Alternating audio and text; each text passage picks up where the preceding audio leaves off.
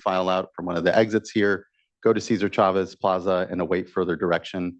Also, if you intend on commenting on today's workshop, there is a laptop at the side of the room here. There's also a QR code in order to sign up. Once you're at the mic, please do introduce yourself and any affiliation. And lastly, as well, please silence any phones just so we have an uninterrupted discussion.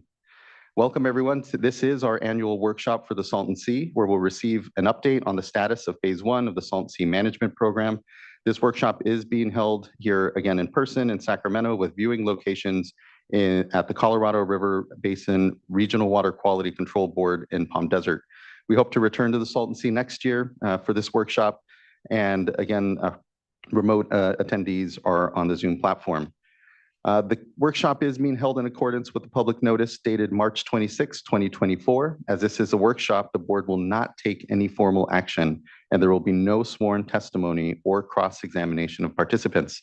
However, the board members may ask clarifying questions of the speakers, and after receiving updates and comments from this workshop, the board may provide direction to staff regarding future tasks and actions.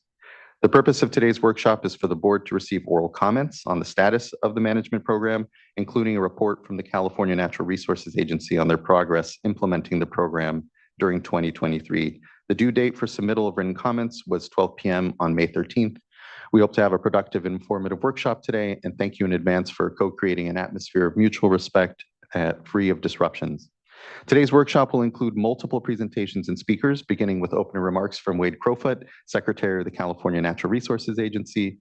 We will then open it up for any tribal or elected officials or their designated representatives who may be in attendance today to speak. Following those comments, we will hear presentations from the State Board staff and then the Salton Sea Management Program team. Following those presentations, we'll move into public comment period and then an afternoon break. The time estimated on the day of the agenda may be shortened if needed to keep us on track. When we return from the break, we'll move on to panels, the panels portion of the workshop, beginning with a panel on overview of local agencies, partnerships at the Salton Sea, followed by a panel on the feasibility study that's being conducted. After the panels are finished, we'll begin another round of public comment period to close out today's workshop. There are two opportunities to provide public comment today, one before lunch at approximately 11:30 and one in the early evening beginning at about 4:30. Those wishing to provide oral comments in person or on Zoom must fill out the online speaker card. And again, if you're having any challenges, just email the clerk of the board. Comments can be provided in English or Spanish and will be interpreted in our live interpretation by our live interpretation teams. Speakers will be called upon in the order that the online speaker card was received. And when called up to comment, please again state your name and any organization. With that, we can move on to our starting statement here and welcome up Secretary Crowfoot. Thank you for joining us here today. Thank you so much, Chair Esquivel and members of the board. It's great to be with you once again with this annual Salton Sea update. And I'm really excited and proud of the reports and the progress we'll be able to track over coming hours. As we all know, the Salton Sea region is one of California's most beautiful regions and also one of its most environmentally challenged. This Salton Basin that over millennia has filled up with water at various times over the last century has had a sea, as we all know. Yet that sea is receding as inflows decrease, which creates real challenges. Public health challenges as the exposed dust, or what we know as playa, becomes airborne and exacerbates already challenging air quality conditions in the region. That's a huge challenge to communities at the sea and nearby the sea. And then, of course, the environmental challenge for fish and wildlife. The Salton Sea has formed a really important link to the Pacific Flyway over the last century. That's the largest annual migration of life on planet Earth. So as we've lost a lot of the wetlands in the Central Valley, the Salton Sea really formed a critical environmental habitat. And as the sea has decreased and changed in salinity, that habitat has been diminished and degraded.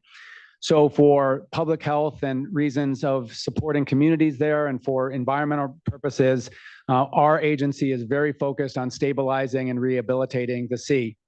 And as you know, the Water Board plays a really important role overseeing and us at the Natural Resources Agency and holding us accountable for making specific numeric progress at the sea as it relates to suppressing that harmful dust and restoring habitat. So I'll just provide a thumbnail sketch of our progress, and you've heard my mantra before, but I'll share it again. I'm proud of our progress with so much more work ahead.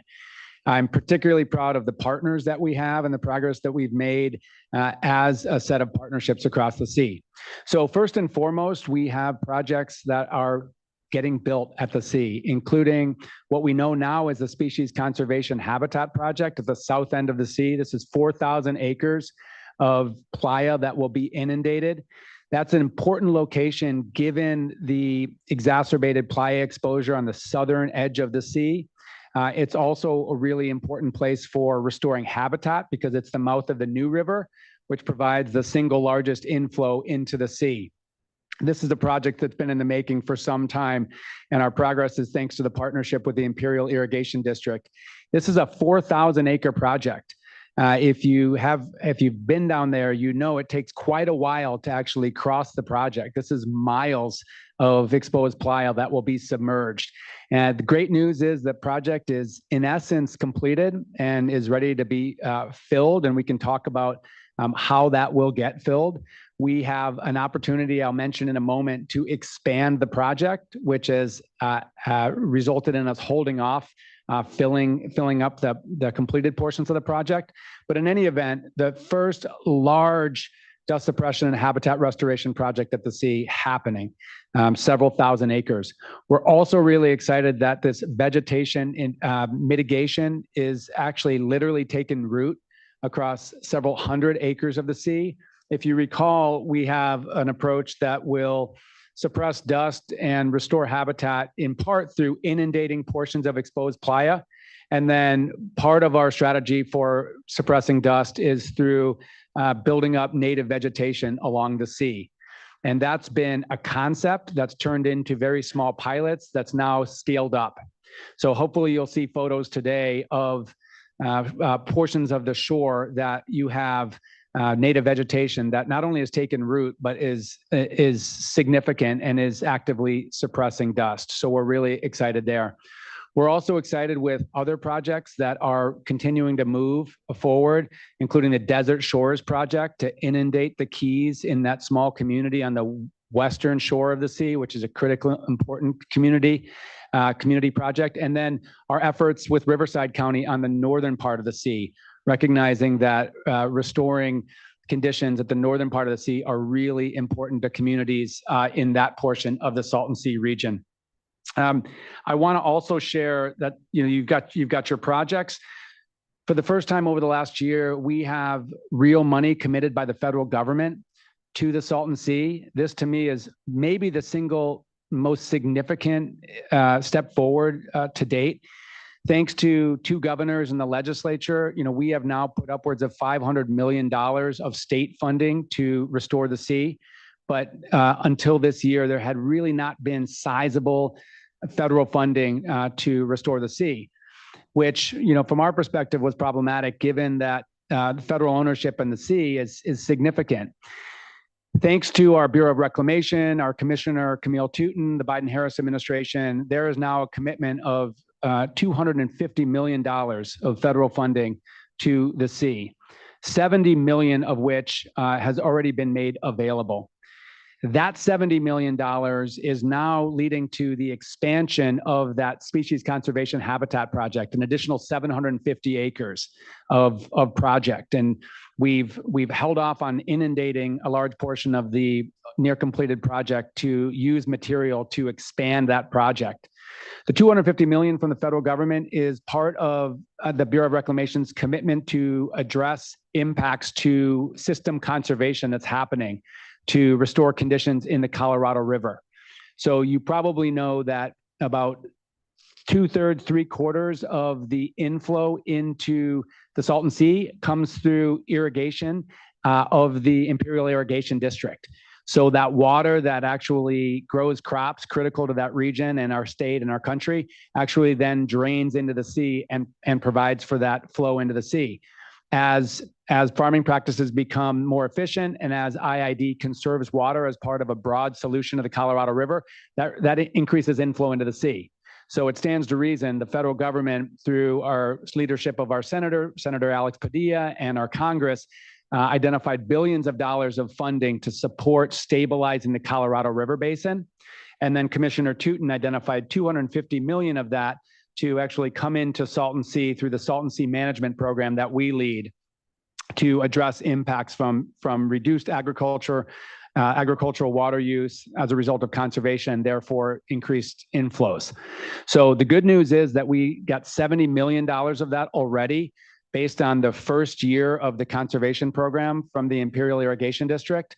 As IID then executes its second through fourth year of its voluntary conservation program, then our Bureau of Reclamation is committed to freeing up the rest of that $250 million. So we're in active work with IID and Reclamation, enabled to enable Imperial Irrigation District to implement the next 3 years of its conservation program. So the high level point is that the federal government is now coming in with real resources, which are critical to continue to expand our projects, which is really exciting. But it's not just about projects, it's also about planning for the future of the sea. We know that while we have to get these projects on the ground to suppress dust, restore habitat, we also have to look forward and identify what is a stable, sustainable future for the sea. So I'm really excited that our Salton Sea Management Program team finalized its our long-range plan over the last year, which identifies pathways to stabilize the sea over time, and which is great. We're now collaborating with the U.S. Army Corps of Engineers to complete a feasibility study. That's really important because the Army Corps, great federal partner with significant resources, for them to actually be able to invest significantly into the Salton Sea, a feasibility study needs to be completed. And so you can go a little bit deeper with our team about the status of that. But that feasibility study is really important, we think, ultimately to unlock important federal funding that's going to be needed in coming years and decades. We also released the first monitoring implementation plan, work plan. So not only are we getting the work done, we need to monitor the impact of the work and monitor conditions at the sea, critically important to communities, and we're really excited about that. Partnerships are another area where we've made tangible progress. I'm excited to announce a recently executed contract with Torres Martinez Desert Cahuilla Indians, which is the tribe right on the northeastern portion of the sea, key partners under Chair Tortes. And there's actually a contract to enable hiring of staff for tribal monitoring of project and conditions at the sea. So really institutionalizing the working relationships with Torres Martinez. We also were excited that we released the first ever program and community needs report for the Salton Sea. This has been really important because we've heard from communities along the sea, around the sea, that there are a number of needs that they have in their communities, some of which can be addressed through our work at the Salton Sea Management Program, some of which can't because it's broader. Whether it's lights so recreation facilities can stay open at night when it's cooler, or whether it's community amenities that wouldn't fit in our specific purview.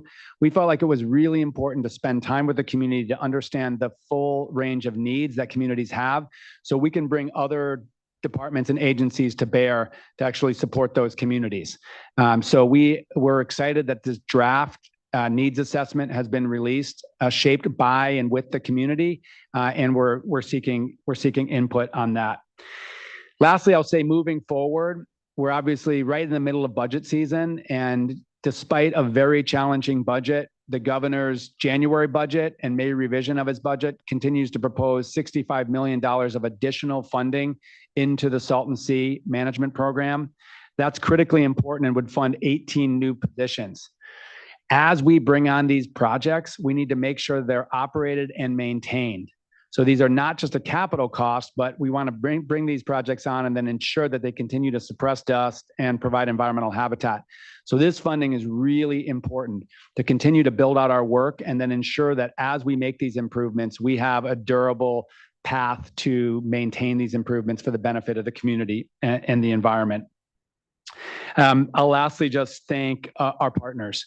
This doesn't get done by one state or federal agency or even local agency. This is a broad partnership.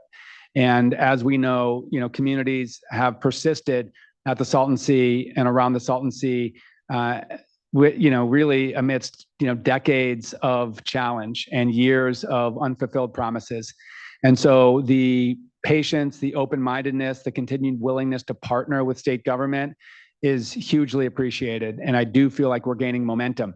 We're the first ones to say, we continue to learn and make mistakes, and we'll learn from those mistakes. But I hope you'll hear today a palpable sense of momentum at the sea, because that's what we're building thanks to our partnerships. Thank you, and very well said, Secretary. I know we all know the scale and scope of the challenges down at the sea, and the history here is one that can seem a little overwhelming, especially overwhelming for the communities there. But the steady progress that we've seen over these years gives hope for sure. And I completely agree that it is really on the strength of the partnerships across from the local, state, and federal level that will really make this a success. And so just thanks for your leadership, continuing to make the sea a priority amongst many huge priorities across the state, I know.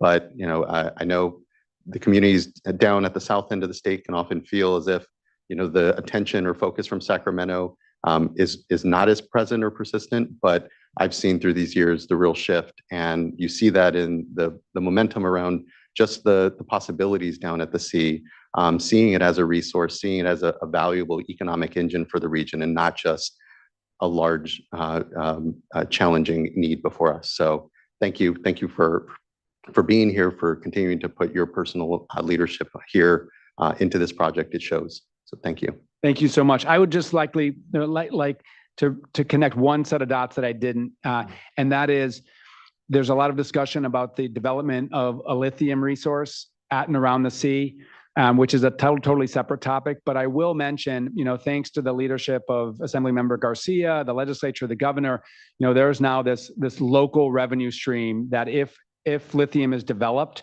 that 100% of that will stay in the region.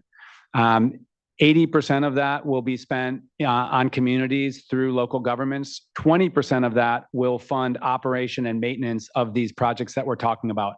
So that's really important potential funding source for the operations and maintenance. And I'm just thankful that we continue to focus on how we utilize potential development of that resource to actually benefit local communities. Really appreciate you bringing that up. I know, in prior discussions in the sea, it was, solar development or energy development, geothermal, all of these other economies that are around the sea have been seen as potential sources for solutions there. So glad that there is, this other economy here when it comes to lithium development that can really benefit. I think it is what it will take. And I just have to, just thank again the federal government here, Commissioner Tootin, for elevating the sea, and IID and many of the locals have been well to connect the sea to the Colorado River, to management on the river. And it can only help but make sure that everyone's eyes are on those knock-on effects. So just really appreciate that. Thank you. Thank you. Clerk, now we have a moment for any electeds or tribal or local or other electeds. Do we have anyone on the platform that's looking to speak? Okay. Great. Okay. Well, and if we do have any electeds that end up joining, we can take them then out of turn here. Let's go ahead now and transition then to the State Water Board staff presentation.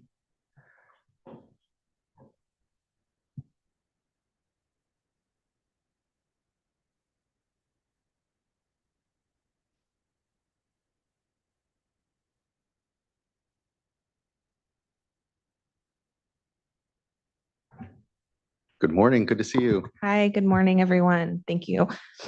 I'm Stephanie Holstage. I'm a senior environmental scientist with the State Water Board, and I'm just going to give a brief overview of the Water Board's role in the Salton Sea Management Program. Next slide, please. Just an overview of my presentation today. So I'm going to briefly go over the agenda for today's workshop, conditions at the Salton Sea, background of board actions, the stipulated order, and CNRA's annual report and long-range plan, and then written comments received for this workshop. Next slide. So just a brief overview of today's agenda. So after my presentation, we will hear the Salton Sea Management Program team's phase 1 update presentations. And following that, we'll have a public comment period and then a lunch break. Once we return from the break, we will move into the panels. So the first panel is overview of local agencies, partnerships, Salton Sea projects. And then the second panel will be on the feasibility study. We will then have a second public comment period opportunity, and then we'll close out the workshop with any board member discussions or closing comments. Next slide. So just briefly, some current conditions at the Salton Sea. The current elevation at the sea is 240.4 feet below mean sea level. Between the current water elevation in comparison to the elevation in 2003, there's been a drop of about 11.4 feet. The chart on the right provides a visual demonstrating the decline in water surface elevation in the sea from 2003 to present. And then the estimated amount of exposed playa is around 17,000 acres or 27 square miles, which is shown in the graphic on the left. Next slide. This slide shows just some of the board's involvement in the Salton Sea over time and some of the history. So beginning in 2002, with the Water Board approving a long-term water transfer of conserved agricultural water from Imperial Irrigation District to the San Diego County Water Authority, Coachella Valley Water District, and Metropolitan Water District of Southern California for a 45-year transfer with an option of a 30-year renewal period. The long-term transfer was revised shortly after it was approved to require IID to supply 15 years of mitigation water to the Salton Sea in order to maintain its salinity level, while a regional solution was developed to address public health and environmental concerns. IID filed a petition for a long-term water transfer in anticipation of what's called the Quantification Settlement Agreement, or QSA. In order to stay within California's allocation of Colorado River water, California's Colorado River water users created and finalized a QSA in 2003. The QSA is a collection of agreements intended to settle disputes over Colorado River use within California. So the QSA allowed for this long-term water transfer of conserved water from IID to urban uses, and it also prompted the state to undertake the restoration efforts at the Salton Sea. In November 2014, IID filed a petition with the State Water Board seeking modification of that long-term water transfer order, since the 15-year mitigation period was coming to an end and there was no plan or solution yet in place to address the decreasing water levels or restoration of the Salton Sea. Following IID's petition in 2015, the Salton Sea Task Force was created and includes members from the Governor's Office, the State Water Board, California Natural Resources Agency, among others. As part of this task force, the Water Board monitored and assessed progress on the implementation of the Salton Sea Management Program and held multiple public workshops between 2015 and 2017. In March 2017, IID filed a motion with the State Water Board, which prompted a draft stipulated order to be developed for consideration. As a result, the board adopted an order, which is referred to as a stipulated order, which amended that long-term water transfer to include specific annual acreage milestones to address public health and environmental concerns. These milestones coincide with the acreage targets within phase 1 of the Salton Sea Management Program, which is from 2018 to 2028, and created other requirements such as California Natural Resources Agency's annual report and these State Water Board workshops, the first of which was held in 2019. Next slide. So just to provide a bit more detail on some of the relevant conditions of that stipulated order, Condition 24 of the order includes annual acreage milestones for habitat and dust suppression projects during the 10 years. Both the table and the graphic here demonstrate the annual milestones from 2018 to 2028, as well as the cumulative totals. So as shown in the blue text in the table here for 2023, the milestone was 2,750 acres, and the cumulative acreage milestone up to this point is 11,500 acres. The cumulative total of all the annual milestones at the end of the 10-year period in 2028 is 29,800 acres. And then condition 25 of the stipulated order requires that no less than 50% of the acreage total should provide habitat value for fish and wildlife species that depend on the Salton Sea. Next slide. Condition 26 of the stipulated order required CNRA to complete a long-term plan no later than December 31st, 2022. CNRA publicly released their draft long-range plan on December 16th, 2022. And after a 45-day comment period, they compiled and responded to comments and then released an updated long-range plan in March 2024. The long-range plan is available on CNRA's Salton Sea webpage. Next slide. Condition 28 of the stipulated order is the reason that we're all here today. It required the State Water Board to hold these annual public workshops. As part of our oversight role, the Water Board was selected to hold these workshops to provide transparency and a public forum for interested parties to provide input on the progress of the state's restoration efforts at the Salton Sea. The order states that the workshop and annual progress report should be completed by March 31st of each year. The 2020 annual workshop was delayed due to the pandemic, and for the previous 3 years, and again this year, the workshop is being delayed to allow sufficient time for review of CNRA's annual report by Water Board staff and by the public, and to allow for more meaningful engagement ahead of the workshop, including Spanish translation of workshop materials. Next slide.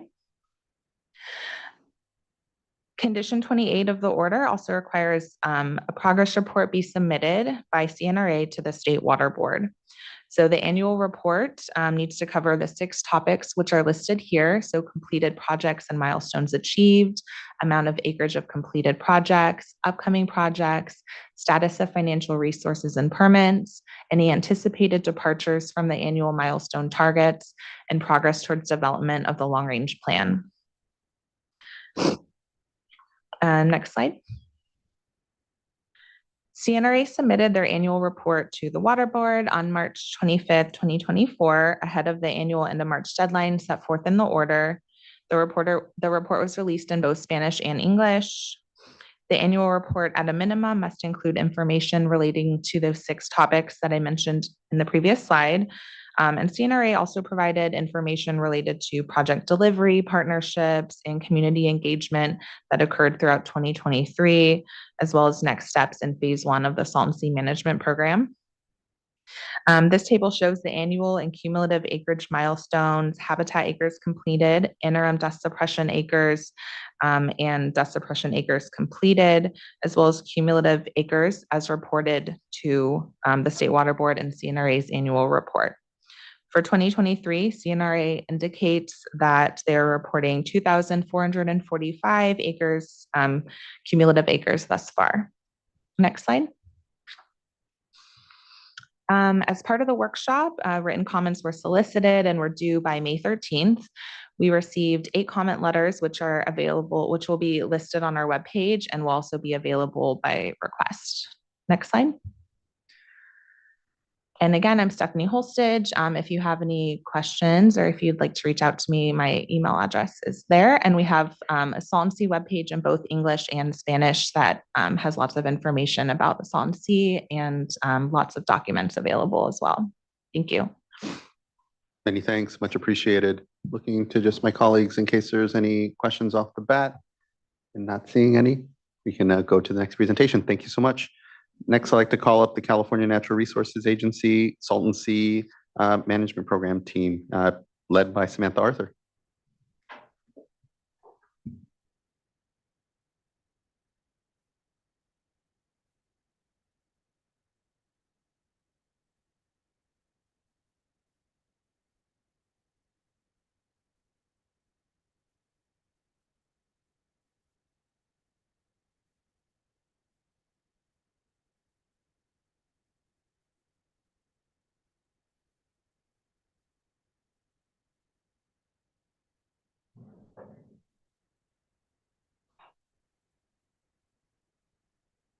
Good morning. Good morning.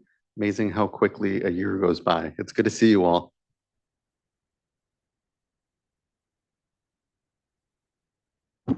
Good to see you as well. Thank you so much for having us. All right, we're all settled. Thank you so much for having us. We really appreciate the opportunity to be here. My name is Samantha Arthur, and I'm Assistant Secretary for Salton Sea Policy at the California Natural Resources Agency. And I'm here with our key leaders at the Natural Resources Agency and the Department of Water Resources and the Department of Fish and Wildlife. We appreciate the opportunity to provide this update, and we appreciate the state board's role for your oversight of our phase one restoration efforts, and for this annual opportunity to share publicly our program's progress over the past years and areas where we have more work to do, more work ahead of us. I also want to thank our partners and the members of the public who are here today. We appreciated the opportunity just a few weeks ago to engage directly with community members in our recent workshops in Brawley and Coachella on our annual report and our progress and status update, as well as previous meetings in the spring in Mecca and Salton City. And we look forward to hearing comments today from the public and community members. Next slide. Today, I'll start with an overview of the Salton Sea Management Program, our key objectives, and our key activities over the past year.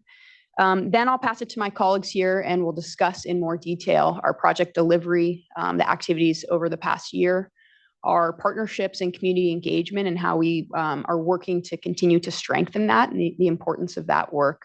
And then we'll talk about our planning efforts, which really sets the stage for scaling up of projects and additional implementation, and our next steps for the coming years. Next slide. Salton Sea Management Program was formed in 2018 as a coordinated effort of the Natural Resources Agency and two of our departments, the Department of Water Resources and the Department of Fish and Wildlife. Department of Water Resources plays a critical role here in leading the planning and the on-the-ground implementation effort of projects. And the Department of Fish and Wildlife brings really valuable and important complementary skills in terms of their ecosystem expertise in our planning and implementation of projects, and also as a regulatory entity that regulates endangered species, and that's relevant to the projects that we're implementing at the sea. Next slide. So just to highlight briefly our key priorities here, which we will go into more detail in this presentation, and in fact have panels this afternoon that are related to this as well. We are really focused on driving the implementation of the phase one 10-year plan. That calls for roughly 30,000 acres of near-term restoration projects around the sea. So that's what we'll largely focus on updating you all on today. In parallel, we have an important effort underway with the Salton Sea Authority and with the Army Corps of Engineers to develop a Imperial Stream and Salton Sea ecosystem restoration feasibility study. And as the Secretary mentioned, this provides a really critical opportunity to draw federal funding for longer-term solution at the sea. And there's a panel on that this afternoon.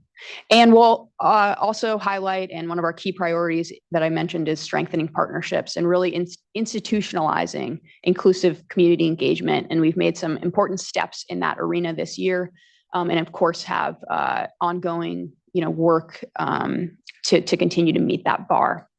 Next slide. Okay, so high level kind of key takeaways in terms of our work over the last year. So as Stephanie mentioned, we're operating under State Water Board order, requires 29,800 acres of restoration by 2028, and 50% of those acres must be habitat restoration. So as of the beginning of 2024, we have 704 dust suppression acres completed and 167 aquatic habitat acres completed. That means inundated, flooded with water. As the Secretary mentioned, we have major construction that's completed, and we'll notch that in the completed column when we inundate it with water. We have an additional 1,600 acres of interim dust suppression that's completed and on the ground and is providing immediate dust suppression benefits. that will be replaced over time as an area is either inundated with water or as vegetation grows and the vegetation provides that dust suppression. We have 5,800 acres that are under construction. A number of collaborative efforts, collaborative projects are in the planning stages. So we'll talk a bit about our projects that are on the horizon and in the project pipeline. And several of those are led by important local partners, Salton Sea Authority, the counties, and local nonprofits. And they'll highlight those in a panel this afternoon. And as I mentioned, our feasibility study, but we're also, in terms of scaling up our phase 1 restoration projects, continue to focus on completing the NEPA environmental assessment for phase 1 10-year plan projects. That has taken a bit longer than expected, but really important progress was made this last year by the U.S. Army Corps with respect to developing programmatic procedures for Section 106 compliance with the National Historic Preservation Act. So those are our high-level pieces, and I'm going to pass it to my colleague, Mario, to discuss our project delivery. Great. Good morning. Mario Llanos, Deputy Assistant Secretary for California Natural Resources Agency. Glad to be here today to provide this update. Next slide. So the annual report pictured here was released in March in English and Spanish and details the SSMP work from 2023. It can be found on our website at saltonsea.ca.gov. And we also have hard copies here outside of the room for those that would like to pick up a copy in English and Spanish. Per the water order included in the annual report, milestones completed, project acres completed, upcoming projects, status of financial resources and permits, and departures from targeted acreages and plans to address deficiencies. However, if you look to the annual report, you'll see many more details about our program and information about our SSMP program and what we're doing around the sea. Next slide. So next, we'll go into project delivery. Next slide, please.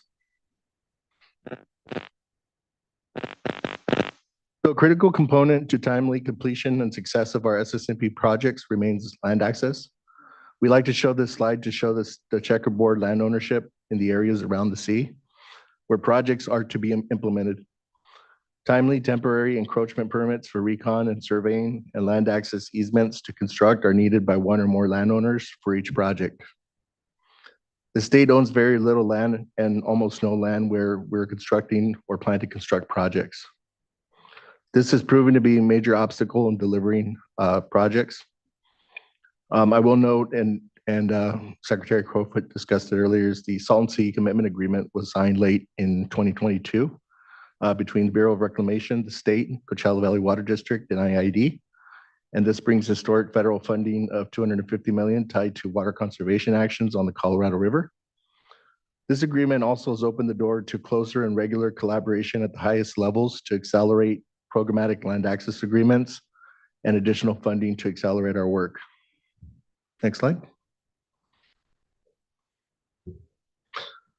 So this map illustrates a wide range of activities currently being undertaken by the SSMP team and its partners towards implementation of projects at the sea as part of our 10-year plan.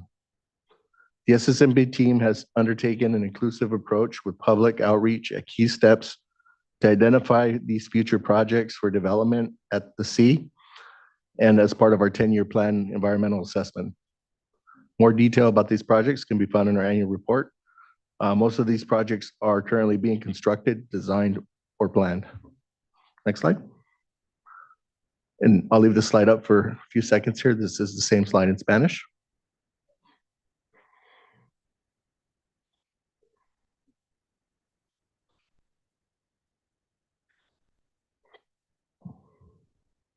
Okay, next slide. And with that, I'll turn it over to my colleague, Melinda Doran, to speak about our Species Conservation Habitat Project. Thank you. Good morning. My name is Melinda Doran, and I'm the acting lead manager for the Salton Sea Restoration Office at the Department of Water Resources. So this is the Species Conservation Habitat Project. It's the first large-scale aquatic habitat project being constructed by the SSMP. Construction started in 2021, and it continues into 2024. The project is designed to provide shallow, mid, and deep water habitat and nesting and loafing islands for fish-eating birds. Also designed to protect air quality and reduce dust emissions by covering exposed lake bed with water. Saline water from the Salton Sea and water from the New River are mixed in basins adjacent to the New River. You can see those depicted on this figure. Water flows out of the mixing basins into the sedimentation basins where sediment will settle out, and water with a target salinity of 20 to 40 parts per thousand flows from the sedimentation basins to the ponds. You can see the water depths by color depicted on this figure, and even as work continues, endangered desert pupfish and broad range of bird species already are actively using this new habitat. Next slide.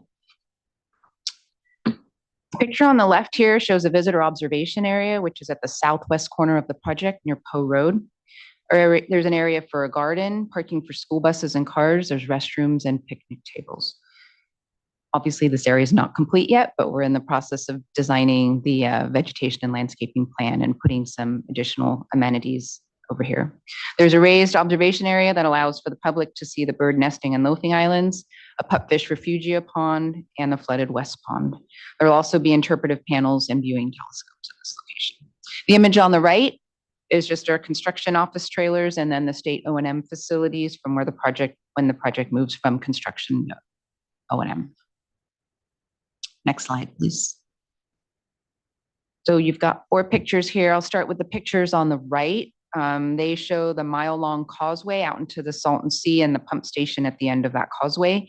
There's also a dredge channel that goes from the pump station approximately 3 miles out into the sea that will continue to deliver saline water to the project as the sea recedes. The saline water is pumped into a pipeline and delivered to the mixing basins and mixed with New River water. The picture on the bottom left is the labyrinth weir at the New River, which allows water to gravity flow to the same mixing basins and through the gates on either side. When operational, the gates and saline pumps can be controlled to achieve the target salinity for the project. The top left picture shows where kind of both those project facilities show up in the sedimentation basin, and they were flooded in 2023, and they're already providing habitat. The picture shows the larger west basin on the left side, and that'll feed the center and west ponds, and the smaller east sedimentation basin on the right side, which is for the east pond complex, and then the New River flows in between them. Next slide, please. Ooh, I think this is a different order. Okay, hold on. Okay, future west and center pond expansion. So the SSMP continues to pursue future expansion of the center and west ponds, and the east pond is also depicted on this figure. In December 2023, the state received the first large-scale federal investment in Salton Sea restoration. Secretary Crofut mentioned that already this morning, and there's $70 million in federal funding that will be used for that east pond expansion, which is shown on the right of the New River and labeled. Design is underway for that pond, and Kiewit is under contract. Some early work may begin in June of 2024, but construction is really scheduled to begin in August and will continue into 2025. In 2025, when that east pond expansion is complete, the east ponds can be filled and commissioned. The East Pond 1 adds approximately 750 acres to the SCH project.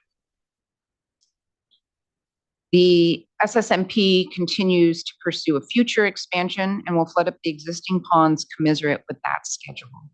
Plan to be funded with additional federal money that is contingent on IID Colorado River conservation measures, because the SCH ponds contain suitable berm building material and clay content to construct additional berms. The SCH West and Center ponds will remain dry as the state continues to pursue this expansion area. If the center and west ponds were flooded, that material would no longer be available for construction of expansion.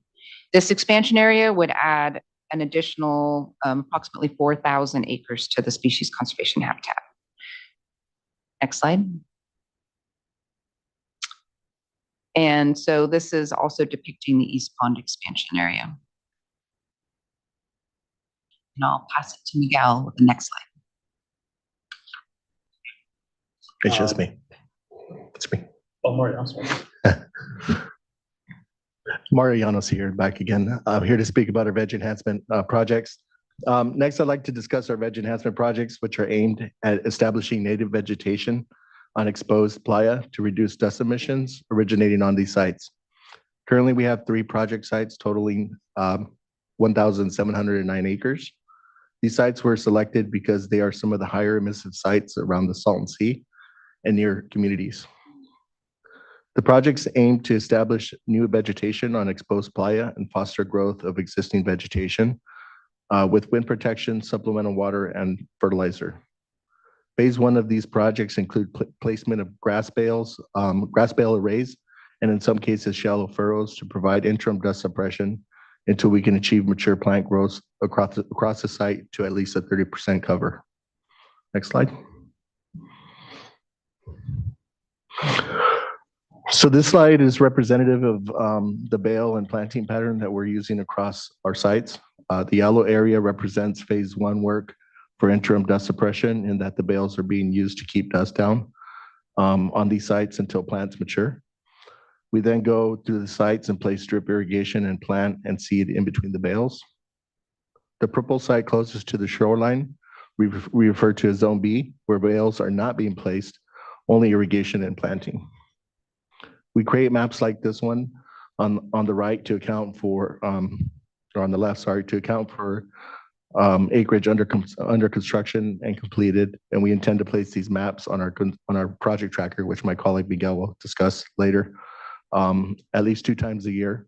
It'll be updated with a detailed site information and current photos taken from the exact same spot. So as you can see on the right, on this picture here, this was once bare playa, and this is some of the plants that we've established on our site here. So next slide.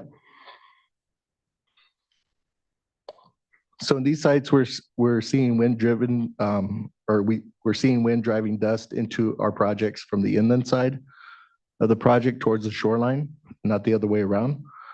The photo on the right shows the 4 rows of densely placed bales covered and buried by sand. This acts as the first line of defense for wind-blown dust or wind-blown sand entering the site at the ground level. We place a transect of 3 air monitoring stations across our sites to monitor performance of our actions on these sites specifically. There are 9 monitors at Clubhouse site, 5 at Tule Wash, and 3 at West Bombay Beach.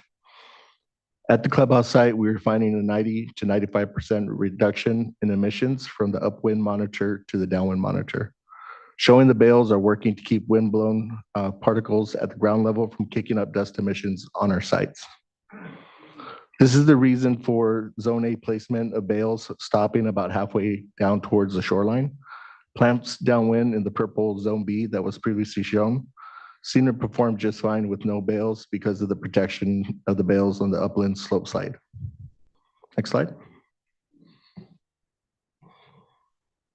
So early on, we designed stormwater spreading features of furrows and notched areas on these sites adjacent to washes. In these areas during rain events, which there have been quite a few over the last year and a half, a tremendous amount of water rushes through the site, and these furrows allow the water to spread and sheet flow across our site, capturing this water to use on our sites. This has been extremely beneficial, especially in new plants germination across these sites and carrying seeds across the sites to germinate in areas we've not planted or seeded, especially in the furrows that you see in the pictures here. Next slide. So here on the left, we see a new installation of our bales on our Clubhouse B site, providing interim dust suppression very early in the project. And on the lower left, a photo of the playa closest to the shoreline, also in Clubhouse B, just before plants and irrigation were added. So the 4 pictures on the right, on the top 2, are the same areas there in between the bales, with about a little over a year's worth of growth. And then the 2 photos at the bottom right show plant growth out on the playa.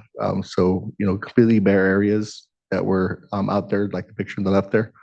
And now doing arrays of 3 drip lines on, not in a straight pattern, but kind of a windy pattern throughout the playa and creating these rows of plants. you Next remind me slide. out of curiosity, what are the species of plants that are being taken out there? Primarily iodine bush, big salt bush. We also do a salt grass that's been really spreading really well out there too. Yeah. Next slide. So finally, here are drone images on the top right. On the top and bottom, taken 2 weeks ago to show the areas covered with a little over a year's worth of growth over at our clubhouse A and B sites.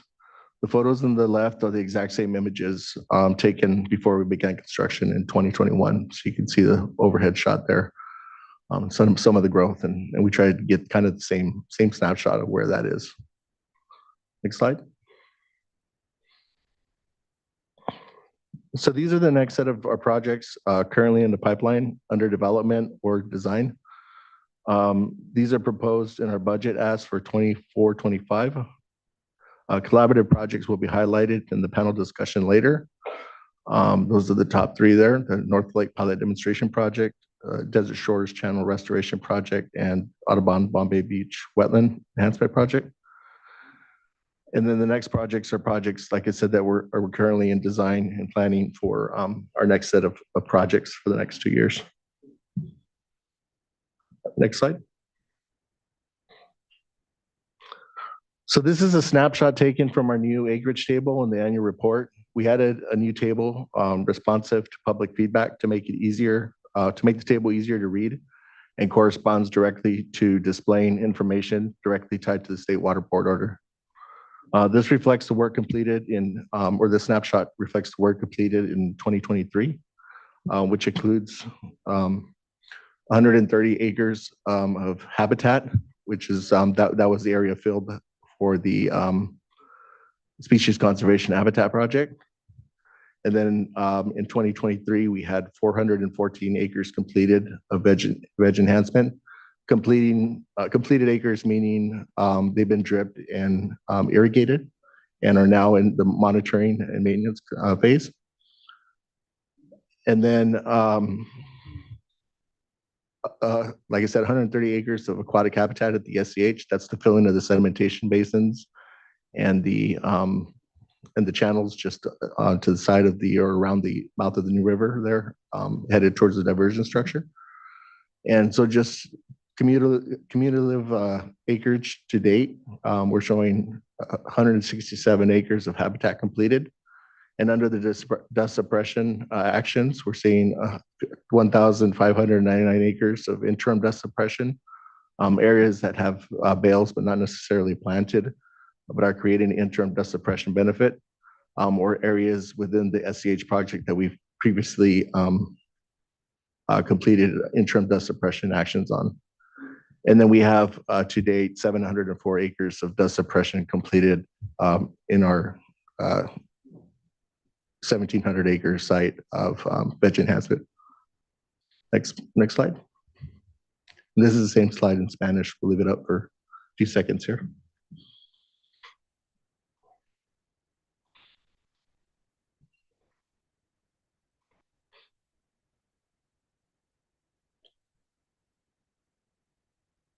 Next slide. And next, I'd like to turn it over to my colleague, Miguel.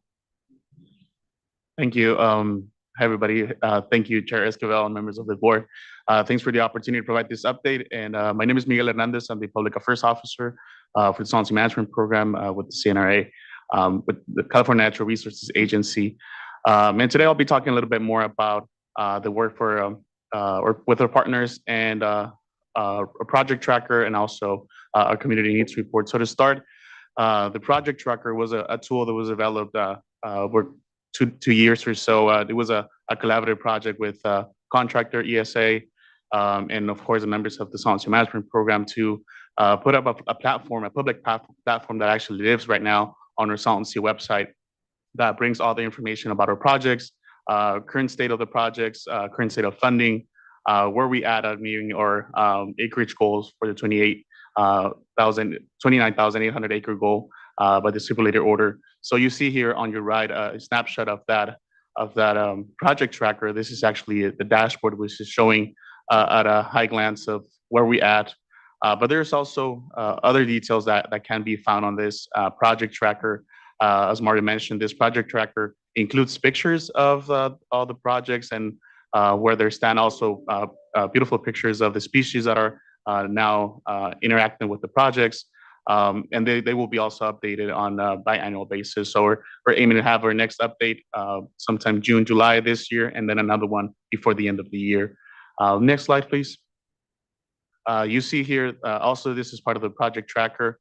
This is just two ways of displaying the information that we show in the project tracker. It's the same projects, just different ways of displaying it. To your left, you see a project map that includes all the maps, all the projects that are part of the 10-year plan. You see here that we have somewhat click on the Audubon Wetlands project, and you get a quick snapshot of what the project is. You get the project name, the current phase of the project, and you get a high glance of details of this particular project. And with that box, you also have an option to get a fact sheet. So it's pretty much compiling all that information into a fact sheet that you can actually print and use for whatever purposes you need, and perhaps help us with our outreach and let people know what's going on with that particular project. To your right-hand side, you also see a list of projects. Again, same projects, same amount of projects, but you get a bit more detail about the project, who from our team is taking the lead on it. Also, other details that could actually be downloaded on an Excel sheet if need be. For whatever reason, you could have that option there and get that list downloaded into your computer. Next slide, please. Okay, next slide. Okay, again, as Secretary Crawford mentioned, we are not able to do this work by ourselves. No agency can work alone on this. So here you see a list of all of our partners. I'm not going to read through all of them because there's many more that perhaps you'll still need to add.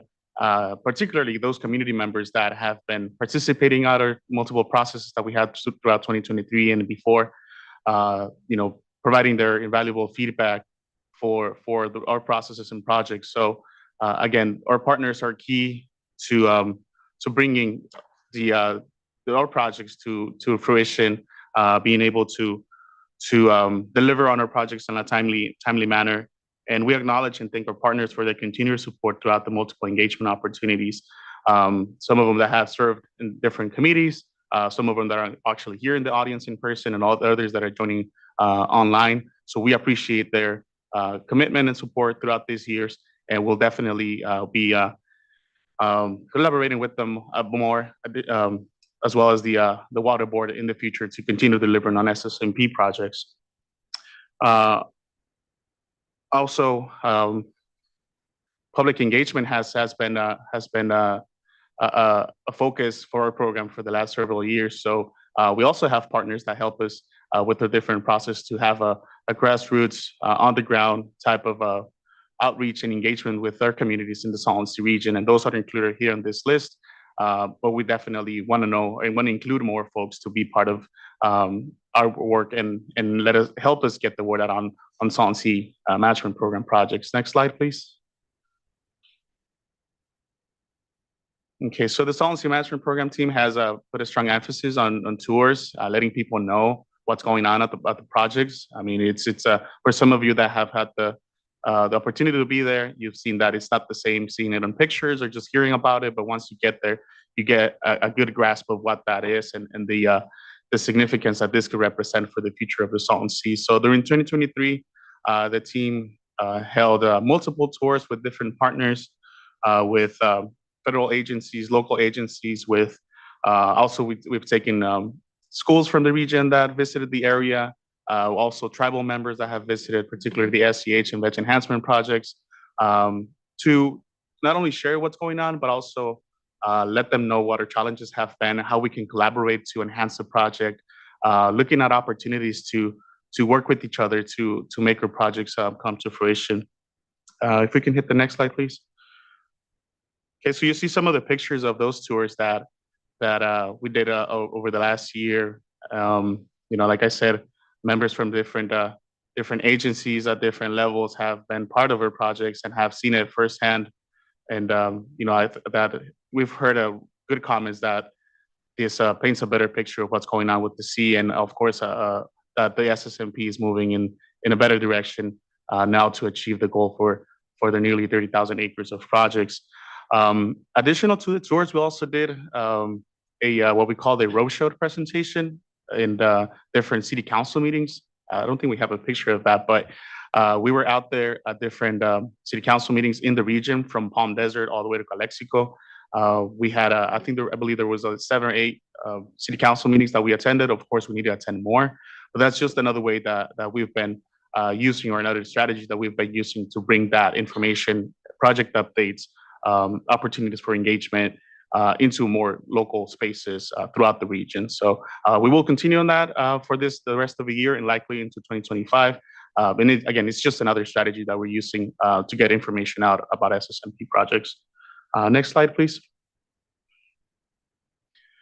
Okay, also, over many decades, community members, community-based organizations, and advocates have asked for multi-benefit infrastructure at the Salton Sea to address a range of health, environmental, and economic needs in the region. However, limitation in the use of bond funding, cost, and regulatory, technological, and non-ownership challenges have posed barriers of integrating into our SSMP projects. However, the SSMP is acknowledging some of the needs that can be carried on within the SSMP scope of work, and also connecting with other folks and agencies that could kind of take over the other needs that have been identified by community members. So the Salton Sea Management Program carried out a public engagement process in late 2022 and the whole year of 2023 with our contractor Better Work Group advisors, where communities and tribes highlighted different needs related to the Salton Sea. As you see here on the screen, this list of needs that were identified through this process. And in recognition of the need of greater investment in underserved communities at the Salton Sea, CNRA also supported the development of the Salton Sea Community Needs and Recommended Actions Report that was authored by the Better Work Group. And with that also, the SSMP put out a draft Salton Sea Management Program and Community Needs Reports. These are 2 separate reports, but related into the same needs for Salton Sea communities. In January this year, we put out a public draft for this document for a 60-day public comment period. That public comment period already closed. However, in between that 60-day comment period, our team held 3 different meetings, or same meetings in 3 different locations, 2 in person, 1 online, to share more about this projects and continue to get more feedback to nurture more these 2 projects and how the SSMP can do or enhance our projects to meet those community needs. We're in the midst of reviewing and analyzing those comments that we received, and we will report back or have a final version by the month of June. So that's the final reports will be coming out pretty soon. Okay, next slide, please.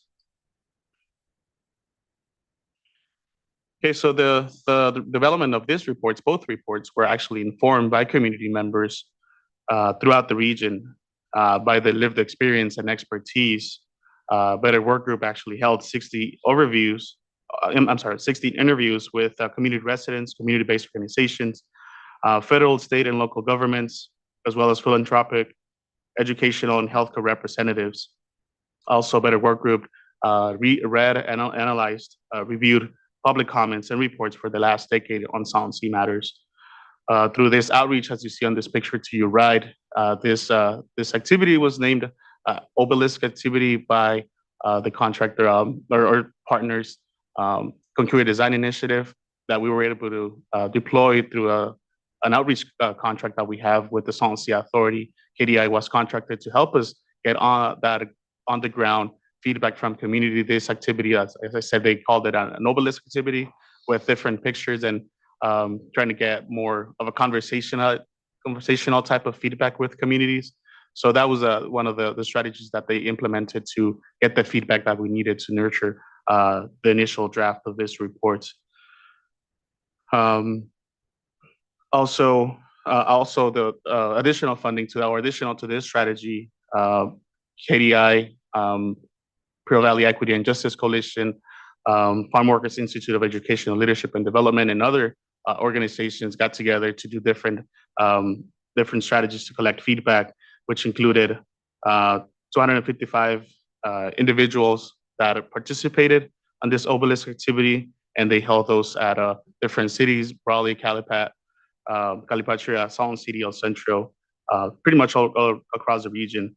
And they also did virtual and in-person focus groups with over 50 community members, again, to continue to get feedback for these reports. And with that, next slide. Okay, and I'll pass it on to my colleague, Tanya Marshall, that I believe she's joining us from online.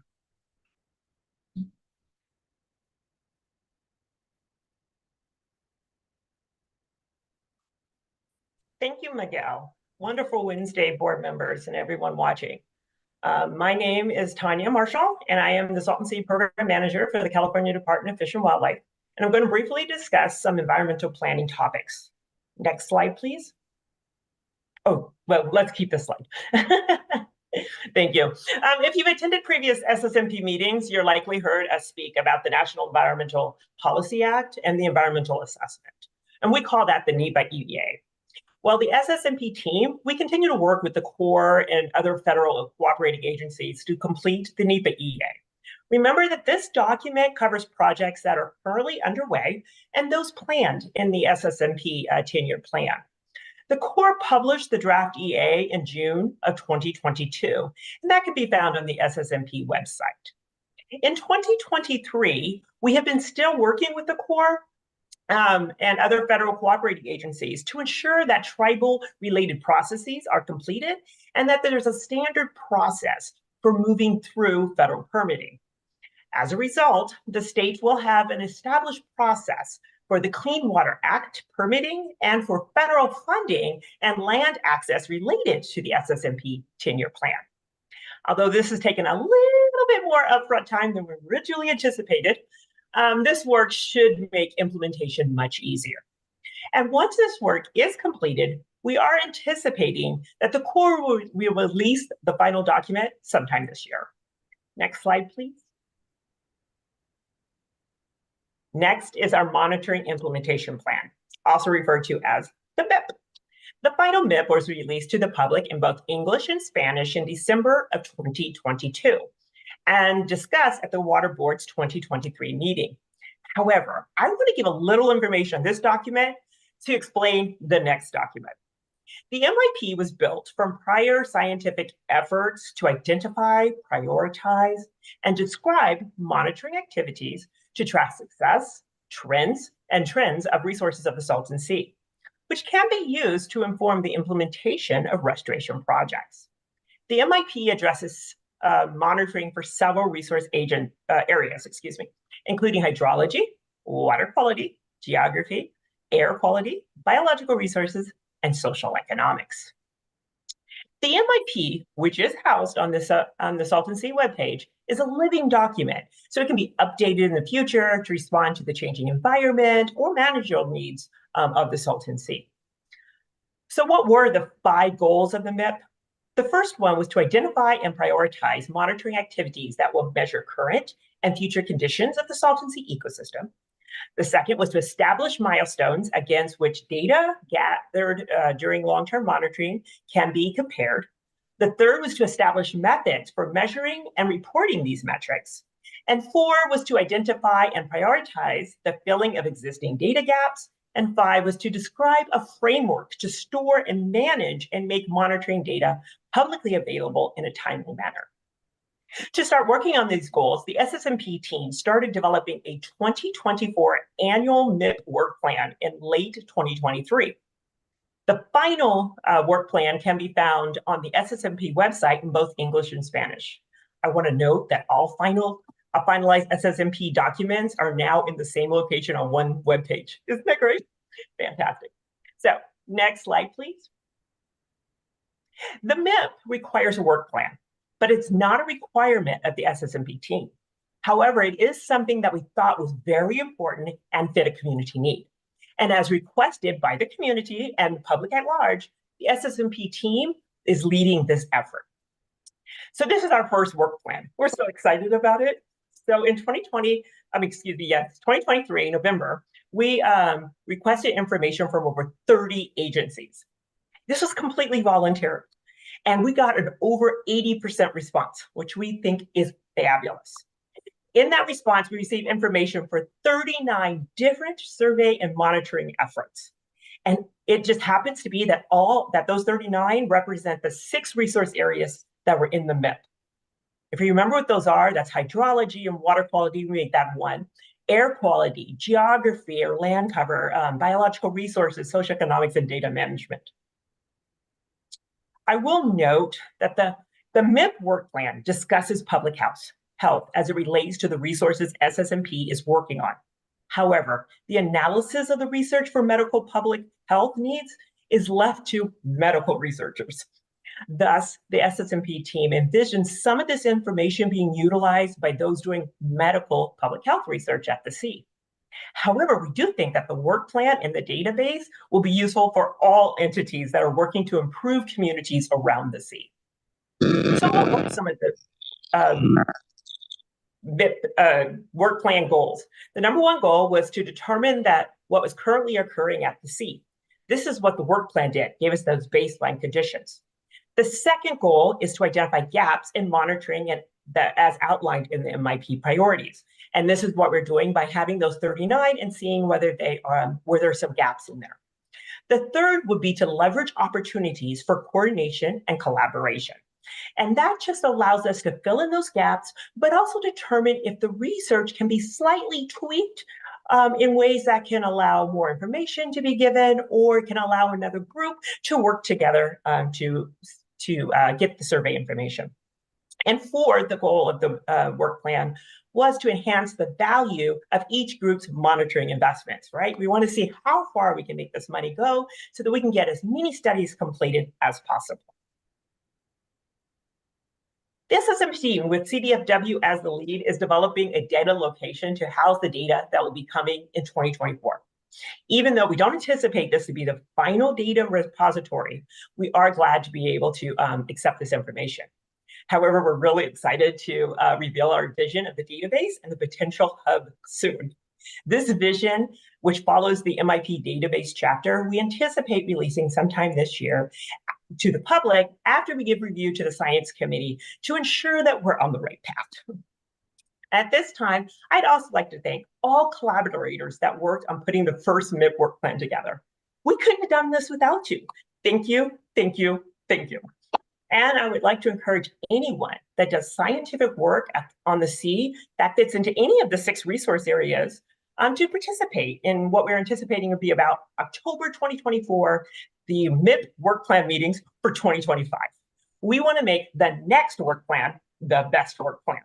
So we're excited to start creating the scientific story of the sea, and we hope you join us in doing that. Now I will turn it over to Yvonne. I'm going to try to bring the energy. So good morning, everyone. My name is Yvonne Wolhoff, and I'm the Acting Assistant Deputy Director for Salton Sea Restoration at the California Department of Water Resources. I'm going to provide a brief overview of the Salton Sea Management Program's long-range plan because we're going to go into more detail during the panel 2 discussion later this afternoon.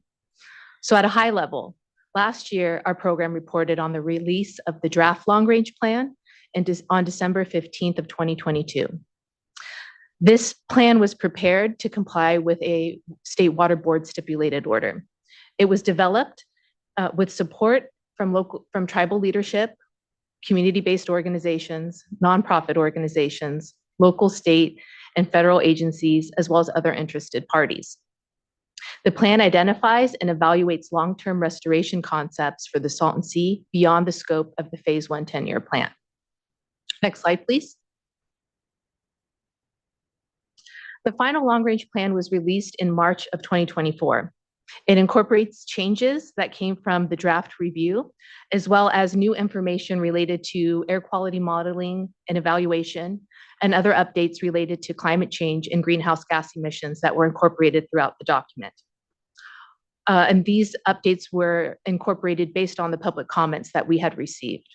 All of the public comments were compiled and translated and uploaded online with the release of the final long-range plan in an appendix, and it's available in both Spanish and English. In addition, all of the public comments were transmitted over to the Army Corps of Engineers to inform their consideration and development of the Imperial Streams and Salton Sea Ecosystem Restoration Feasibility Study. That is a Corps-led effort, and it is supported by the state with representatives from DWR on behalf of the Salton Sea Management Program, as well as the Salton Sea Authority. I want to note, when we conveyed the comments over to the Army Corps of Engineers, one of the major themes of comments we received on the long-range plan was the need for additional evaluation of hydrologic conditions in the future. And in response to those comments, as well as the state sponsors elevating the need, the Army Corps of Engineers convened a Future of Hydrology workshop earlier this month to look into that in more detail and analyze the best available information now and identify the needs to fill in those gaps for the study. And you know what? I'm going to stop there because we're going to go into more detail later this afternoon. So thank you. All right, next slide. Okay, I'm going to wrap it up by talking about funding and our next steps. Next slide. The state has authorized over $500 million to date for Salton Sea related activities. And I want to talk a little bit about important funding coming down the pipeline and next steps here with respect to funding. In late 2022, the Salton Sea Commitments Agreement identified $250 million from the Department of Interior, the Bureau of Reclamation, for Salton Sea management related to lower Colorado River conservation actions. At the end of 2023, the state received 70 million of that 250 commitment associated with Imperial Irrigation District's first year conservation actions in 2023. And this funding is really geared towards accelerating our projects in the Salton Sea Management Program. And that's exactly what we're doing with the $70 million granted at the end of 2023. We're working on the East Pond 1 expansion that was highlighted earlier in our presentation here. That is under design and geared towards initiating construction later this summer. So an additional $175 million is available in that commitment, contingent upon IAD's further conservation actions. Also, the Secretary mentioned earlier, and I want to highlight verbally here, a potential future funding source associated with lithium. SB 125 in 2022 was passed to develop an excise tax on lithium that will provide funding to the local county, and then 20% of that excise tax to the Salton Sea Management Program for restoration projects, for operations and maintenance of completed projects, and for community grants associated with the Salton Sea. Also, a brief update here on our proposed state funding. In the 24-25 budget, our administration put forward a $65 million proposal for funding for this next year. That will include $60 million in capital funding for projects, as well as 18 positions phased in over 2 years to really expand our team to enable that scaling up that's needed to provide the results under this water board order. So this proposal really reflects our administration's continuing commitment. And I think, for board members and then for those in the public to be aware, this is in the context of a challenging budget year and a deficit that we're facing. So I think it's all the more meaningful to show that the Newsom administration is stepping forward with additional funding for the Salton Sea. That budget is under negotiation now, and we expect a final agreement with the legislature at the end of June. Next slide. So our key next steps are highlighted in our annual report, and I'll summarize them here. We're really focused on completing that phase 1 environmental assessment. We have a timeline to do that this summer. That's dependent upon feedback and public comments to refine the programmatic agreement for Section 106. We really maintain a pipeline of projects. I've found that to be a illustrative way to describe our work. Projects have to start in kind of conceptual planning, and then there's important detailed site-specific work that we have to do. So site-specific surveys, whether it's for biological sources, geotechnical investigations, to then be able to refine those concepts and move into specific design. So we move our projects through this pipeline, and then land access is a critical component to be able to advance to final design and construction.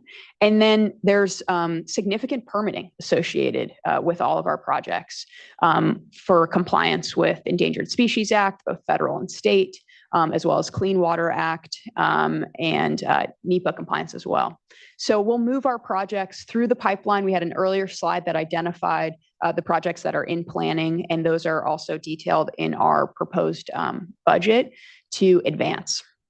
We're going to continue to work with partner landowners to expedite land access and develop programmatic agreements. I'll highlight that we completed a programmatic land access agreement with the Bureau of Reclamation in 2023. So that was a significant step, and that will allow easier, kind of quicker access to those lands for our projects, and will be in use when that NEPA is completed. We're going to continue to accelerate the expansion of the Species Conservation Habitat Project with federal funding. That's underway, and as we detailed, there'll be the phase commissioning of that project as we complete expansion areas. We're going to continue to work with the Salton Sea Authority and the U.S. Army Corps of Engineers to advance and support the Salton Sea feasibility study. And then we've identified opportunities in our Salton Sea Management Program and Community Needs Report for improving our engagement, for identifying areas for multiple benefits in our projects to be more responsive to community needs. So we're going to work on finalizing that document and then continuing to strengthen our community engagement and continuing to identify opportunities to move forward there. So we really thank you guys for your time. We appreciate the opportunity to be here and share the happenings of 2023. And we welcome your questions. So happy to take questions. Thanks so much. Thank you all. I really appreciate the update here. I know a lot of the work that continues to go on is, intensive, community intensive, and I appreciate the focus on community here, especially. I want to acknowledge as well that, the MIP, the monitoring side of things, we heard quite a bit at last year's workshop about the need for more integration across that. And so really hats off and really appreciate the work that's gone on to better synthesize all the sort of monitoring activities that are going on, and especially the way those are all here add up, whether it's, the exposed playa, the air quality challenges, water quality, but importantly, centering around public health. Really glad to hear all of that work. I guess, and I look forward to, I know it will be a deeper dive on the feasibility study. That seems so critical here, is to really wrap our arms around what can we expect insofar as the inflows coming into the sea, but really looking at the long term for what we can best manage toward. So looking forward to unpacking that and hearing a bit more, and appreciate the Army Corps of Engineers involvement here in all of it. I guess I have a couple of questions. First, when it comes to the environmental assessment, is that a limiting factor currently? Are you butting up against that insofar as having challenges then for getting projects into the ground because of its, incompleteness? Just kind of wondering how critical that document, or where that document fits into the ability to scale and continue to do more. Yeah, great question. That document is critical for scaling up, but we're able to take different compliance pathways. The thing that is so appealing about the environmental assessment and the associated procedures that we'll have for compliance with Endangered Species Act, associated procedures for compliance with National Historic Preservation Act, so Section 106, as well as Clean Water Act. That's going to provide a set procedures and kind of a system and a faster way to get to permitted and implementable projects. So When we take this approach, it means a lot of work on the front end because you're setting up procedures that you're going to use over and over again. It doesn't mean once we move into implementation under this scheme, there will still be project by project procedures that we follow to get those projects permitted and ready for implementation. But we're doing all of this front end work to make that faster and to kind of smooth that process together. So we are able to proceed. So for example, with the East Pond 1, we're able to proceed with a different permitting pathway, but we're really enthusiastic about getting this in place so that we're going to be able to be kind of more programmatic. Fantastic. Really appreciate that.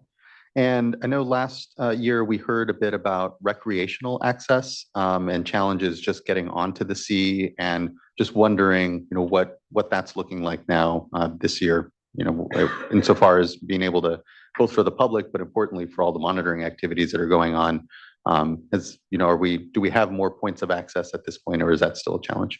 Yeah, great question. And I do want to note that in our community needs report and that engagement effort, recreation was a big focus, because that was a focus we heard from community members. Is really an interest in recreational benefits and seeing the sea and our projects as recreational resources. So I think that was, an illuminating dialogue for us to hear from advocates, community members, what's important to them in terms of recreation. We heard shade structures. We heard, picnic tables. We heard trails.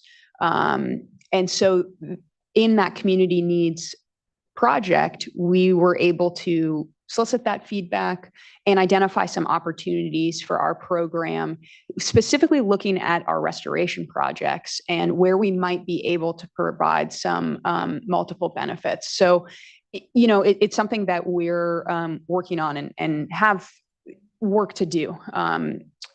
But that was illuminating for us. In terms of access to the sea, one big step from where we were last year is that we have a functional boat ramp in the Species Conservation Habitat Project. That was finalized and made, how would I say, function. We had to adjust some things and make sure that you could get a boat sliding through there. And that has been, it's not open to the public. It's an active construction zone, but it's used for monitoring on the sea, and we do coordinated access with agencies and researchers. So that's been, a huge step forward in terms of your entities, the regional board being able to do water quality monitoring, and have coordinated with our Department of Fish and Wildlife, who has boats to put in from that south end of the sea. Fantastic. Really appreciate that. Looking to fellow board colleagues if they have comment or questions here at this point. Board Member Morgan, and then Vice Chair. I just want to quickly say, one, thank you all for being here, for the presentation today. Is really informative. Really do appreciate the graphics and just helping us to get situated. And the one item that I'm really looking forward to just continuing to see updated biannually is the project tracker. I think that really provides a lot of information, really letting us see just the continued progress that is being made. And so really do appreciate that addition and, presenting it today. Thank you. Member Vice Chair. I want to add my thanks and also just enthusiasm for this program and how it's moving along. I think that, we all want things to go faster, but the work has been thoughtful and progress is we can see clearly forward movement. And I think, a program that's going to be more sustainable in the long run. So thank you for that.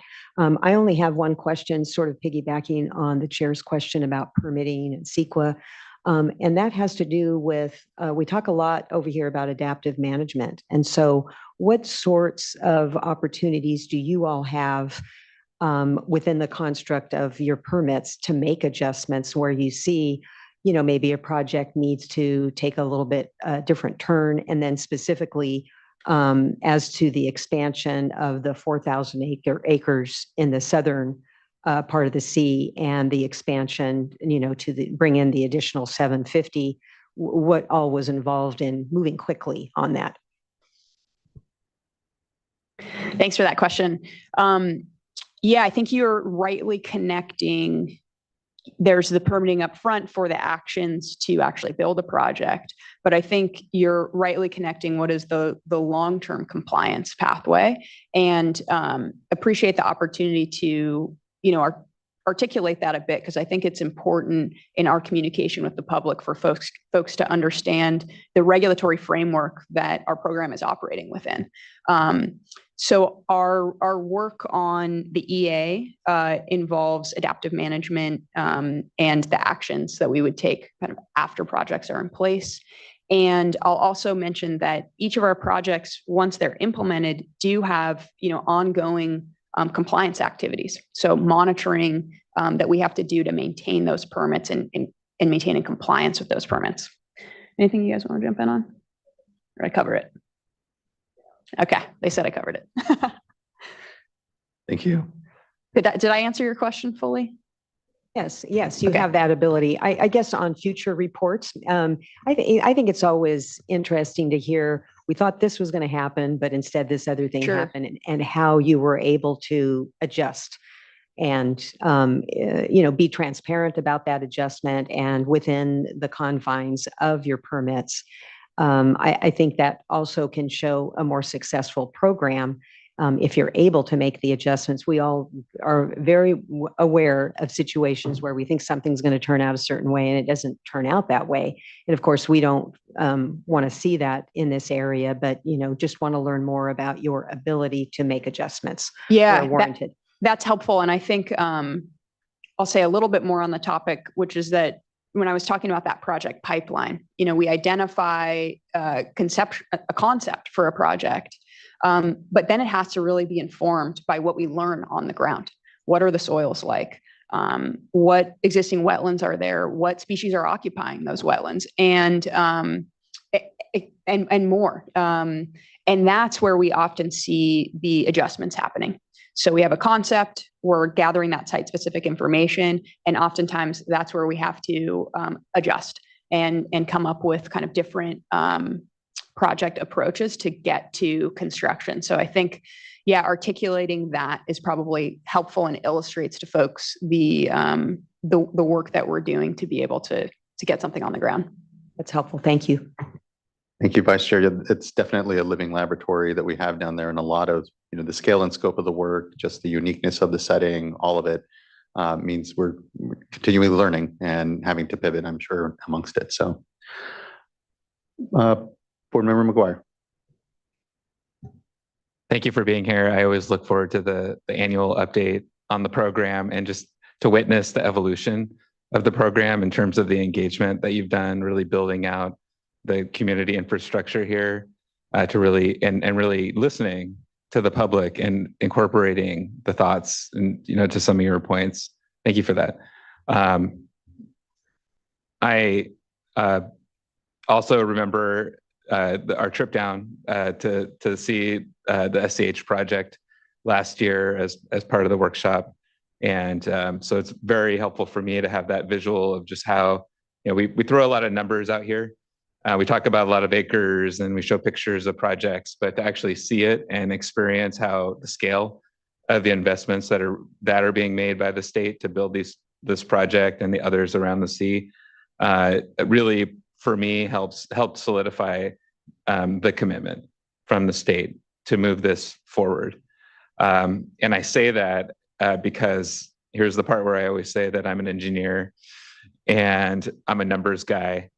And part of the reason that we're here is because of that accountability step in holding the state accountable under the stipulated agreement and this order to say this, these are the metrics, these were the commitments that were made, and here's where we're at. And just being true to where things are. And it is what it is in some respects. It's not for a lack of effort or commitment or progress. And I think we need to celebrate all of those things. And we are doing that. But there's also a piece that I think is that accountability step in questions. And so I do want to say thank you for listening. I feel like you've responded in many ways in this report. seeing the changes to the project summary table and the acreages and the improved transparency and how you're reporting the work that's being done to meet the commitments is really, really helpful. I think that everybody appreciates that. I certainly appreciate it. I'm able to more easily follow kind of where the projects are and where you've accomplished certain goals and where maybe there's some that remain. And so I really like your discussion, Ms. Arthur, of the project pipeline, because that's exactly how I think about it. As the engineer, I think about how do you deliver projects, and it is so hard. It's complicated, and you're right to point out all these different challenges in terms of permitting, community tribal engagement, environmental work that needs to happen, setting aside, of course, the bigger challenges here, which I think are also related to funding and these issues. So just looking at the table for 2023 in terms of the milestones that have been achieved, the cumulative milestone by 2023 was 11,500 acres. The 10-year plan only, I think, has about 3.5 years left, and that puts us at, I think the goal was 28,000 acres roughly. And we're currently today, the reported total is 2,445 acres as of the beginning of this year. I know there's a lot of the SCH, other projects are going to be completed, but it's to me, just looking at that, seems like a very big lift to get from where we are today to completion of the 10-year plan, let alone the long-range plan. I know all the work that's envisioned to come down the road. So I feel like I need to ask about this and just your vision for the next few years and where you think we can get. I know you've listed out different projects and some additional funding that's coming. Very exciting to hear about that. But have you looked into maybe things like what is the budget that would be needed for implementing all the projects that you've envisioned currently, maybe what would be needed to achieve the overall targets, and maybe permitting actions that are still outstanding, and where those, what are, just thinking about the challenges, right? What might the barriers be to accomplish the 10-year plan, and how you might approach that and discuss that here either today or maybe at a later time with the public in terms of how we can accomplish the goals. Thanks so much. I appreciate that perspective and emphasis on accountability. And I think, our effort is to also be transparent about where we're at and represent that in our reporting table. And I think that's also the power of that project tracker and our commitment to update that twice a year, is to show folks what's happening on the ground and what's still in front of us. And I think it does go back to, our mantra of we're proud of our progress, but there's so much in front of us. So a couple things I'll comment on to speak directly to some of the topics that you've highlighted here. So in our acreage table, I think you rightly observe where we're at versus the milestone. I do think there's also, important for us we're communicating in our presentation here what we're doing in that pipeline to kind of have the projects in the wings. And almost like a stepping ladder, right? Where once there's the inundation of the SCH project, that's going to be significant. But you're right to highlight that there are important pieces to get to full implementation. Funding, which we've highlighted here, land access that we've highlighted, and environmental compliance, permitting. And I think we've highlighted our thinking around how to charge forward on those, how we are charging forward on those pieces. So in terms of the compliance, we're talking about the environmental assessment and those procedures that we'll put in place, those programmatic procedures to more efficiently permit and scale up our projects. To speak to the funding, I'll highlight in our long-range plan, we do have a table in there that summarizes the projected costs for phase one projects. And just to give a quick frame of reference, the Species Conservation Habitat Project, 4,100 acre project, costs about $206 million. That was supported by Prop 68. So that gives, I think, communicates some clearly our thinking around funding. And then I've highlighted here again what we're pushing forward in funding for what's critical for this next year to move those projects through the pipeline, recognizing that that doesn't cover the full need. Let's see, what else did you comment on that I missed? Anything else on there? I appreciate that. Okay. Melinda had one good piece around, so another piece on way that we're taking advantage of kind of expedited permitting pathways is with, I'll highlight one project with the Audubon Bombay project that will be featured in a panel this afternoon. That was our first project that moved through a new cutting the green tape process. I think you all are involved in that. And we utilized the SWRCB process there for environmental restoration. So that was kind of an exciting pathway to move more quickly. Yeah, did I miss anything, guys? I'll just say that we learned, quite a bit this year, especially with veg enhancement projects. And it really sets the stage for expansion of those types of projects. Now seeing the viability of the plants on the playa, and that we could actually do it because it's never been done. And so I think that's been huge to really understand how to expand those projects and get acres on the ground quicker. So, yeah. Oh, and I'll say one more thing that just made me think of one other piece to highlight, particularly around the veg enhancement projects. But I think we're behind on those acreage milestones, but it's also interesting in certain site-specific areas. Like what we're doing is we're targeting the most emissive areas. So that's starting at the south, right? And then the area on the west side where Mario featured our vegetation enhancement projects, that was identified as a really important area that has potential for high emissions because you've got the winds moving from west to east there. And we will be able to, as the sea recedes, essentially march that project with the receding sea, right? So we're close to that edge there. And similarly with the SCH project, that's essentially what we're doing is marching that project along as the sea recedes, and we're even ahead of it a bit there. So just want to paint that picture as well, because you talked about kind of the value of seeing things on the ground. So hopefully that's helpful.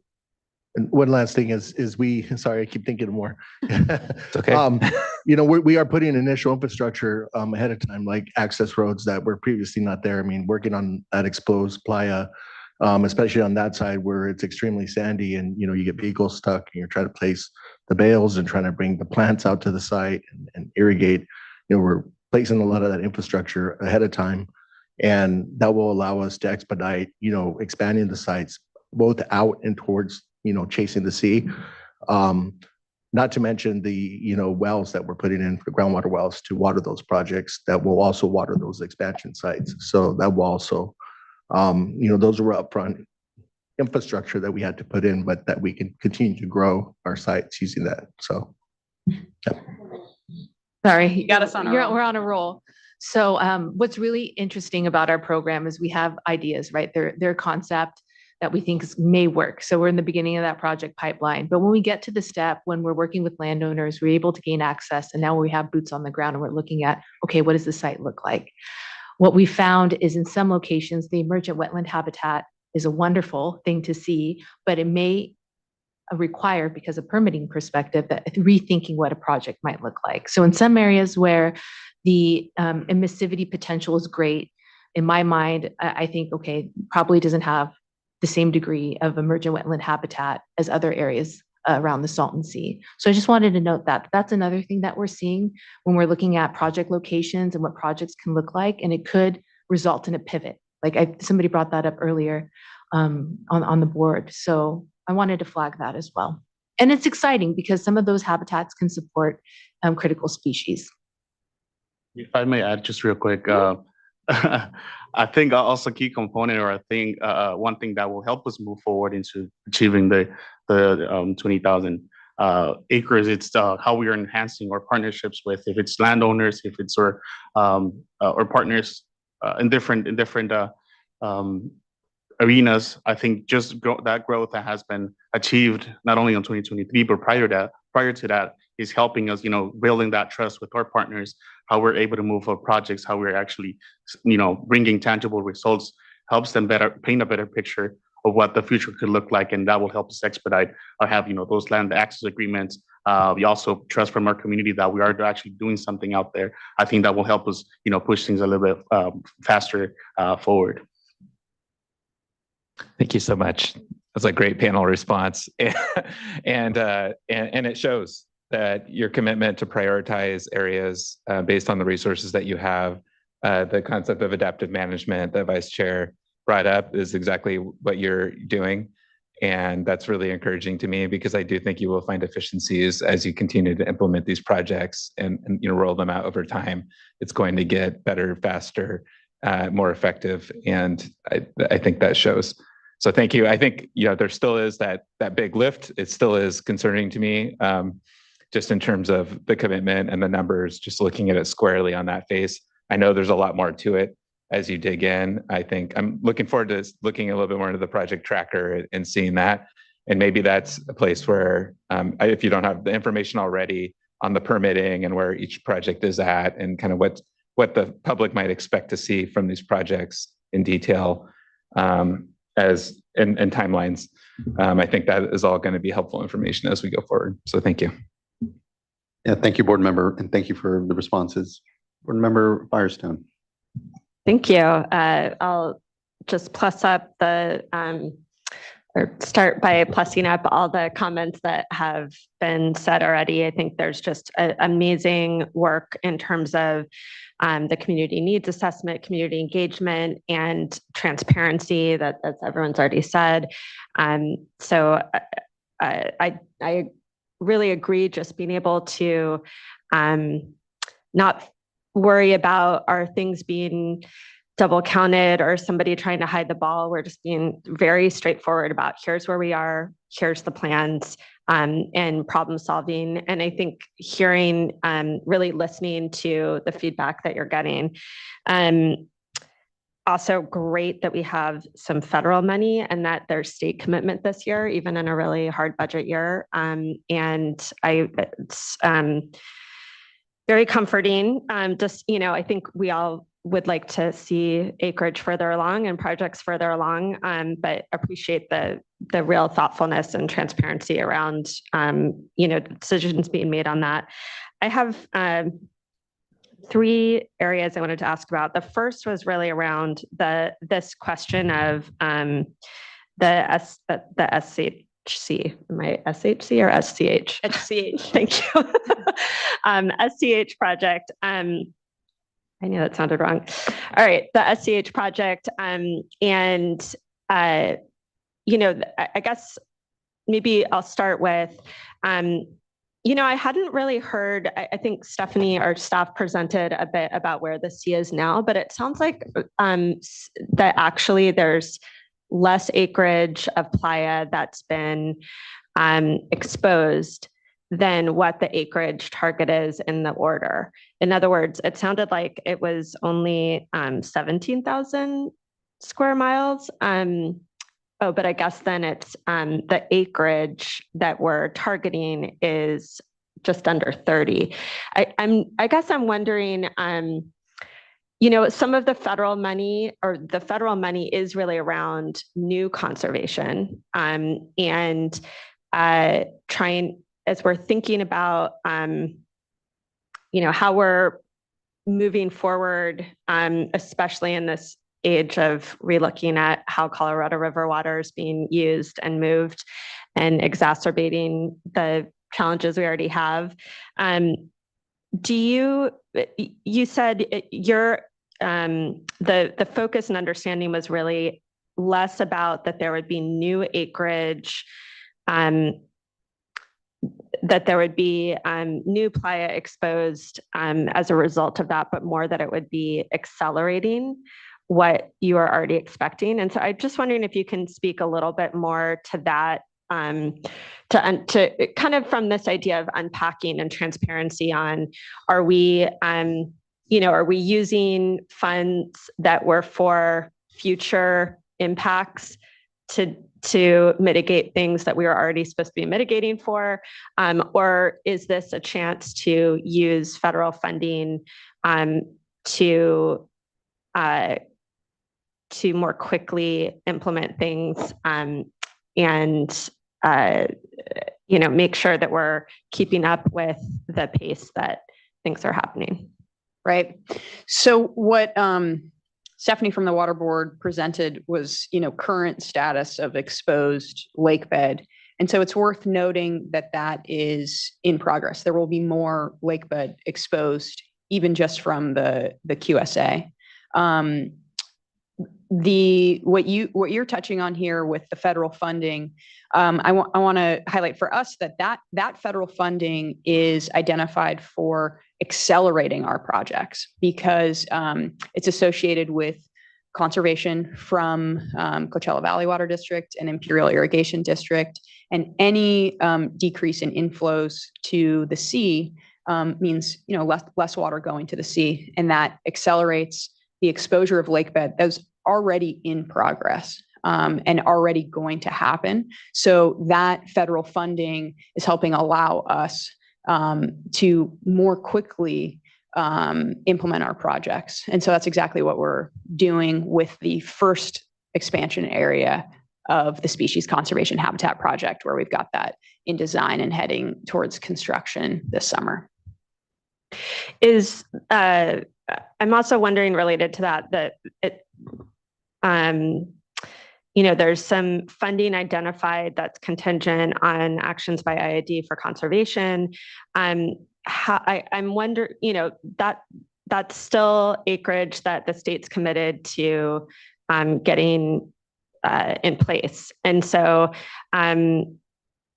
maybe can you just clarify, are you saying that the state will not be doing that unless the IID is conserving, or are you just identifying this as how we're planning on funding this? Yeah, thanks for the opportunity to clarify that. So we have our 29,800 acre water board order. So that's a clear responsibility. And what we're sharing in our annual report is our plan to meet those milestones.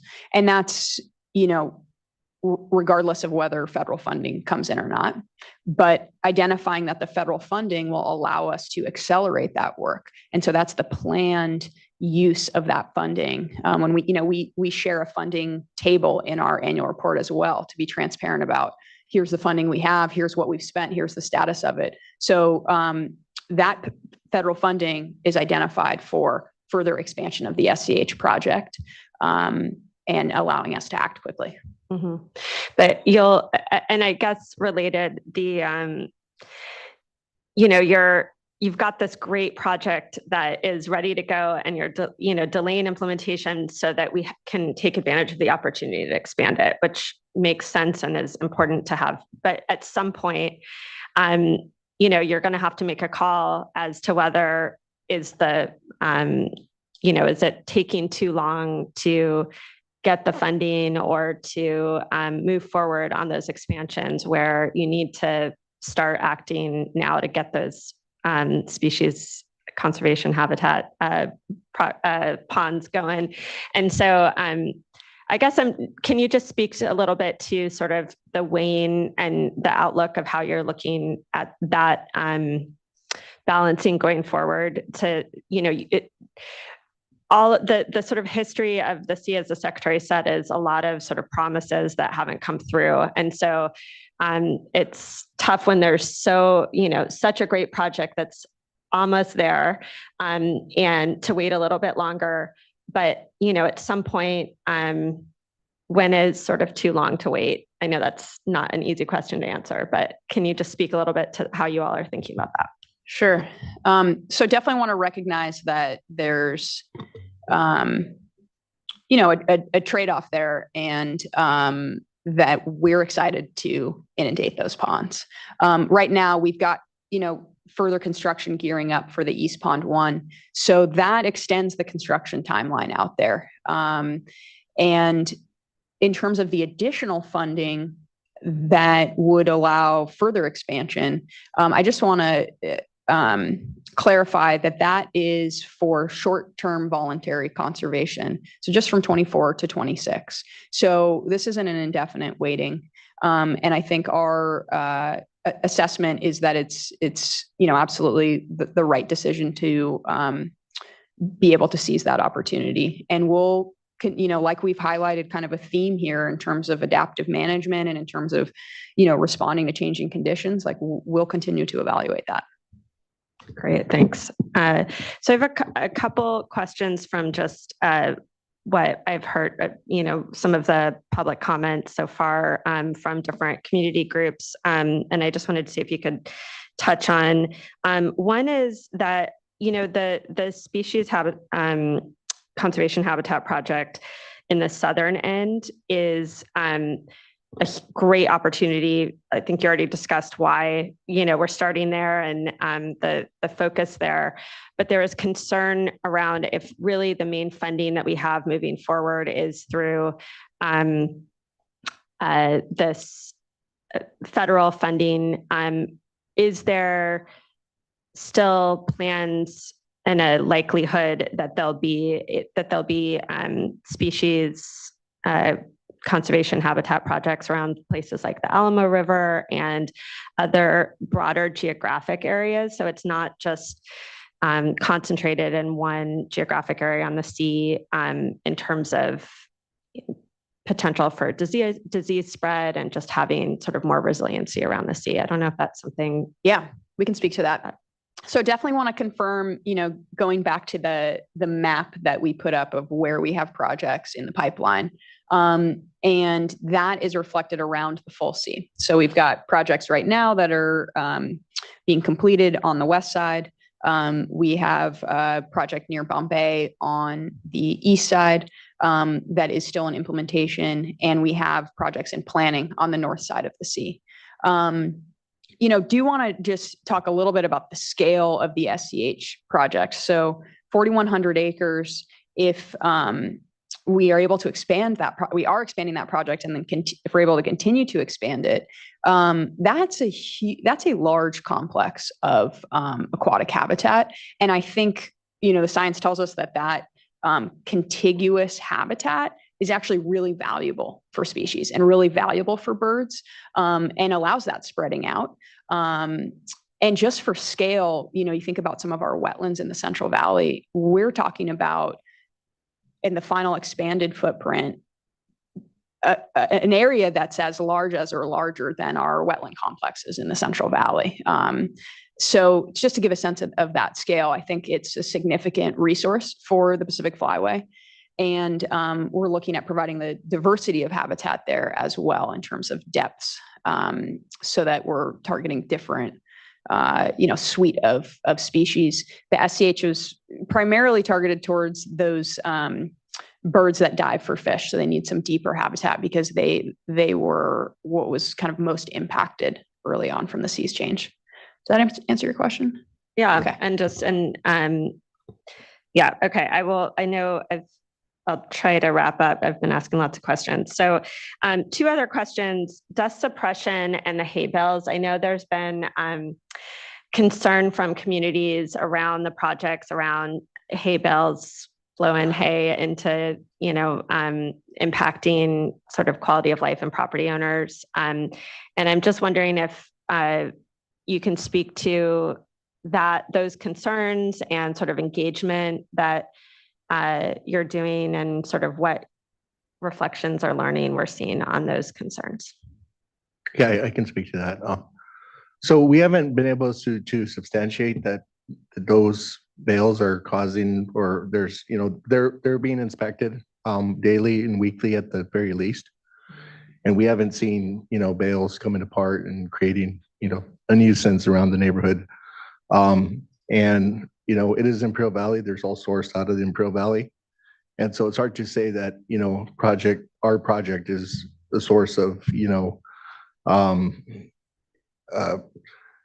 pieces of bales and air filters or different things. And so we haven't been able to substantiate that other than just to, keep our compliance with our permitting and have a visual inspection of our site to make sure that the bales are being, holding up and not coming apart and creating a nuisance. So we haven't been able to substantiate that, but we are monitoring that. So, yeah. And then one thing I'll say in terms of the outreach, so these bales are used as a kind of immediate benefit for dust suppression. So what they are doing is keeping those smaller particles down because they're essentially functioning as a windbreak. Our monitoring is geared towards performance on our specific site. So that's where you've got the monitors on an upwind side and a downwind side. And we're looking at how material moves, at the ground level, because that's how you suppress dust, is you keep it down. And that's what the bales are for. And we identified that as one option in our dust suppression action plan and did a series of community engagement workshops around that plan, and then looked at research and where this was used elsewhere, like in Owens Lake, to test this method and implement it because we wanted to see those direct results. And they're targeted towards around communities because that's where we want to have the dust suppression benefits as well. But definitely want to say that we're continuing to learn, continuing to hear that feedback and monitor those sites. And that is an interim piece, right? What we're really doing is establishing vegetation. We showed the pictures of where we're having success around that. We have other areas that are further behind, where we're still doing the seeding, and it will take a bit more time for those plants to come up. But the thing that's great about those projects is when you get the robust plant growth, then they're essentially accomplishing that windbreak, dust suppression function. I also just want to point out that the team also took community feedback as far as what else how we can, get their feedback into this project particularly. And back in December 2022, we had a meeting at Bombay, actually at Calipatria at the high school, and a recurring comment was, how about trees? Like, can we guys, bring trees into these projects? So that was taken into consideration during 2023. We gave that a try using honey mesquite, smoke tree. However, that didn't seem much of a progress. Perhaps Mark can add a little bit more about the details of what happened there. That's why we stayed with the native vegetation with iodine bush, but that was taken into consideration and tried, at least see how the success rate for those particular trees that community has been asking for, but asked at that particular meeting.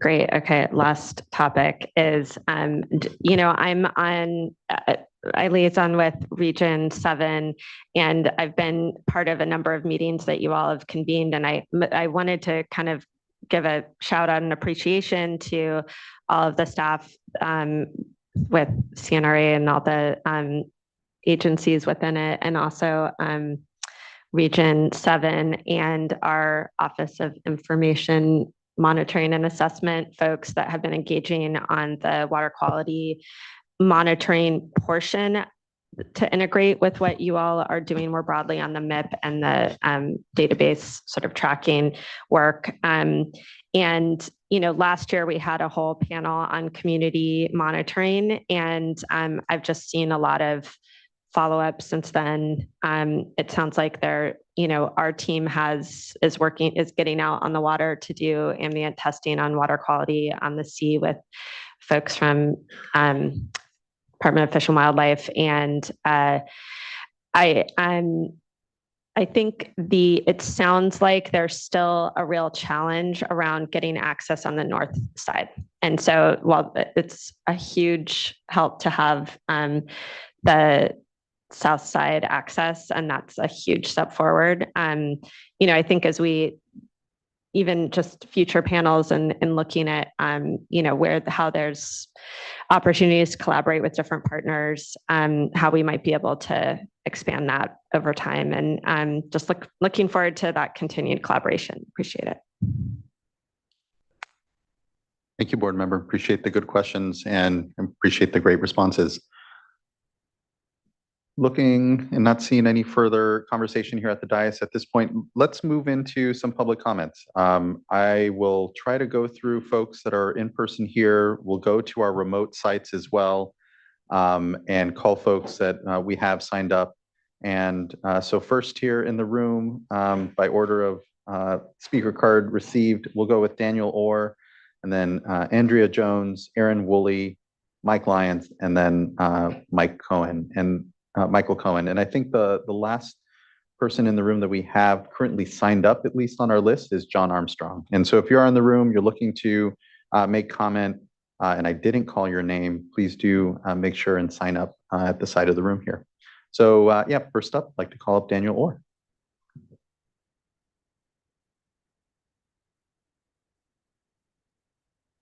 Oh, apologies. The mic is cold, so you just need to press a little button at the base, and it should be good. All right. Thanks. Thank you. My name is Daniel Orr, and I'm the Director of Geospatial Science for Audubon, California, conducting conservation science throughout the state in the larger Western region. Our team has been periodically assessing emerging wetlands around the Salton Sea. In 2022, these emerging wetlands on exposed lake bed covered approximately 7,000 acres. That's about an 800-acre increase since 2020, so they're increasing. These wetlands are largely supported by irrigation runoff that used to drain directly into the Salton Sea, and now pools on exposed lake bed, forming new vegetated wetlands around the sea. These wetlands are providing multiple benefits, including dust control, bird and fish and other wildlife habitat, as well as carbon sequestration. The future sustainability of these wetlands is uncertain. Changes in irrigation practices, efficiency, as well as reduced water supplies may threaten these new emerging habitats and worsen dust emissions from the sea. At present, not much is known about how these wetlands may change under different water management scenarios, nor have the vegetation in these wetlands been characterized to assess what different vegetation types comprise these wetlands and in what types of proportions. Cattails versus tamarisk, for example. We know there are both there, but their relative proportions are unknown, and that can be important since they use different amounts of water. Our team is currently working on addressing this latter question: what types of vegetation and in what proportions make up these wetlands? We're developing models characterizing the vegetation in these wetlands to better understand what they are made up of and how they can change over time. In addition, we are looking at some questions around potential carbon benefits of these wetlands. The information we develop may be useful in estimating estimated what is needed to maintain these wetlands into the future, and also help quantify potential carbon benefits.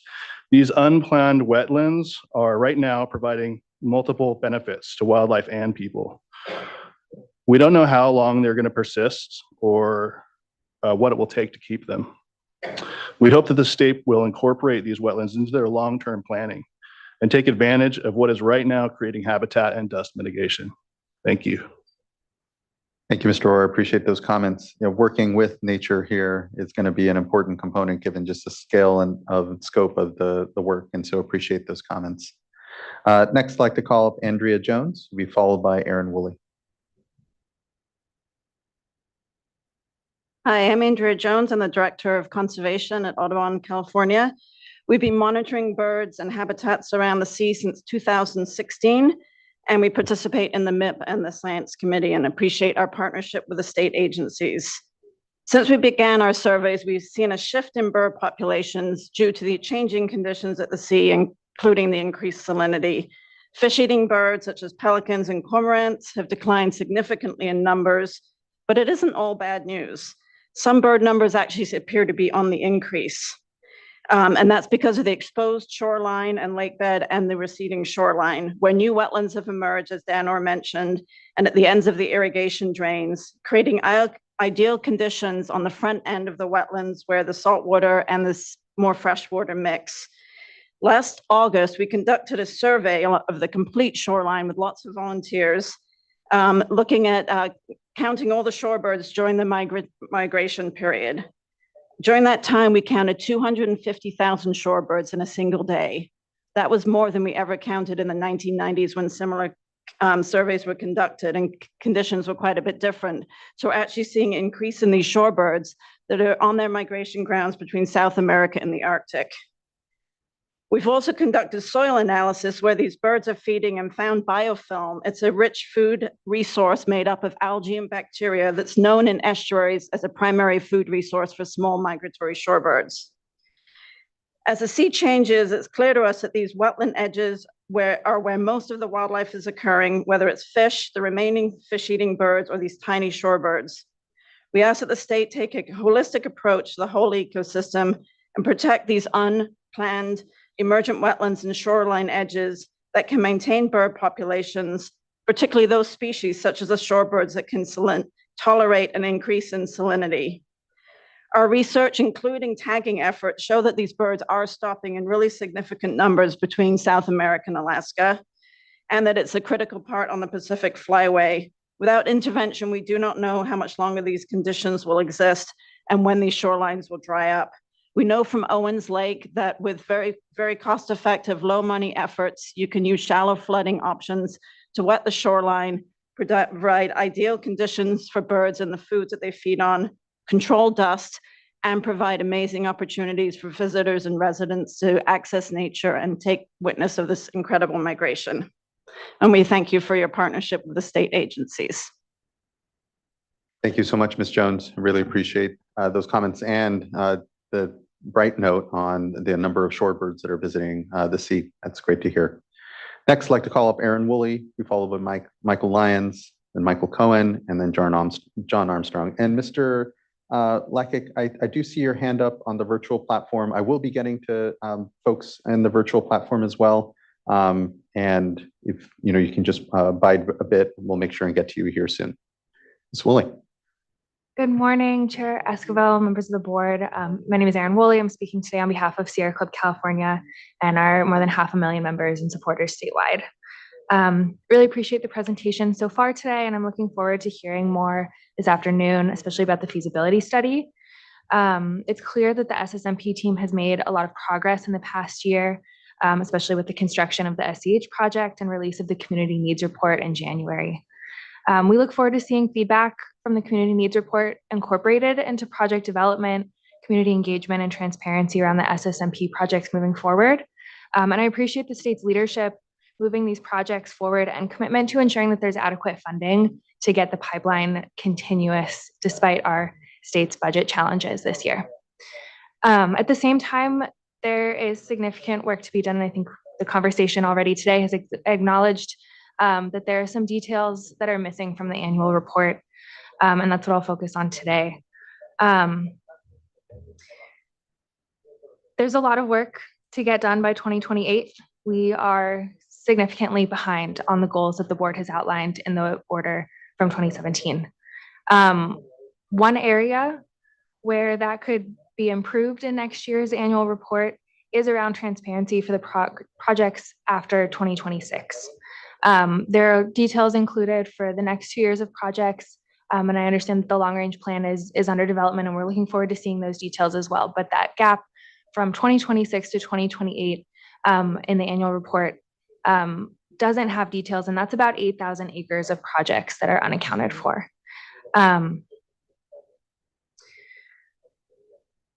The additional details, including estimation of how much those projects will cost, funding sources for those projects, water counting, and the status of land access agreements are additional details for those that are missing and would be important to understand for the purpose of public transparency, the board's role in oversight, and ensuring that we're on track to meeting those 2028 goals. I understand that the SSMP team has invested a lot of time over the past few years, and these projects are complex, but also in understanding the complexity, I think underscores the importance of ensuring that those processes are underway on a timeline to ensure that we can meet the 2028 deadline.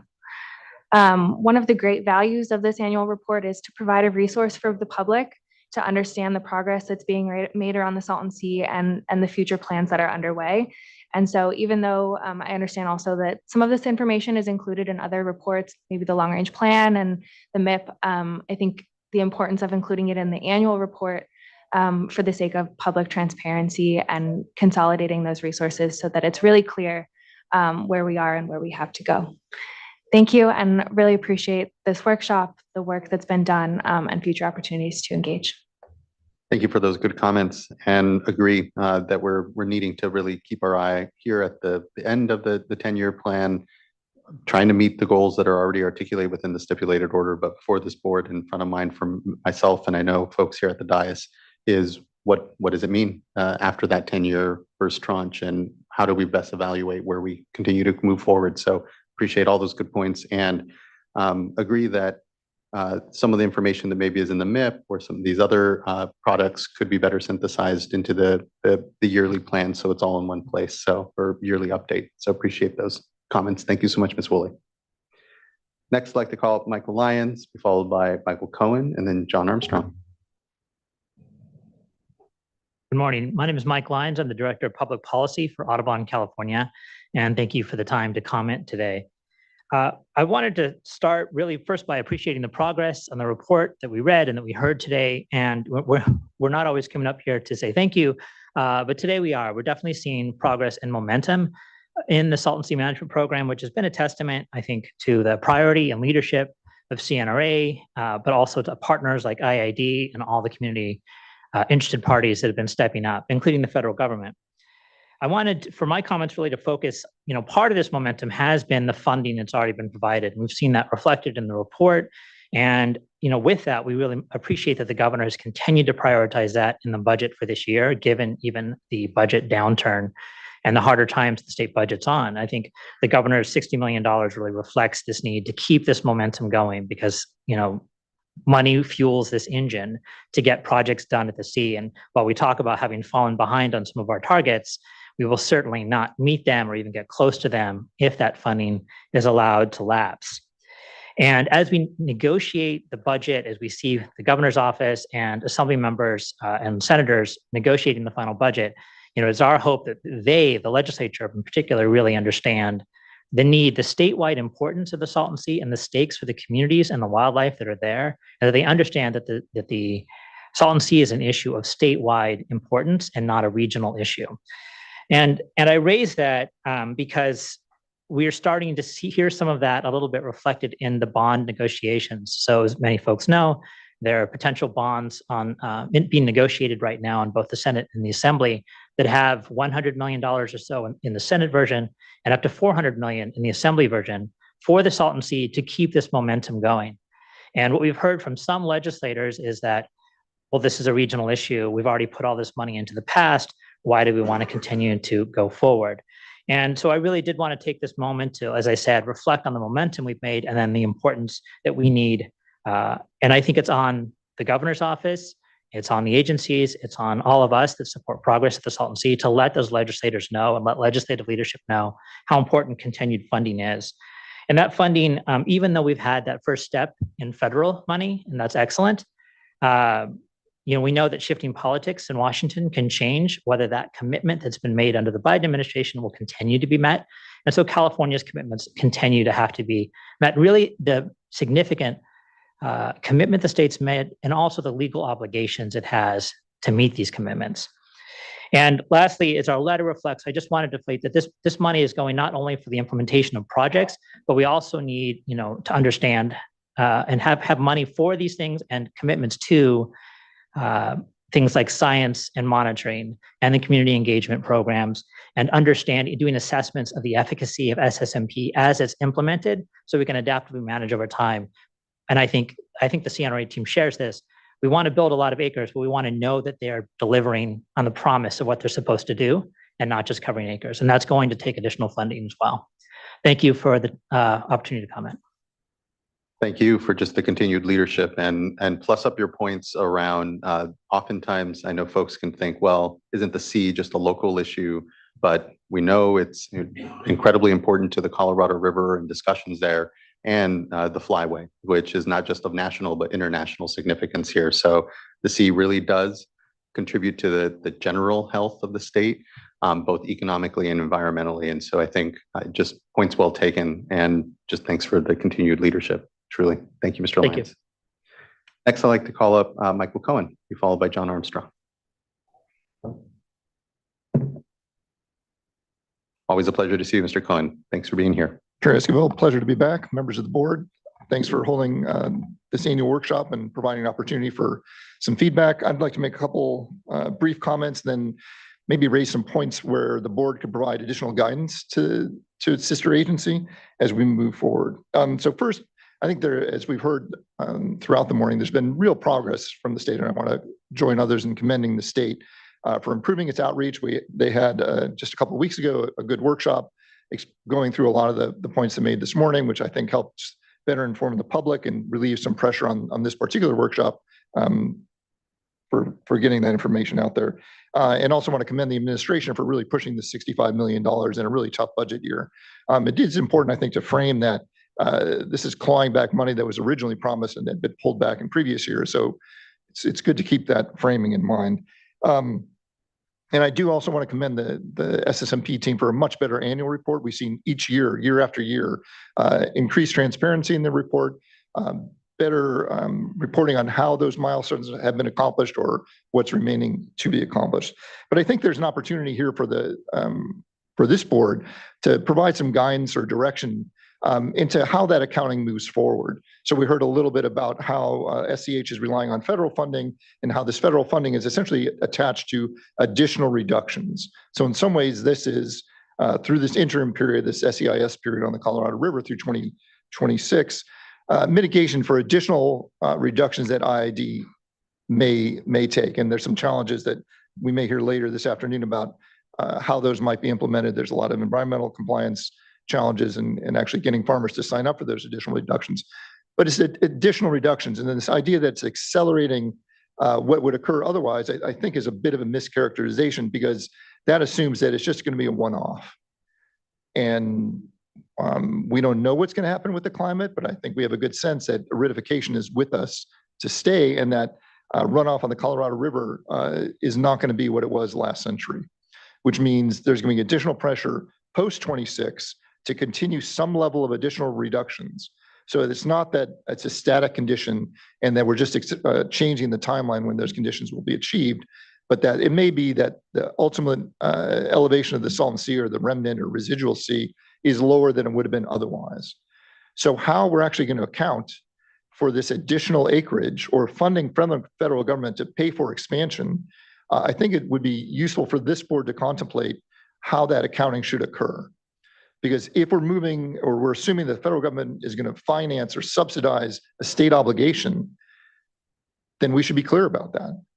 But that relieves pressure just from a few blocks away, where they need to be thinking about their obligations. And as Mike Lyons said, there's a lot of education that continues to occur, or that needs to occur for the new legislators on existing state obligations, but also the importance of the Colorado River to meeting state water reliability. And we saw that just a couple of years ago in metropolitan service areas, where areas that relied on Colorado River water were spared the reductions, the significant reductions that occurred for those who were relying on the state water project. So providing some guidance on how that additional acreage is accounted for, I think would be very helpful for this board to provide. And I think it would also be helpful to start thinking about these emergent wetlands. So we heard a couple of speakers previously, and I think the SSMP team also spoke about the need for a pivot. So starting to think about, if the state's taking proactive measures to preserve or ensure that those emergent wetlands maintain their habitat viability, maybe there's some way to account for that as well, rather than raising over those wetlands and then trying to provide environmental mitigation for an environmental project. So that's an odd way to think about it, but how that can be achieved, I think would be helpful as well. And then sorry for going a little over here. The last part is there's important water quality considerations, and the regional water board is starting to step up and doing some additional monitoring, but how to coordinate the reporting of that additional water quality monitoring will be important for these projects moving forward.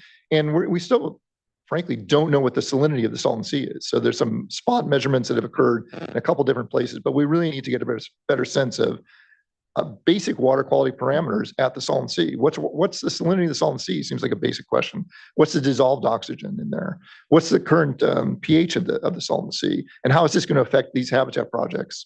As well as what's happening in the sediments that are being exposed and then are being moved around as new projects are being built. So we're getting oxidation of some of these sediments. Some of the contaminants that have been sequestered in these sediments for decades now being re-exposed, could be potentially back in the water column. So I think there's a real opportunity for this board and your regional board to participate more actively in sampling there and then coordinating and perhaps contributing some of that data to the annual report, or how we synthesize that, I think is an open question, but it seems like a good opportunity for this board. Thank you. Thank you so much. I really appreciate those comments, actually. And on the data side, I know, I had heard, and I do want to do follow-up, that CDFW, it sounds like, will be kind of head of a data repository, or trying to. And I think there are a lot of questions there, and importantly, opportunities to make sure that we're synthesizing this information and getting a consistent baseline on some of these parameters. I appreciate all those points, Mr. Cohen. And to your point, even just accounting for, which, again, I think the history of the sea is sometimes an unwillingness to do this, but really, being honest about what reduced inflows mean to then the amount of exposed playa, and really tying it more one-to-one with the compensation coming either from the federal government or others to try to accomplish what we're trying to do here. Great points all around. Really appreciate that. Thanks. Next, I'd like to call up John Armstrong. Okay. Thank you, Mr. Armstrong.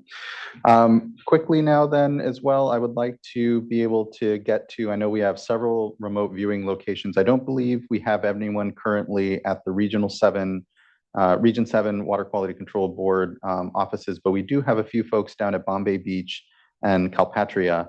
And so I will start with folks at Bombay Beach here and go to Tom Sefton, Sonia Herbert, and then April Layton.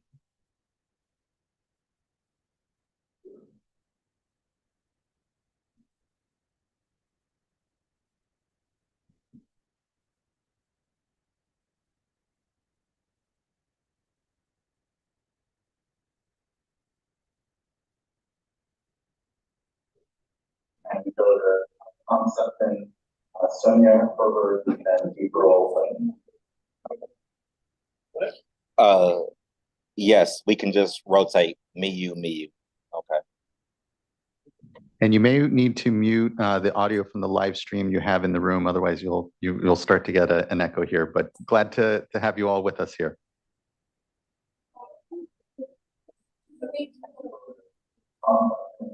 Hello. Good morning. Yes. You don't have to get up. I can just kneel down. Okay. We'll start to get an echo here, but glad to have you all with us. Thank you, much appreciated. Guess hopefully you hear me, and we have our have it figured out here in lovely Bombay Beach, and this is a nice opportunity for state officials to pat each other on the back for a job well done, and that is appropriate because people are working hard. But that said, at the same time, even though that it's a sweet and nice opportunity to congratulate everybody, it's also true that things are very much behind. We are halfway in to a 10-year plan, and we have at this point in time several dust mitigation projects on the ground and a little bit of aquatic habitat on the ground. We've got right now, according to the stipulated order, we should have 11,500 acres of half habitat and half pure dust mitigation on the ground. We've got 21% of that halfway in to the 10-year plan. So there's a whole lot of work to do. And out of that, we have at this point, out of the roughly over 5,000 acres of aquatic habitat that should be on the ground at this point, we've got 167 functional acres. So with respect to habitat, we are way behind. Fortunately, the shorebirds are doing well because of unplanned habitat that's being created because the water is spreading out on the playa and creating opportunities for shorebirds. That's great. But at the same time, what we're seeing is an utter collapse of the ecosystem in the Salton Sea. We are down to very few or no fish at all. We are having an absolute collapse of fish-eating birds like pelicans, cormorants, osprey, that used to be here in very large numbers and now are here in very small numbers. And at the same time, we have exposure of playa that is going beyond the Salton Sea Management Program capability of keeping up with it. And unfortunately, the biggest funding source to move things ahead is depending on the federal government. And that federal government money comes at a cost because it's a trade of a little over $200 million being exchanged for 800,000 feet of acre feet of water that would otherwise go to Imperial County farms and would otherwise go to the Salton Sea. And unfortunately, the impact of that is dramatic. The calculations that the state is relying on are making the assumption, the Tetra Tech's assumption, that all of that water will be supplied by fallowing fields. But that is not the intention of Imperial County farmers.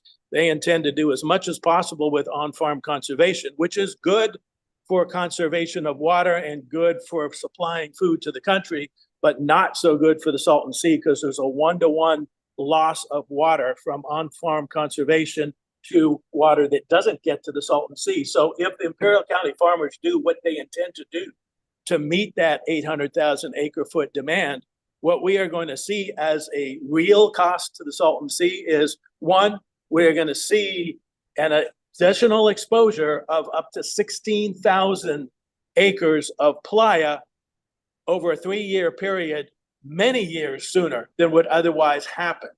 And we are also going to see at the same time a huge jump in salinity from the unknown value that we have now, which might be between 85 and 90 parts per thousand, up to 110 parts per thousand within 3 years.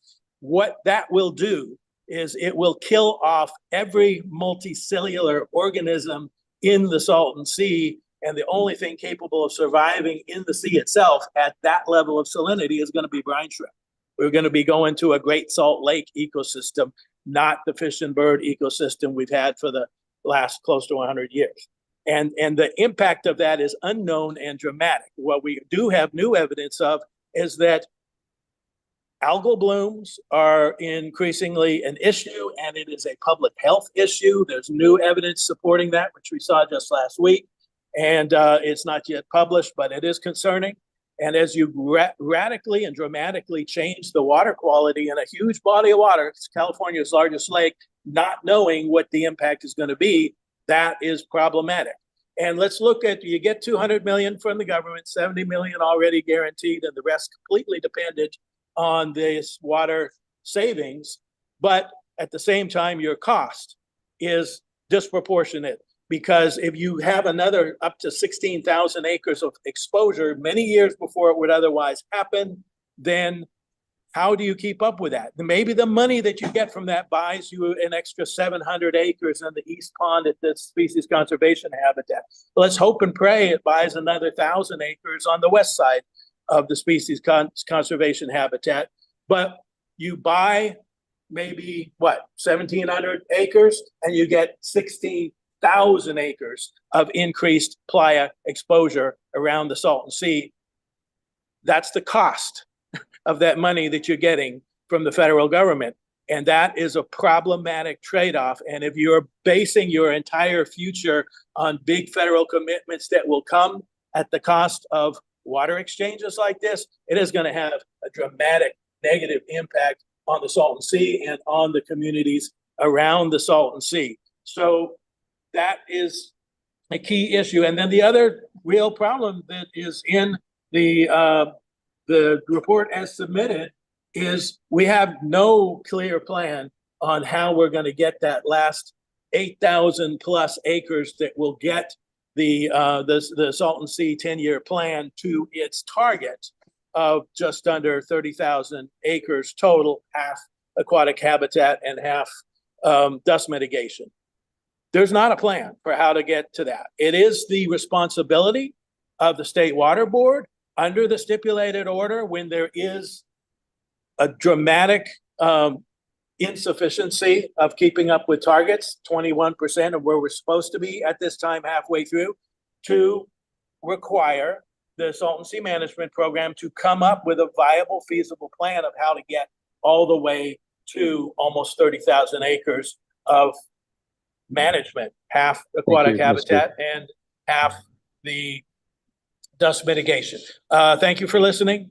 Sorry to bring a little bit of a negative story there, but at the same time, people here are working hard to do everything we can to work with officials and try to move projects forward. And we are absolutely for the Salton Sea and for the health and vitality of the community and for a restored ecosystem. We just need to see a better way to get there. Thank you. Thank you, Mr. Septon. Appreciate those comments. Next, I'd like to call up Sonia Herbert, who's also at the Bombay Beach viewing location, April Layton, and then William Cooper. Good afternoon. My name is Sonia Herbert. I'm a resident of Bombay Beach. And well said what the gentleman has just said. It's all very true. The only thing that would remedy this whole situation is to bring the water back. I've read Elon Musk's plan to bring water from the Pacific Ocean, 75 miles straight shot through the mountain, pipe in or pipe out. It would be the great salvation of the Salton Sea. You keep spending all these billions of dollars, bringing hay bales in. These hay bales to the north of Bombay are absolutely disastrous to us. They're degrading. The air quality is getting much worse. It's getting in the radiators of the cars, and they don't do any good. We live in the desert. The wind blows. There's no way you can control these particulates. I don't know whose brainiac idea this was, but it seems like all this money coming in, millions of dollars, we right here don't see any benefit. You're not benefiting the sea. You're not benefiting this whole valley. The one thing that really disturbs me is lithium. It's great having a lithium project here, bringing lots of money and jobs. The main thing is the water. Where are they going to get the extra water? Are they going to take it from the farmers? Are they going to take it from the runoff that would come in for like the Audubon Society? They are a big company and they will take what they want. So I don't know if any of you on the board has ever been to the Salton Sea. It might benefit you to come down and look at the area. It's a beautiful area and it's worth saving. Thank you for your time and have a good day.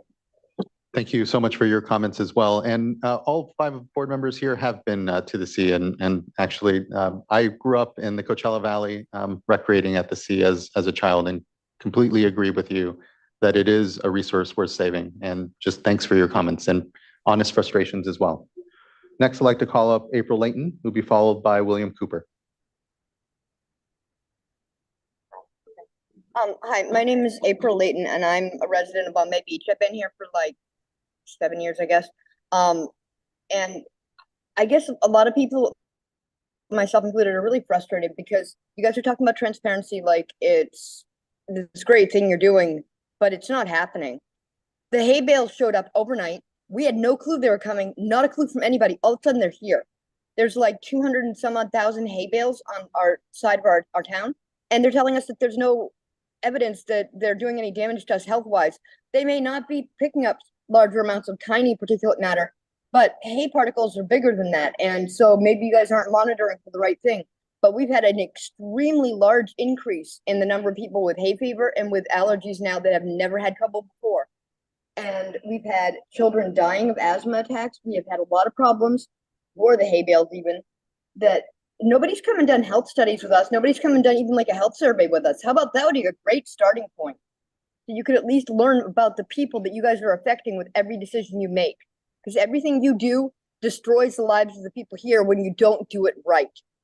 It's a huge, huge task to take over, and I understand that. I do not envy you in any way, but it is our lives that you guys are deciding what's going to happen with. It's our fate, and that needs to be taken care of way better than it is, and transparency needs to happen. We need notice before 200,000 hay bales show up beside our town, or before they fence off something, or before they do all this crazy stuff that we have no idea about. I mean, why can't we just try to come up with a feasible plan to put water back in the Salton Sea from the ocean in one manner or another? They looked at it once, they said no, and moved on. And then we're still doing all this other insane stuff instead of doing something that could be far easier, more expensive in the short term, but way less expensive in the long term, and get people's health and vitality back and get this area back into a vibrant community like it should be. Thank you. Thank you so much, Ms. Layton. I appreciate those comments and your participation here. And again, acknowledge the frustration. I think we'll definitely circle back on just community notification when it comes to projects as they go in. It's sounding like wasn't as much communication when the hay bales were put in, and certainly something to follow up on. So thank you. Next, I'd like to call up William Cooper. Good morning, everyone. I am William Cooper. I'm the director at the Becoming Project IV Equity. That's Imperial Valley Equity and Justice. And Como de Civico del Valle is partnered with the California Water Board to put on this workshop on location. There's a location in Calipatra. I'm currently in Bombay Beach. To reiterate the sentiments of the room, the hay bale project was definitely a surprise to the citizens here, but what they're more concerned about is the mitigation of it. It was questions about the long-term effects. What they know for a fact is that it hasn't affected them positively at all to that date. Everybody here is still calm.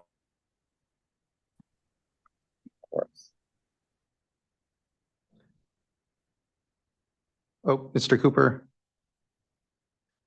It looks like we may have lost you here. We'll give a moment for your connection to reconnect.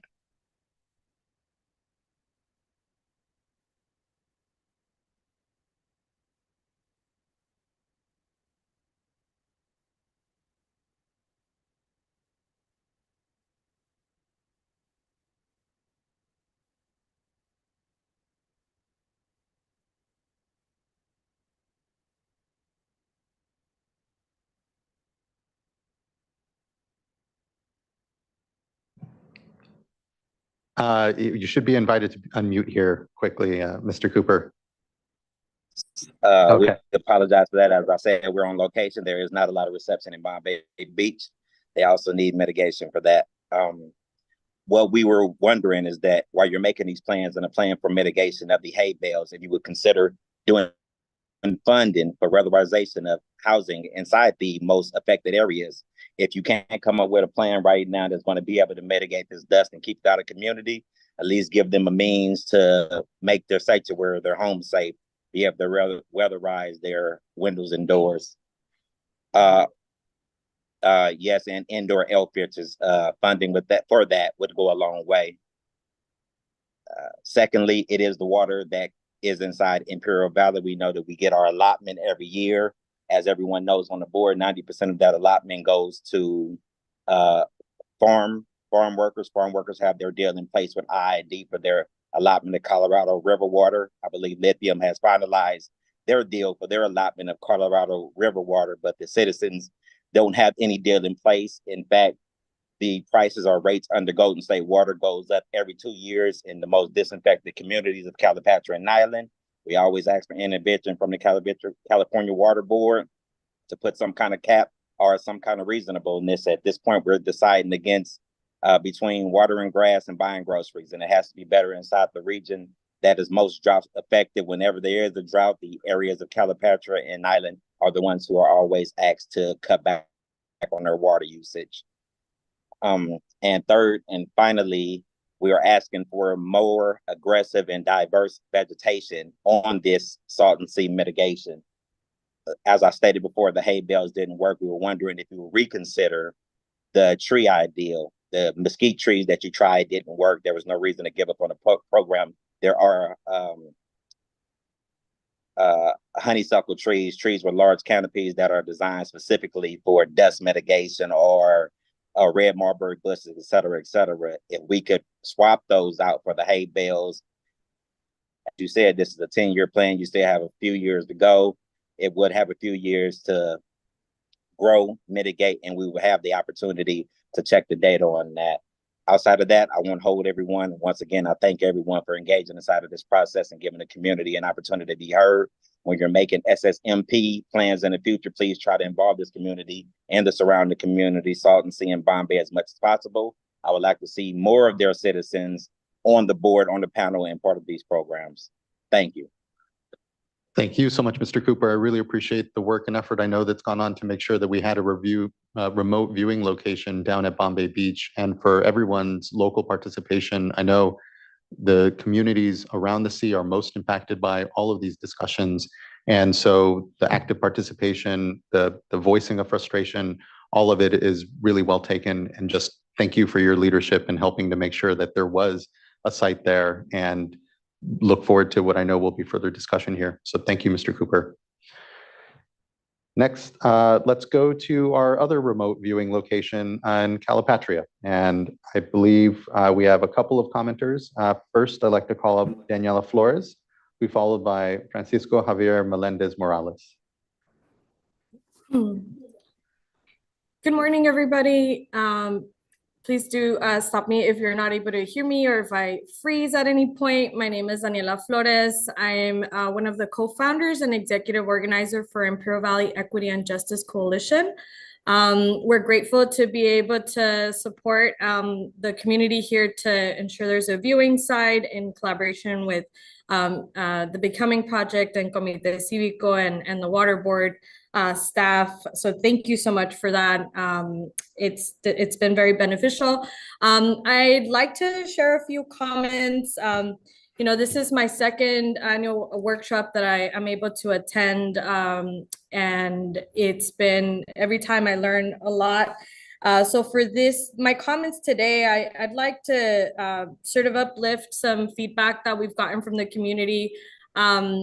You know, some of the residents have shared that over the last few years, they really have seen much more activity as it relates to the projects for Salton Sea restoration. And what they would like to see is if there's an opportunity for residents to actually tour the different sites. I myself have been to the species conservation habitat, and as well as, and you know, it really is very much helpful to be able to get up and close and personal, especially as community leaders or just active residents that are able to firsthand experience the improvements, and that way, you know, we're able to understand them better and also be able to kind of share that information, what we learn more widely. So I'd like to know if there's an opportunity for groups like ours to be able to get groups together of residents that are interested in this, advertise them, and then be able to work with the staff either at CNRA or Water Board to make those trips happen more regularly in our community. The second comment is around the Salton Sea. I think this is probably the presentation from Stephanie from the Water Board's role, and the one last year, I felt like it was really informative in terms of how we got here. Some of us just didn't know the history around the policy decisions that were made that then really have contributed to where we are today with the Salton Sea. And as a community organization, it would be so beneficial to us if anybody is able to point us to the proper resources where we can find sort of that timeline and that history of how we ended up here in a more community-friendly format. We can certainly take those materials and adapt them, but just want to work with the latest documentation. And if there's anyone that can point us to that, we'd love to be able to share more to our community. All our residents know the impacts of where we are today, but not all of us know that, you know, some of it is connected to policy decisions, and that there are plans in place and, you know, orders in place to follow in order to help us improve the situation here. My next comment really moves a little bit away from the information that was presented today, because I'm not sure where the proper platform for this is, but as it relates to the Salton Sea, we are very much on a day-to-day discussion about the lithium developments happening here in the Salton Sea region. And, I did not hear any communication so far on the, plans for how any potential lithium tax revenue around the 20%, that's meant for the Salton Sea restoration. I was hoping to hear a little bit about that. I know it's still early since there are $0 in that tax revenue account at the moment. I do think it's important to understand and get some clarity from the board where avenues and at what point will we get some formal communication about the plans of those 20%. Everyone's asking us how exactly will that money be used, and what role does community have in helping inform that, help shape that, and are those going to be included into that long range plan, or where does that really fit in, because it is central to the Salton Sea.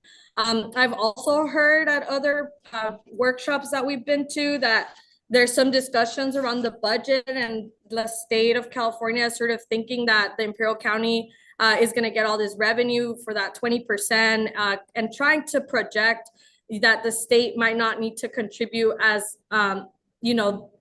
that there will be, the tax revenue is going to cover potentially so much that then the state doesn't necessarily have to put as much in their budgets for Salton Sea restoration. And so I just really want to push back against that. I'm not sure exactly, who's saying that. I know I heard it in one of the other agency workshops. I believe our assembly member uplifted this point at the April 19th hearing. And so I just, again, pushing back a little bit to make sure that, until we have any tax revenue, I don't think it would be responsible for us to already start to see where we can cut budget from our Salton Sea priority. And I know I'm probably a little bit over time. So the last thing I'll say is that at the last year's meeting, we provided feedback that, our community is hurting as it relates to the impacts, and that we recommended that the mitigation definition gets brought in to include health. We would love to see in these panels and in these collaborations have the Department of Health and Human Services as well. We would like to see as part of these plans, whether it's a long range plan or some more appropriate plan, for it to be including perhaps also CARB, the California Resources Board, to make sure that there is, as part of the mitigation plan, that there's a Salton Sea monitoring plan, and that there is a Salton Sea region health impact assessment that gets conducted and monitored throughout time at the same time that these interventions are getting deployed. So with that, thank you so much for your time. Thank you for your commitment to our community. And we really look forward to continuing to partner together in resolving some of the major issues that we have here. Thank you all so much. And I will, I'll just transition the other resident that's here. Thank you. Thank you so much. I really appreciate all of those great points. On the sort of desire to know, kind of the history on so far as the stipulated order and some of the decisions that have been made, I'll look to Stephanie Hollistedge here to make sure and reach out and provide that with you and be able to work with you on that. Points taken well on and we have had the Air Resources Board, or at least the local air district, at previous board workshops. It's an aspect, again, that I think will be, to your point, important that we bring back in insofar as the air quality impacts and also the human health side of things, just to be able to better continue to flesh out what we know is a complex challenge that we have down before us. Thank you for the leadership. It means a lot. And now we'll go to Francisco Javier Melendez Morales. Thank you, Chair Esquivel. I'll just remind him of interpretation instructions here. Buenos días, señor Francisco. Yo soy su intérprete para hoy. Solamente un recordatorio, frases cortas y pause para mí, por favor, ¿ok? Sí, escuchaba. Sí. Okay. Muy bien, gracias. Sí, buenos días a todos. Mi nombre es Francisco Javier Meléndez. Soy residente aquí en el condado del Valle de Imperial. Mi profesión, soy técnico agropecuario y mi propuesta con respecto al programa que se viene del litio en relación a la afectación que hace en los ecosistemas la explotación de este mineral. Propongo producir plantas nativas involucrando a todas las ciudades de aquí del condado del Valle Imperial con cierta cantidad de plantas nativas, hablando en sí de cantidades de ciudades más grandes con 500,000 plantas, ciudades más pequeñas con 100,000 plantas, para dar Sí, un sí, total. señor Francisco, un segundito, por favor. Pausa, por favor, para yo repetir, ¿ok? Gracias.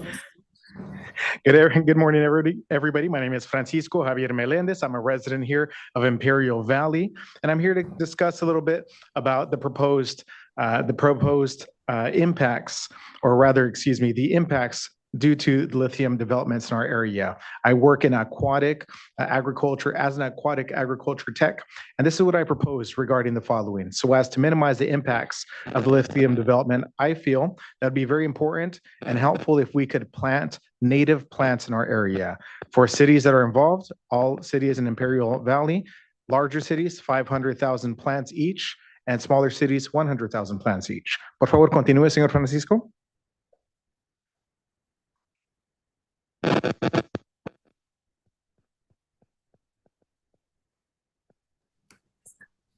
Sí, para dar un total de plantas nativas de la región de 2,350,000 plantas para la restauración de los ecosistemas afectados por la actividad de la explotación de litio en el Salton Sea, y involucrar a todas las comunidades con este proyecto, porque es bien sabido que la explotación de este mineral afecta tanto a los ecosistemas de flora y fauna. Entonces, me gustaría participar en este programa para poder ayudar a mi comunidad. Gracias. Gracias, señor. And so, as I mentioned, that would be the planting of native plants for all cities in the Imperial Valley for a total of 2,350,000 plants, which I feel would help combat the negative impacts seen from lithium development in our area. As we all know, lithium development in Salton Sea has tremendous impacts on the ecosystem. It affects our flora, our fauna, and our wildlife, as well as fish in the area. So to combat this, I would propose that all cities in this area get involved, all help so as to help combat the negative impacts of lithium development and exploitation in this area of Salton Sea. Thank you. Thank you so much for that interpretation. Y gracias, señor, por tu participación y tus palabras ahora. Gracias. Next, we'll start to go. I believe that takes care of folks at this point that were in the two viewing rooms. We'll go back to the viewing rooms when we go back to public comment later in the day, in case there's others that have arrived. What we have now are folks that are on the Zoom platform joining us virtually. And so I see a couple of hands up. I will go to those first then. We'll go first to Nicola Lakic and then Iron Dad. Oh, and one moment, actually. We may have additional commenters in the Calipatria room. I'll go to them first before we keep going. Uno más. Uno más? Okay, yes. One more comment. Okay. From John Hernandez. Okay, great. We'll go to John Hernandez, and then from there, we can start going to our virtual platforms as well. Bueno, Mr. Hernandez. Señor Hernandez. Good morning, buenos días a todos. Mis comentarios son sobre tratando de exponer la información al público. Miramos que lo que está pasando y la cantidad de dinero se está invirtiendo son buenos esfuerzos para restaurar el mar Salton, pero al mismo tiempo las comunidades afectadas por el impacto negativo de la sequía, por mal aire, pues no saben, debe de haber más, más formas de integrar la información y seguir integrando la información en todos los programas oficiales, en todos los niveles de gobierno, que sigan difundiendo esto para que las comunidades realmente sepan qué está sucediendo. Gracias. Un pausa, por favor, señor Hernández. Good morning. My name is John Hernandez, also a resident here. And I just want to say, while we greatly appreciate the efforts that have been made, it's so excellent to see the investments made for the betterment of Salton Sea. We know that you care for this area just as we do, and it's a great thing for our community to see. However, what I would like to draw attention to, or what I feel would be important to keep focusing on, is how we disseminate information. How do we share what is taking place in our county? It's fantastic to see all the effort that's being made, but our communities simply don't know. We need to be able to find a way to reach them and inform them what's taking place so they can be aware and be informed. Continúe, por favor, señor Hernández. Y otra cosa es una manera de hacer eso, era de involucrar a las escuelas, involucrar a ciertas cosas que están sucediendo. Por ejemplo, hay un ejemplo ahí que está el Sunny Bono, la reserva en el sur del Mar Salton. Y esa sabemos que es una instalación federal. Y sabemos que está el parque del estado al norte, el estado de California. Pero a mí se me hace que como es difícil tener acceso al mar y mirar qué está pasando y la restauración, que debe de haber unos esfuerzos para ver una colaboración a nivel federal y a nivel estatal y quizás tener eventos ahí que quizás la comunidad pueda asistir. Por ejemplo, el parque, mis experiencias con el parque estatal, el que está al norte, es que cobran para entrar y es una cuota que muchas familias, ya que la gran cantidad de familias son hispanas, latinas en la zona, no pueden acceder a ese parque. Una pausa, por favor, señor Hernández. Gracias. One way that we can do this so as to help with the dissemination and sharing information, I would say, let's involve schools. We have schools that can help. And I have an example here for you. We have the Sunny Bono Reserve there that's south of Salton Sea. And we know that that's a federal facility. There's also a park that's just north of California there. And it's hard for families to access that place. In fact, I feel that there should be some type of collaboration, some type of communication between federal and state for the benefit of the community. Communities can be made aware of what is happening if there's this better communication. For example, regarding this park, the entry fee, they have one, of course, and it may be too much for some families. Some of our Hispanic or Latin-speaking families would like to go, they simply can't access it. It's not easily accessible because of the fees for entrance or entrance fees. Continúe, señor Hernández, por favor. Sí, si no hay ahorita que existe un descuento o que entren personas gratis a los parques, pues pueden investigar que haya entradas gratis para personas residentes del Valle Imperial y del Valle de Riverside, que entren gratis a estos lugares hasta que haga restauración. Es una vergüenza que estén cobrando para ir a entrar a un lugar que ni siquiera están en buenas condiciones. Y la otra es que haya quizás descuento o gratis para veteranos y para personas de la tercera edad. Gracias.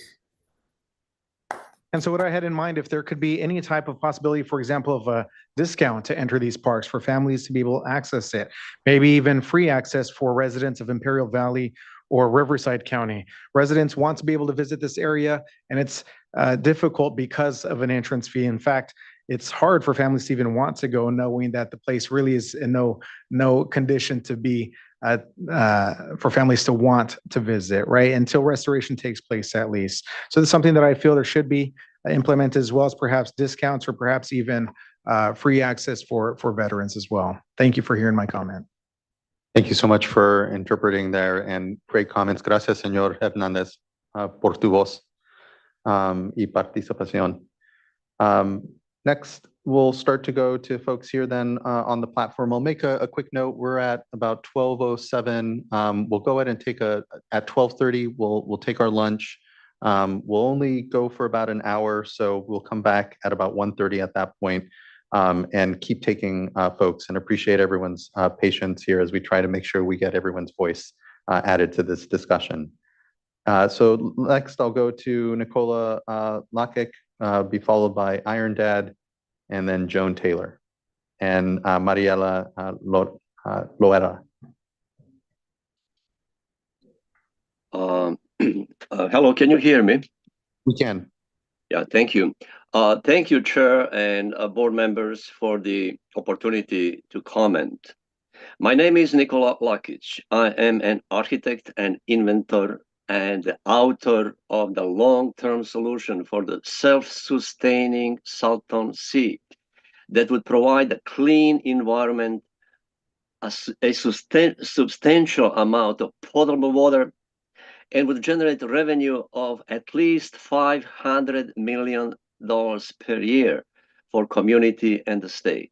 Sorry to say, but I strongly oppose the current course of action, Salton Sea Management Program, 10 years plan, dust suppression project, etc., because the whole program and those related projects are based on acceptance of the false assumption that Salton Sea cannot be restored.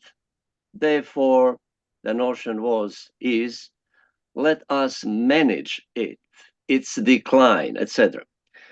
You need to ask yourself a question. What is the final product? I can help you with the answer. If the current course of action continue, it will be smaller, saltier, smellier, and more polluted Salton Sea. Unfortunately, my proposal was sabotaged twice without a single scientific argument against it, mostly by local leaders influenced by Salton Sea Authority, Imperial Irrigation District, Tetra Tech, and Pacific Institute. Some members are today in the room there. Because my plan interfered with their plan, which is smaller lake and cultivation of farmland and extraction of lithium. If I'm invited, I would be glad to make a presentation for about 2-3 hours. It is a comprehensive design. It involves architectural plan, hydro, solar, geothermal elements, each of them special segments, to show you how we can restore the Salton Sea despite restricted inflow from the Colorado River. It is in harmony with quantification settlement agreement. My proposal, it's not in conflict with geothermal project for extraction of lithium. I'm just asking to make dike around the desired area so they don't need to destroy whole lake. But that's just a small part. I know my time looks like I still have a little bit, I don't know. How much time I have? It looks like 5 seconds. 5 seconds. Okay, well, maybe I can comment later on a little bit, but I would be glad to make presentation if I'm invited. But thank you very much for this short opportunity. No, I do appreciate your comments, Mr. Luck. I know that, as I see it, there isn't a plot to keep your ideas off the table. It's just, these are our large, complex, and public processes that are unfolding. So please do continue to contribute your thoughts, and appreciate your time here today as being part of this discussion. Thank you, Mr. Lockett. Next, I'd like to call up Iron Dad, be followed by Joan Taylor, and then Mariela Loera. Yes, hi. First off, thanks for giving our communities, the Salton Sea communities, an opportunity to offer feedback. I'm Iron Dad. I'm an environmental activist, and I'm a resident of Bombay Beach.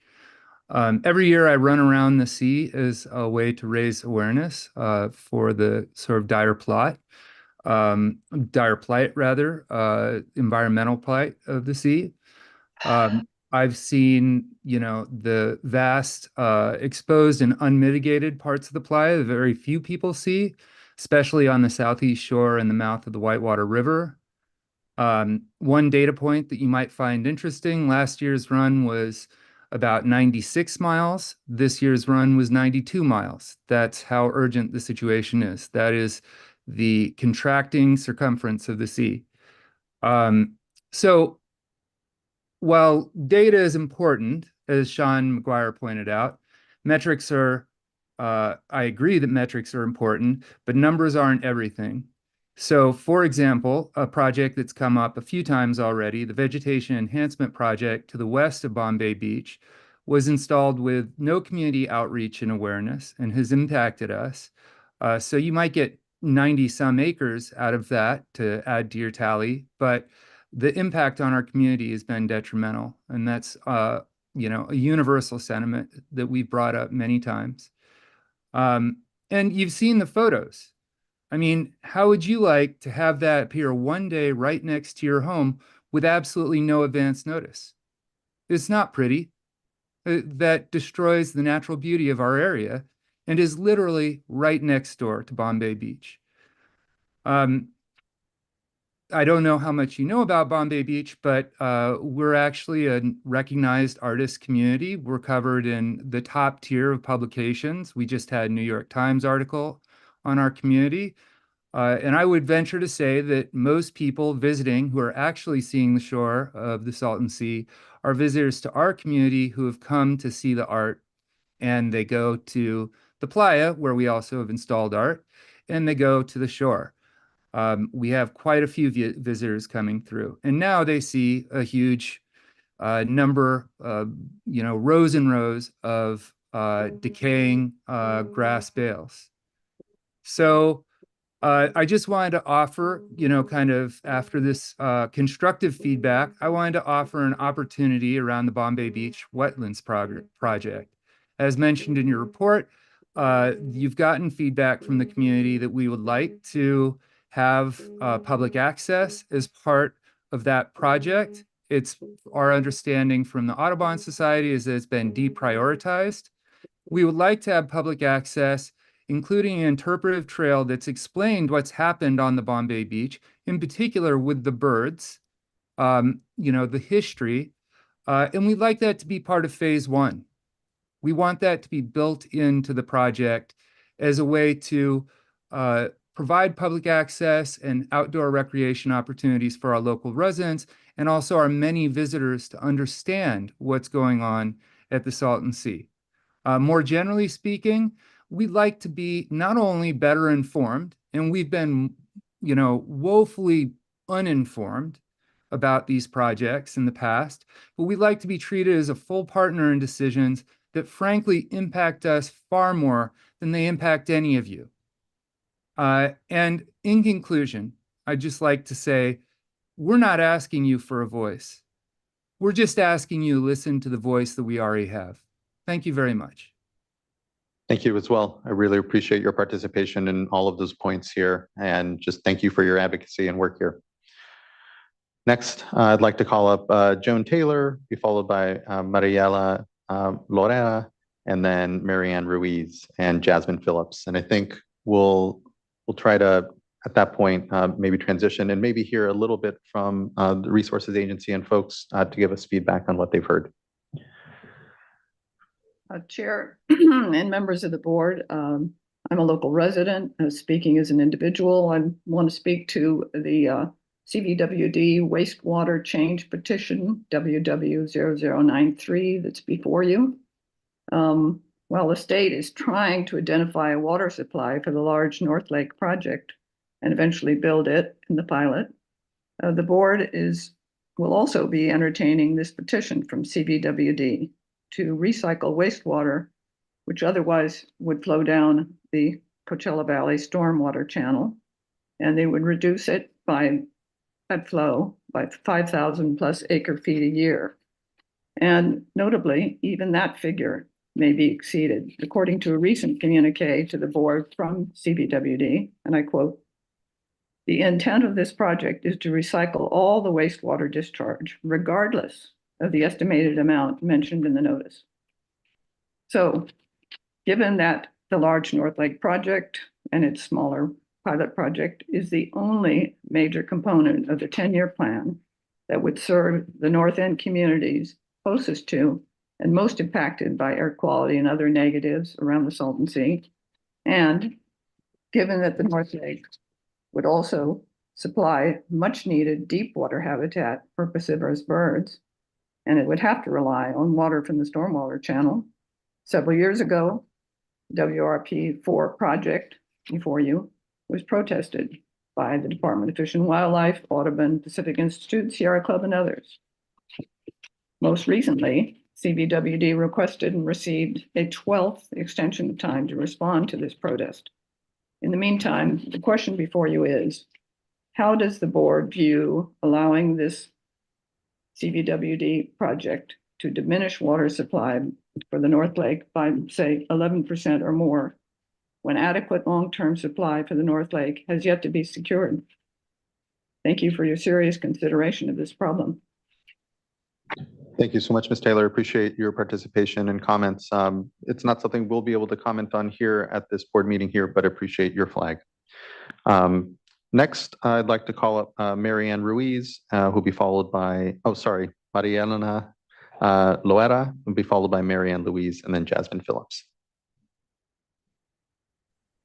Good afternoon. My name is Mariela Loera. I am making comment on behalf of Leadership Council for Justice and Accountability. We have been working closely alongside residents of the unincorporated communities in Riverside County's Eastern Coachella Valley, including Mecca, Thermal, Oasis, and North Shore. Similar to many of the comments before me, I want to express appreciation for the improvements and progress the SSMP team has accomplished in the last year, including efforts related to community outreach and engagement, and we look forward to continued collaboration to ensure continued progress.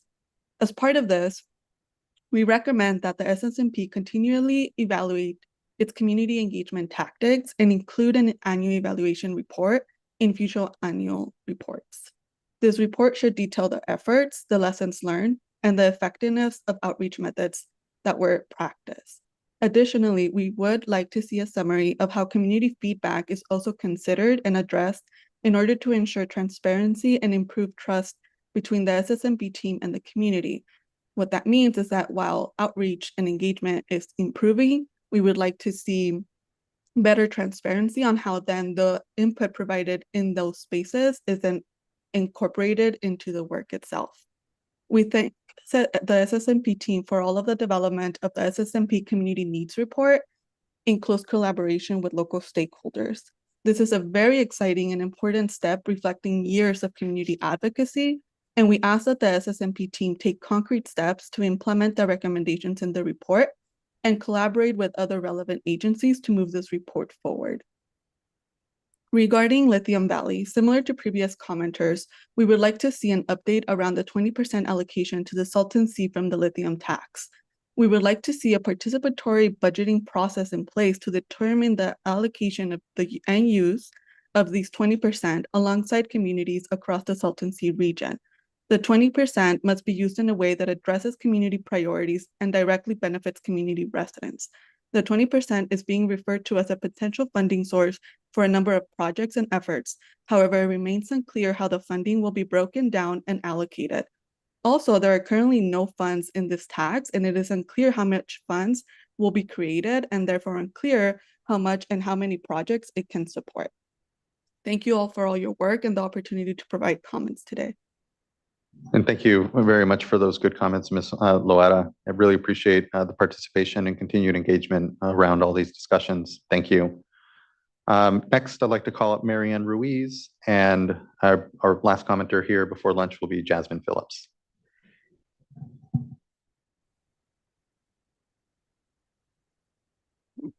Thank you. Thank you for this opportunity. Can you hear me okay? We can. Thank you. Good afternoon. Okay, great. Good afternoon. Thank you for the opportunity to comment on the efforts to revitalize the Salton Sea. And I do appreciate the work of the SSMP team, especially involving the local community. I am commenting today as an individual, and I'm not from the local area. I live in Chino, California. Lived in California all my life. First visited the Salton Sea as a kid in the 50s when it was still a vital, alive sea. In more recent years, I started visiting for the migratory birds and beautiful views and scenery. But as I learned more about the challenges facing both the local residents and the wildlife, like many others throughout the state, I really care about the people living there, and I understand and feel strongly that we have a moral imperative to fix the growing crisis for the local communities as well as for the wildlife. So I've learned, over the years more about the plans for improving conditions and have a few concerns here. I wanted to share. I'd like the state to show how the projects will meaningfully improve air quality and water quality. Facts, data-driven benchmarks for improvements in public health and monitoring data should be publicly accessible. Water and air quality monitoring data should be routinely reevaluated to use as benchmark data for all new and existing projects. I come from an industry background, and benchmarks are key to understanding project progress, or lack of it. And I think we need that. Our populations in the Salton Sea need long-term health studies to establish a baseline of respiratory health indicators for all the asthma issues. The state has done a good job in launching the SSMP Air Quality Monitoring Program, and I think these data streams should be available to the general public to demonstrate the improved public as public health improves through dust and habitat projects. We all know and recognize the benefits of time outdoors and nature. And a couple before me talked about the need for access and the ability to access some of these areas, but places are neglected and meaningful infrastructure projects are needed to improve equitable access to revitalize recreation areas for local communities to be able to take advantage of recreation opportunities and have that time, in nature. I'm also concerned, as others have noted, on the progress of projects. I'd like to see how many projects were actually completed in 2022. The 2023 report doesn't differentiate between completed and planned acres. So clarifying these is essential for transparency and understanding whether CNRA is making and the SSMP is making sufficient progress towards meeting the actual acreage goals on schedule. So thank you for this opportunity. Thank you for your advocacy and for joining the discussion here, Ms. Ruiz. I appreciate your points, and just thank you for continuing to follow along and being an advocate for the resource down there. Thank you. Next, I'd like to call up Jasmine Phillips. Thank you. My name is Jasmine Phillips. I'm a wildlife advocate, and I'm very interested in the progress for deepwater aquatic habitat at the Salton Sea. I strongly urge the State Water Board and the state agencies to be very focused on actually reaching the 50% aquatic habitat requirement. So far, the 130 acres of aquatic habitat acreage reported at SCH comes from the 100 acres of sedimentation ponds. Now, that mixing basin where the water is very muddy and cloudy, that might not be very great habitat for fish and fish-eating birds. So maybe it's really only the 30 acres of the interception ditch that became incidental habitat for pupfish when they swam into it. This project was developed over a decade ago. We heard Secretary Crowfoot talk about the critical importance of the Salton Sea for hundreds of species of birds migrating along the Pacific Flyway. Others commented on an increase in shorebirds at the Salton Sea. But now I need to share the dark side reality of a shrinking Salton Sea and how fish-eating birds like pelicans are affected. I wanted to bring the latest and ongoing wildlife crisis to the board's attention. Right now, there are over 300 emaciated brown pelicans that have been rescued and are currently in care on the California coast. Rescuers are calling this a brown pelican crisis. They are having trouble finding food. They are suffering and dying from starvation because fish stocks in the Pacific Ocean and the Salton Sea are drastically declining. Similar stranding events have occurred in 2018 and 2022. These fish-eating birds need their food source and their habitats protected. Otherwise, they could up on the endangered species list once again. The brown pelicans were delisted in 2009, but I'm concerned about this. We are already facing a biodiversity crisis at the Salton Sea with the loss of fish-eating birds. And speaking of endangered species, with the more intense water conservation efforts due to pressure from the federal government, this is putting the federally endangered pupfish at risk of losing their various habitats around the Salton Sea, the wetlands, but also the Salton Sea itself. So what can we do? How can we protect the ecosystem and the biodiversity at the Salton Sea? We need to bring in water. I want to conclude my comments with encouraging developments at other salt lakes in the Intermountain West, and I want to strongly urge those in charge of Salton Sea to focus on bringing in water for a future whole sea restoration. At Mono Lake, Walker Lake in Nevada, and recently the Great Salt Lake in Utah, they have established healthy lake elevations and are dedicating water to cover the exposed lake bed and protect wildlife habitat. Advocates and political leaders are working together, taking steps to protect the ecological and recreational values. I wanted to share this important quote from the Utah Department of Natural Resources Director, Joel Ferry, after a recent visit to the Salton Sea. He says, "The main difference that stood out to me is the fact that the Salton Sea and the efforts there are really just to manage the crisis kind of situation. Whereas with the Great Salt Lake, we're actually recovering and we've put in place policies to where we've dedicated water to the lake." He concludes by saying, "I think ours is a message more of hope." I want to thank you for this opportunity to provide comment. And thank you so much for those comments, Ms. Phillips. I really appreciate the points made and the continued advocacy around this. Thank you. Looking to our colleagues at the Resources Agency, I think there's a few things we'd like to follow up on. Would it be better to maybe just ask a few of the questions that I think maybe are worth following up on now, and then when we come back from lunch, or want to try to respond a bit now to what you've heard? Okay, appreciate it, Ms. Arthur. I know what we heard from folks, especially from Bombay Beach here, was just feeling up kind of a lack of notification when it came to the implementation of the dust suppression hay bale project.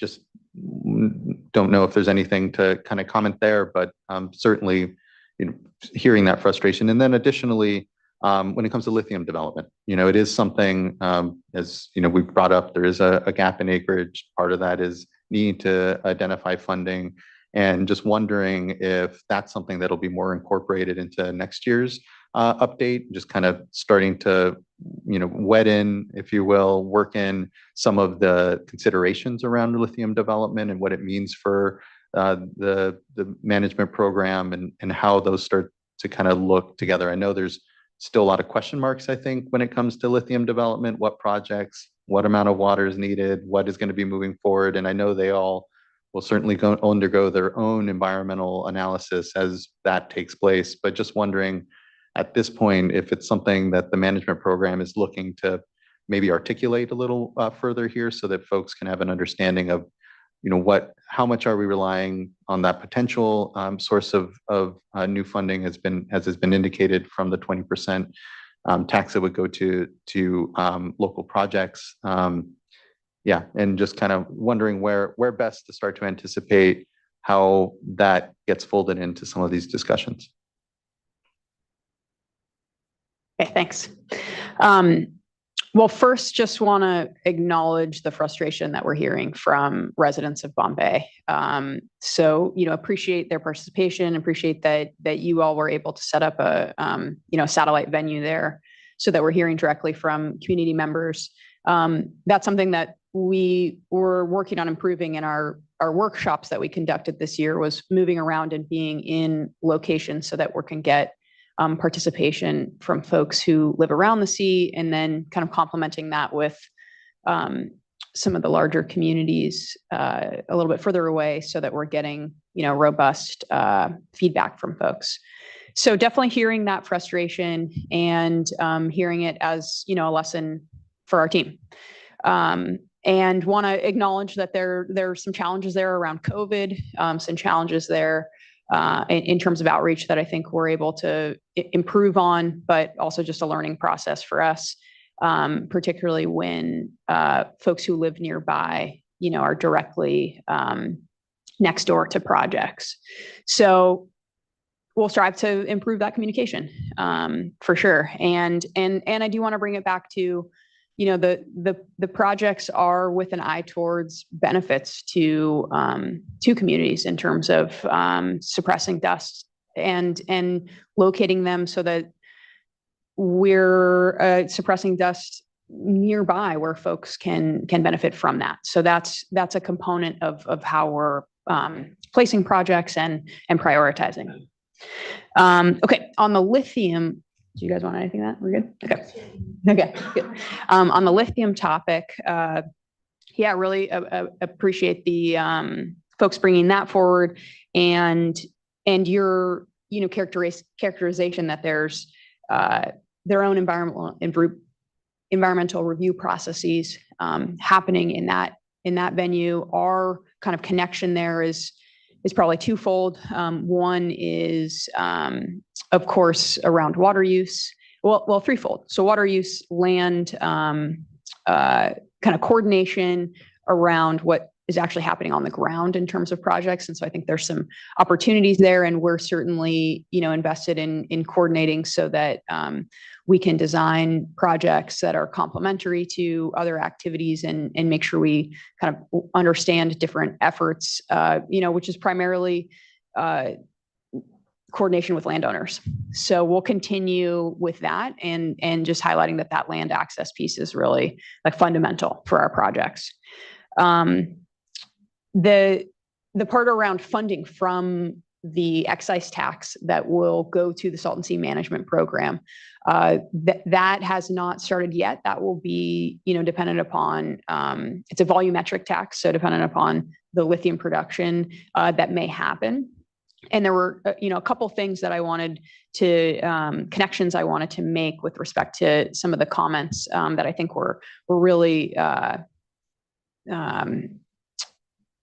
really productive comments that kind of framing up some good questions for us. So one is just that that we did in our budget proposal identify the lithium excise tax as a future funding source. So the initial proposal that we've put forward here is with now Greenhouse Gas Reduction Fund funds for the next several years, and then expected lithium tax funds to support our program and the staffing that we're putting forward in this budget proposal. So that is one place where you can see some thinking that our administration is doing around expected revenues. And I don't have the numbers in front of me, but it's something we've shared in budget committee hearings. Or that the Department of Finance has shared, I should say. Okay, the other piece is just wanted to connect that in our community needs report, one action opportunity that we identified is when lithium funding comes, if it comes, the one potential use that's identified in SB 125 is community grants around the Salton Sea. So we identified an opportunity to go through a grant guideline development process with the public. So that's, I think, an opportunity to, once we have, more insight to what happens in terms of that funding source, I think that's a structured way for us to solicit that public feedback and ensure that the public has an opportunity to shape any future grant programs that may come out of that funding source. Thank you for all of that. I really appreciate those responses and responsiveness. And just looking to see if any board members have any other questions or points. Vice Chair, please. Wanted to follow up on some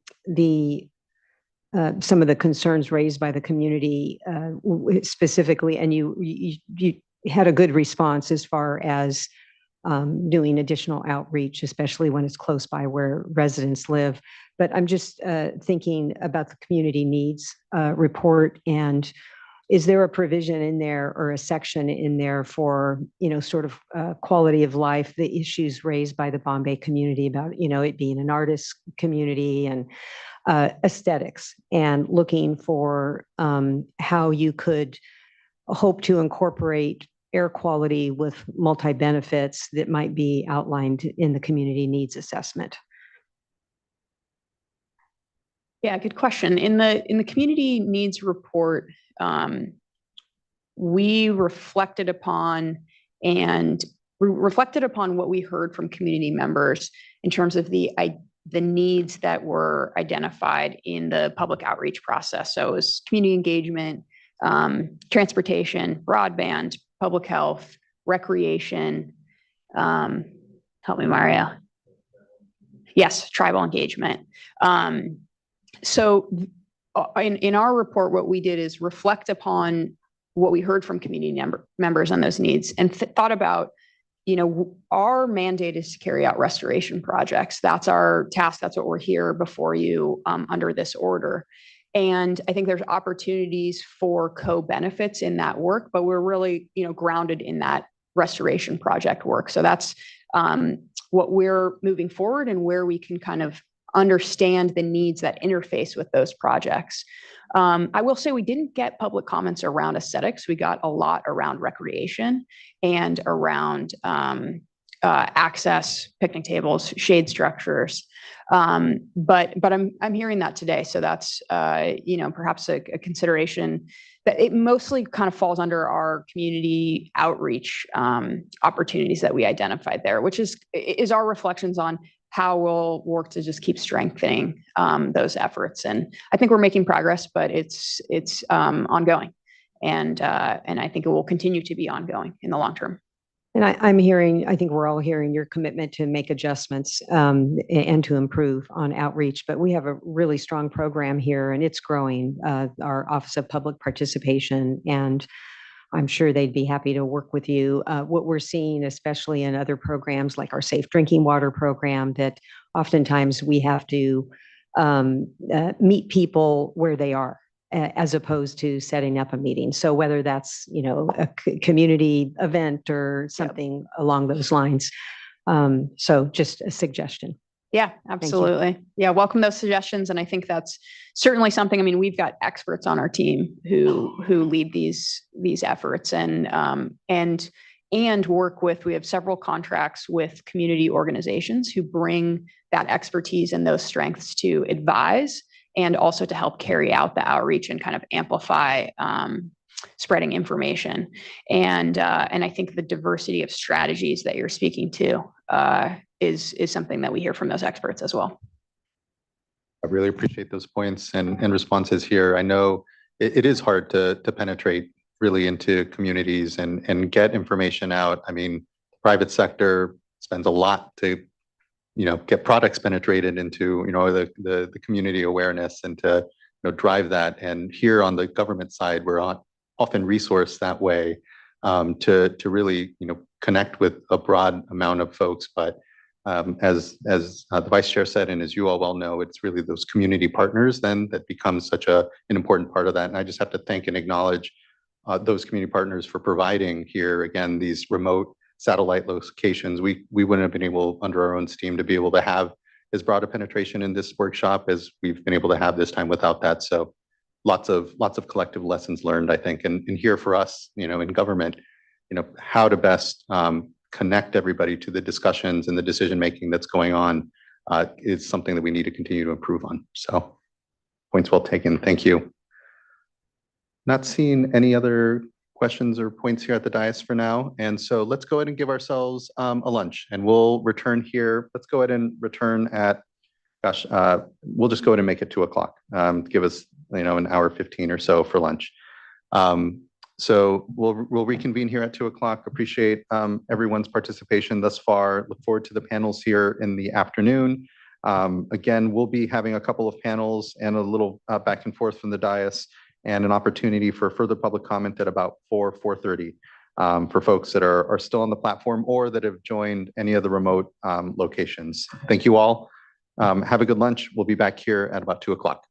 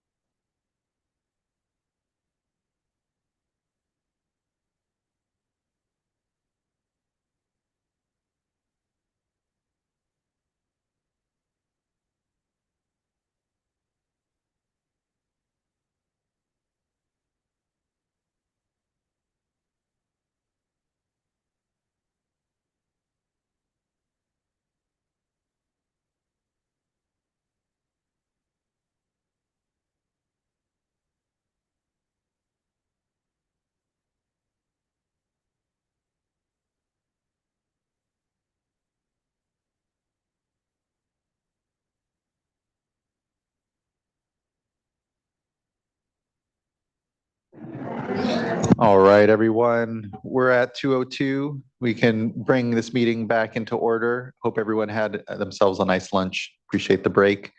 As we come back here, our first panel will be, we'll have a series of 2 panels before we get back to additional comment.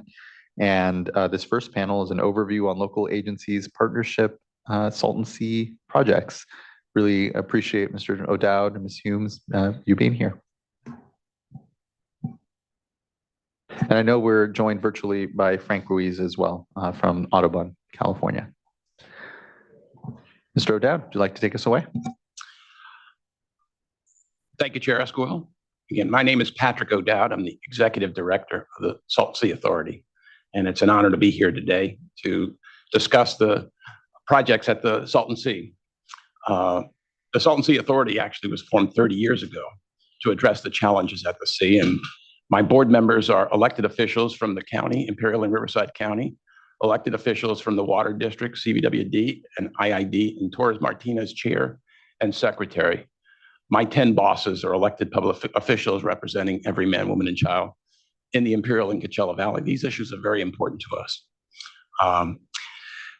The Salton Sea, as you know, the Salton Sea was formed by the infilling of the sea in 1905. And since then, in the early years, it saw a number of different productive uses.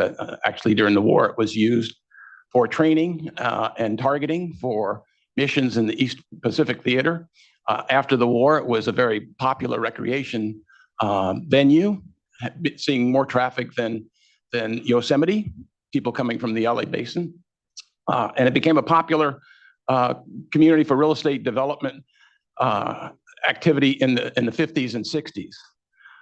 But when the sea was formed in 1907, in 1924, Calvin Coolidge actually designated the sea as an agricultural sump, knowing that the agricultural development in the Imperial and Coachella Valleys would cause changes to the sea over time. Knowing that the development that took place continued until the 70s when the sea, I have some slides. I should have been, if you could rotate. Okay, that's the first slide. If you go to the second slide, it gets a little more grim from there. In the 70s, 80s, the sea started flooding the communities around the sea. The fish started dying, and the property values and the desirabilities of the communities declined over time. So that over the period of time, the communities around the sea became some of the most disadvantaged and underserved communities at the sea. That situation persisted for decades, and it took, frankly, the QSA and commitments made on the QSA, and ultimately a order from this board to drive change to take place at and around the sea. Next slide, please. As a result of your action, the state has been suing, let's just say in improving fashion, the implementation of the 10-year plan, and in December 2022 delivered its long-range plan draft. That plan, however, simply addressed ecosystem restoration, or what we refer to as the shoreline in projects. It provided no guidance on the impact communities around the sea or the shoreline out, an area that has been a keen focus of the authority and its member agencies. If you go to the next slide. One of the projects that we've been working on is the Desert Shores Channel Restoration Project. That project is part of a 240 residential lot community that was developed in 1959. At that time, it was very popular, a lot of interest in it. But when the flooding started happening, the community went into a state of decline. In 2014, the sea dried out completely, and the members of the community began a process to try and figure out what to do. It's actually ground zero. If you look at the picture on the right, it's actually ground zero for the urban impacts, the municipal impacts of the changes taking place at the sea. The ecosystem restoration is very important. It's very large scale, gets a lot of attention. These community-centric projects are not nearly the scale as the ecosystem restoration, but they're also very important to the people at and around the sea and the people in the region. So early on in 2014, the community themselves actually started putting together resources and ideas as to how to fix their own problem. But as you might imagine, this is a very complicated, far more complicated undertaking than a community association can take on themselves. Imperial County came alongside the work, Supervisor Kelly in particular, to lend assistance. The state, the CNRA, DWR came on and provided some technical guidance. And a couple of years ago, the Salton Sea Authority, at the request of Supervisor Kelly, got engaged, and we worked with the Bureau of Reclamation and identified some funding to start really working on this project in earnest. We secured $1.25 million to advance the work at the project. And over the last couple of years, we've been working on understanding the hydrology of the site, the geotechnical aspects of the site, water resources, and how to get the project done in an environment where you've got 240 different landowners and how you get that done. One of the things that we learned, fortunately, at this particular site is there's a lot of clay around this particular property. The fingers, as we call them, they are existing. So we don't have to dig anything. We don't have to build anything. We just need to, as the community likes to say, we need to build a berm, drill a well, and fill the lake. And it sounds simple, but it's a whole lot more complicated than that. But we've been working with a lake expert to try and identify a strategy for ensuring that the water will be withheld in the lake now that the sea is about 13 feet lower than it was at its apex. And we're getting a better understanding of that. So let's go to the next project. The next project is the North Lake Pilot Demonstration Project, which was funded under Prop 68 back in 2018. Prop 68 provided $230 million, 200 of which, as Assistant Secretary Arthur pointed out, was used for the SCH project. $10 million of that was allocated for the New River project, and 20 million, actually 19.25 went to this project. In 2019, we undertook an effort to develop a plan for the north end of the lake, working with CNRA, DWR, Riverside County, CVWD. And as you can see in the exhibit on the right, we came up with a range of projects that might be developed around the sea. With the resources that were available, we then identified 4 separate locations for a North Lake project and ultimately settled on a project situated immediately adjacent to and in front of the North Lake Yacht Club in the community of North Lake. We felt that by reestablishing a water presence at that location, it would reestablish a relationship with the community to the sea. In 2021, we issued an RFP for design services in December of 2021. And in July of 2022, we signed an agreement with DUDEC to do the preliminary design work for this project. Through that effort, we actually had some challenges in actually securing the site to do testing for it. We approached the federal agency responsible for permitting, and they told us it would take 2 years to get the permit. But fortunately, because of our relationship with the commitments agreement with the state, with the commissioner, we were able to vastly accelerate that project and got the permits in a timely basis. Well, not unfortunately, but as a result of that effort, if you go to the next slide, what we learned is that we've got some real complicated conditions on the site. The soils are not very structurally sound. They're very permeable. We're immediately adjacent to the San Andreas Fault. And there's just a lot of things that would really affect the design criteria for the project. Based on that information, and frankly, inflation itself, because this was originally funded in 2018, we're estimating that the project could cost 3 to 5 times more or more than the original budget. So we've been working with the state and working with the county to envision what this project might be and what resources might be available to develop the right project for this site. This is only the first phase of an array of projects that would be developed on the north end, and how it fits into that array will be informed by this work and conversations with the community. So this is a North Lake pilot demonstration project for a reason. We knew that when we came into this project, there were going to be a lot of things that we did not know, a lot of things that would inform future projects, a lot of work that the state is doing around the lake. And so hopefully as a result of this investment, we can get this project done and subsequent projects done. We're very confident that there is a project to be built here that'll be something of a North Star, much like the Desert Shores project for the community of Desert Shores, or this community that will lead to projects in the future. And I would go to the next slide. So the Salton Sea Authority has three priorities: health, habitat, and opportunity. Human health and safety is our highest priority. We believe that no child should go to bed and no parent should go to work in the morning worry about whether the air they breathe or the water they drink is going to make them sick. Habitat restoration and preservation is also a high priority. Having been the part of the Pacific Flyway for nearly 100 years, preserving, protecting, reestablishing that habitat value based on the resources that are available in a feasible way, much like we're doing with the core feasibility study, is important. But also opportunities are important, because no community around the sea is going to be sustainable without jobs, housing, infrastructure, the things that make communities livable.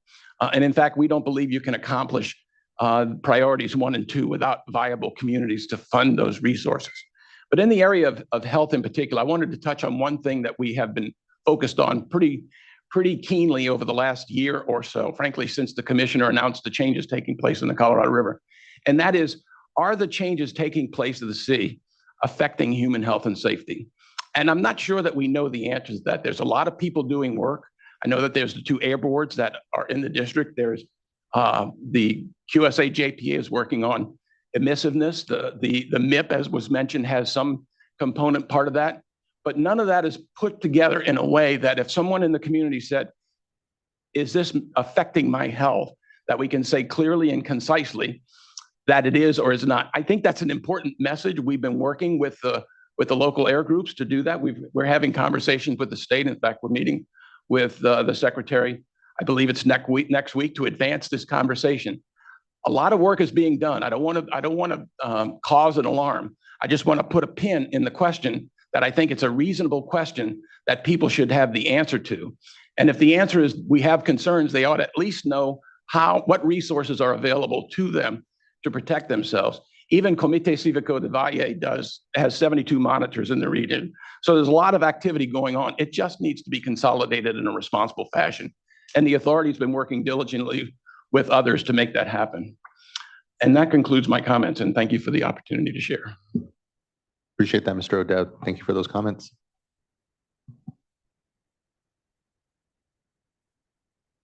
Wait till my presentation comes up. Good afternoon, board. My name is Jessica Humes. I'm the environmental project manager at the Imperial Irrigation District. A little bit of background about myself. I am originally from the Imperial Valley, so I did grow up there. Came home after college. I'm currently raising a family. And my first memory of the Salton Sea was as a small child. I went there. I found pumice at the sea, sparked my interest in science, and now I'm fortunate enough to come home and work on this very important project. Today, I'll be giving a brief presentation about IID's QSA environmental mitigation programs and projects that we have implemented since 2003. Next slide. As part of the quantification settlement agreement, IID completed a final environmental impact report and environmental impact statement with the Bureau of Reclamation. As part of our environmental compliance, we completed a draft habitat conservation plan and were issued an incidental take permit and biological opinion. Part of that also included the funding coming from a QSA Joint Powers Authority, which has partner agency San Diego County Water Authority as the administrative agency, Coachella Valley Water District as the lead counsel, IID as the implementing agency, and California Department of Fish and Wildlife as the chair. The JPA collects, holds, and invests and reimburses environmental mitigation costs incurred by the implementing agency to address distinct impacts related to the water transfers. The JPA funds environmental mitigation up to $133 million in 2003 dollars, and the 3 water agencies have paid $30 million in 2003 dollars to CDFW as part of the Salton Sea Restoration Fund. Both funding pots cap the 3 water agencies' financial obligations and liabilities for environmental mitigation and restoration as part of the QSA. The state has a responsibility under the QSA legislation to fund mitigation costs that exceed the $133 million and responsibility to address the larger issue of restoration at the Salton Sea. For the first 15 years of the QSA, mitigation water was delivered to the Salton Sea through an annual fallowing program implemented within Imperial Valley and funded by the QSA. Next slide. Just to go over a couple of our other environmental mitigation measures that are required through the draft habitat conservation plan and our permits. Some of these include a burrowing owl conservation program that identifies and marks all burrowing owl burrows along IID canals and drains prior to operation and maintenance activities and construction projects. IID also trains all of our water department staff on burrowing owls and how to properly work around their habitats. We have a desert pupfish conservation program that includes the creation of a desert pupfish refugium and is located at IID's grass carp grow out facility. We've also conducted selenium impacts on desert pupfish and conduct annual distribution and abundance surveys within IID direct-to-sea drains.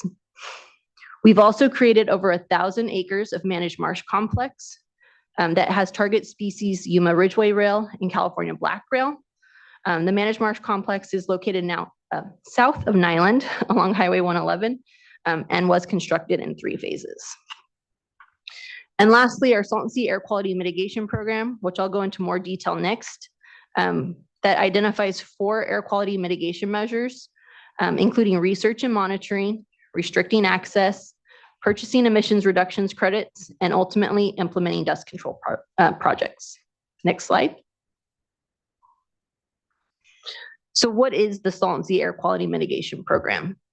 As part of our mitigation measures, IID began monitoring dust around the Salton Sea in 2010 by installing 6 air quality monitors around the shoreline of the Salton Sea. In 2016, a comprehensive science-based adaptive management program was developed to proactively detect, locate, and assess dust mitigation and from exposed playa. The program is composed of 3 main pillars: an annual emissions estimate, planning and design, and implementation and monitoring. Next slide. Each year, IID develops an annual emissions estimate for the Salton Sea.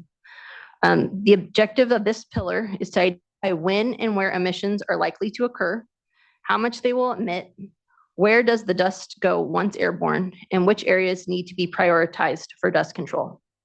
To calculate an annual emissions, IID, along with our team of air quality experts, map playa exposure compared back to 2003. We characterize the surface conditions around the sea and model wind conditions to estimate emissions. Next slide. As part of the emissions estimate, sorry, I'll pause for a second there. Do you want to go to the next slide? Go. Thank you. As part of the emissions estimate, a map is developed with exposed playa and identifies where annual PM10 emissions are likely to come from. At the end of 2023, just over 33,000 acres of playa have been exposed around the Salton Sea. Compared to 2022, this is an increase of over 2,700 acres of playa. Natural vegetation has established on its own on over 8,000 acres, specifically around the areas of the rivers and direct-to-sea drains. Areas in green on this map, which are somewhat hard to see, show low potential for dust emissions, mostly due to native vegetation being established.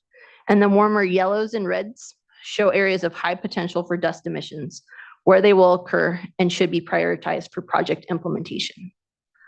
Next slide. We also estimate emissions from the adjacent desert to the west of the Salton Sea, since most of our prevailing winds come from the west. This is a large source of dust upwind from the sea. Right now, the playa emissions are small, and we would like to keep it that way.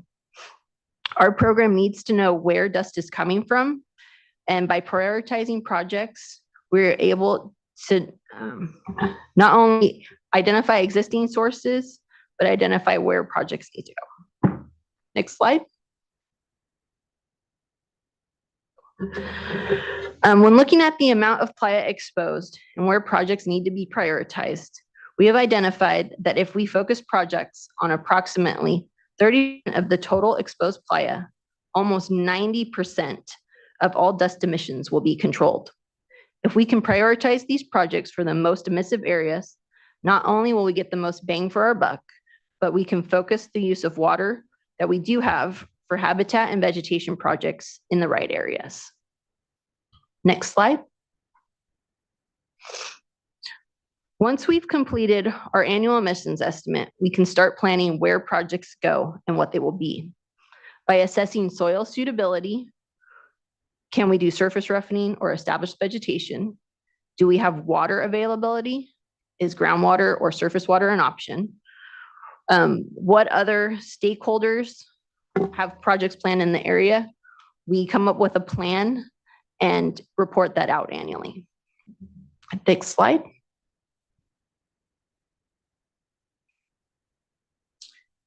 And next slide.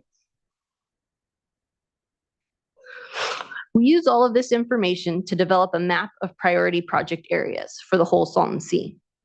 This map up on your screen includes projects not only by IID, but also the Salton Sea Management Program, Audubon with their wetland project, and other stakeholders as projects are being developed. At the end of 2023, collectively with our stakeholders, 8,779 acres of projects were implemented or in construction around the Salton Sea, with another 7,200 acres of project areas in various stages of planning. Next slide. After the annual proactive dust control plan comes out, we get to work. IID has implemented 2,641 acres of projects and have moved into the performance monitoring stage. Each project is monitored using remote sensing like LiDAR and UAV, a series of on-the-ground project sensors, and video footage. If a project starts degrading or changes are needed, our air quality experts identify recommendations for maintenance activities or changes to the project area. Next slide. And next slide. To highlight a few of our projects that we have implemented in the last few years, this is one of our projects at our clubhouse project in Salton City. We've installed 4 groundwater wells and plan for vegetation enhancement that started construction just this past week. We're hoping by the end of this fall and year that we'll have vegetation established or starting to get established. Next slide. This next project area is our Bombay Beach vegetation project. Construction is wrapping up on 3 groundwater wells, and IID plans to irrigate approximately 85 acres of native vegetation in this area. Next slide. And lastly, at our Alamo South and Poe Road project areas, surface roughening has been installed.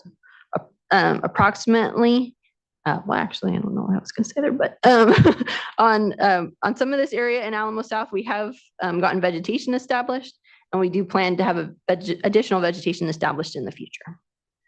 Next slide. And with that, I conclude my presentation. I would be happy to answer any questions. Thank you. I think we will have some questions here from the dais, but we'll go first to Mr. Ruiz, and then we can wrap with panel discussion. So thank you for that.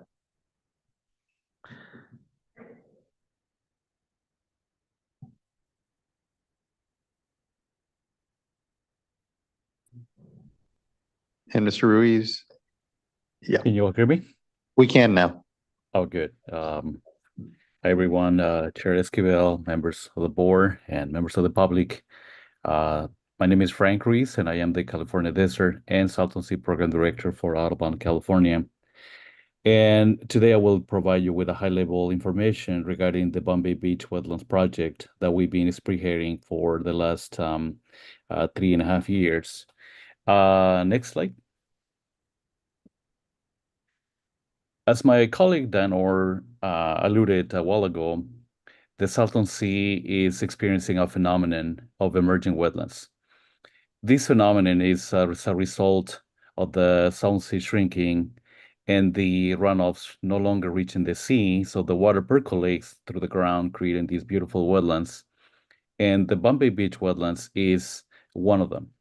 Even though it is not agricultural runoff, the sea has receded so much that now the water is no longer reaching the Salton Sea, and it spreads the water, creating more wetlands. However, the reason why we decided to jump on this is because unless we do it, the wetlands will be eroded. The invasion of the non-native tamarisk will ruin these wetlands, and we need to really act rather quickly. And next slide. This is the reason why Audubon decided to work in these wetlands. And just to give you a perspective of where these wetlands are located, they're about 1.5 miles south of the community of Palm Beach. And this is one of the reasons, another reason why we are prioritizing this, because of the proximities to the community of Bombay. Next. At the Salton Sea, it's really uncommon to see the Salton Sea receiving fresh water, or if we can consider fresh water.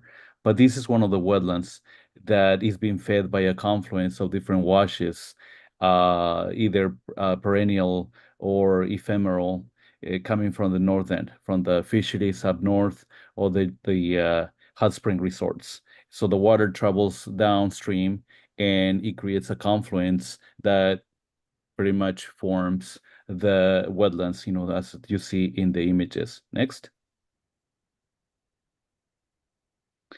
These are the objectives that we have, 4 main objectives for this wetland restoration. The number one is to stabilize the existing habitat.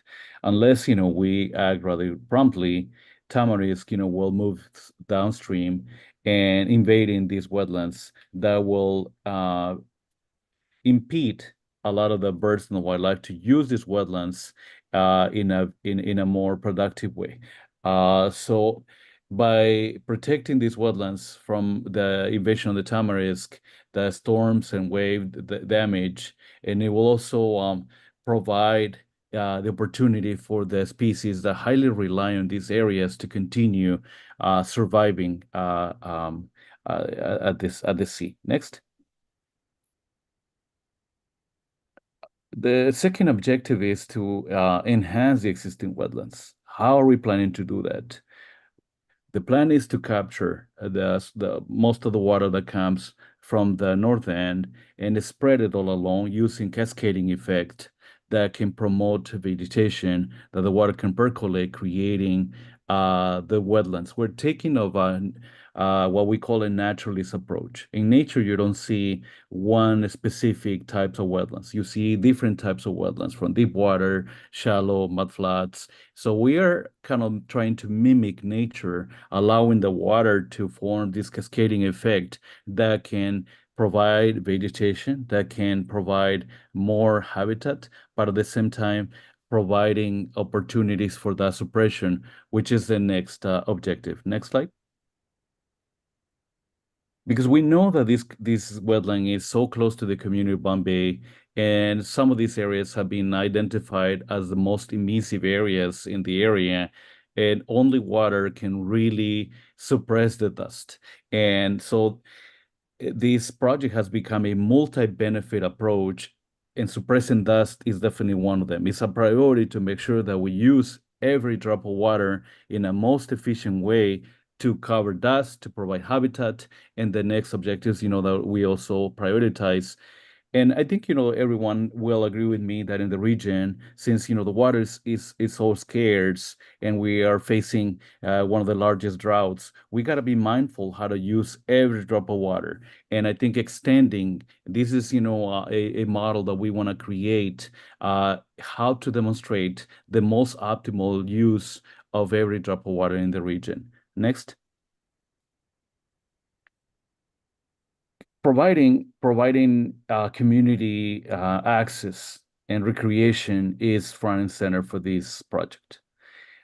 This is a great opportunity for us in collaboration with ID, the state, the USBR, parks, and many other different entities to provide public access to the outdoors. This aligns not just, with the objectives, that the state has for this region, but also 30 by 30 and allowing the communities, which many of them live in park-deprived communities, to have access to the outdoors. This is a great opportunity, and this is the reason why this has become front and center, for this project. In addition, we can also potentially provide education and research opportunity. How often we have a lake that is transitioning right before our own eyes, and with opportunities to understand so much of what is happening in that transition. And so that is one of the purposes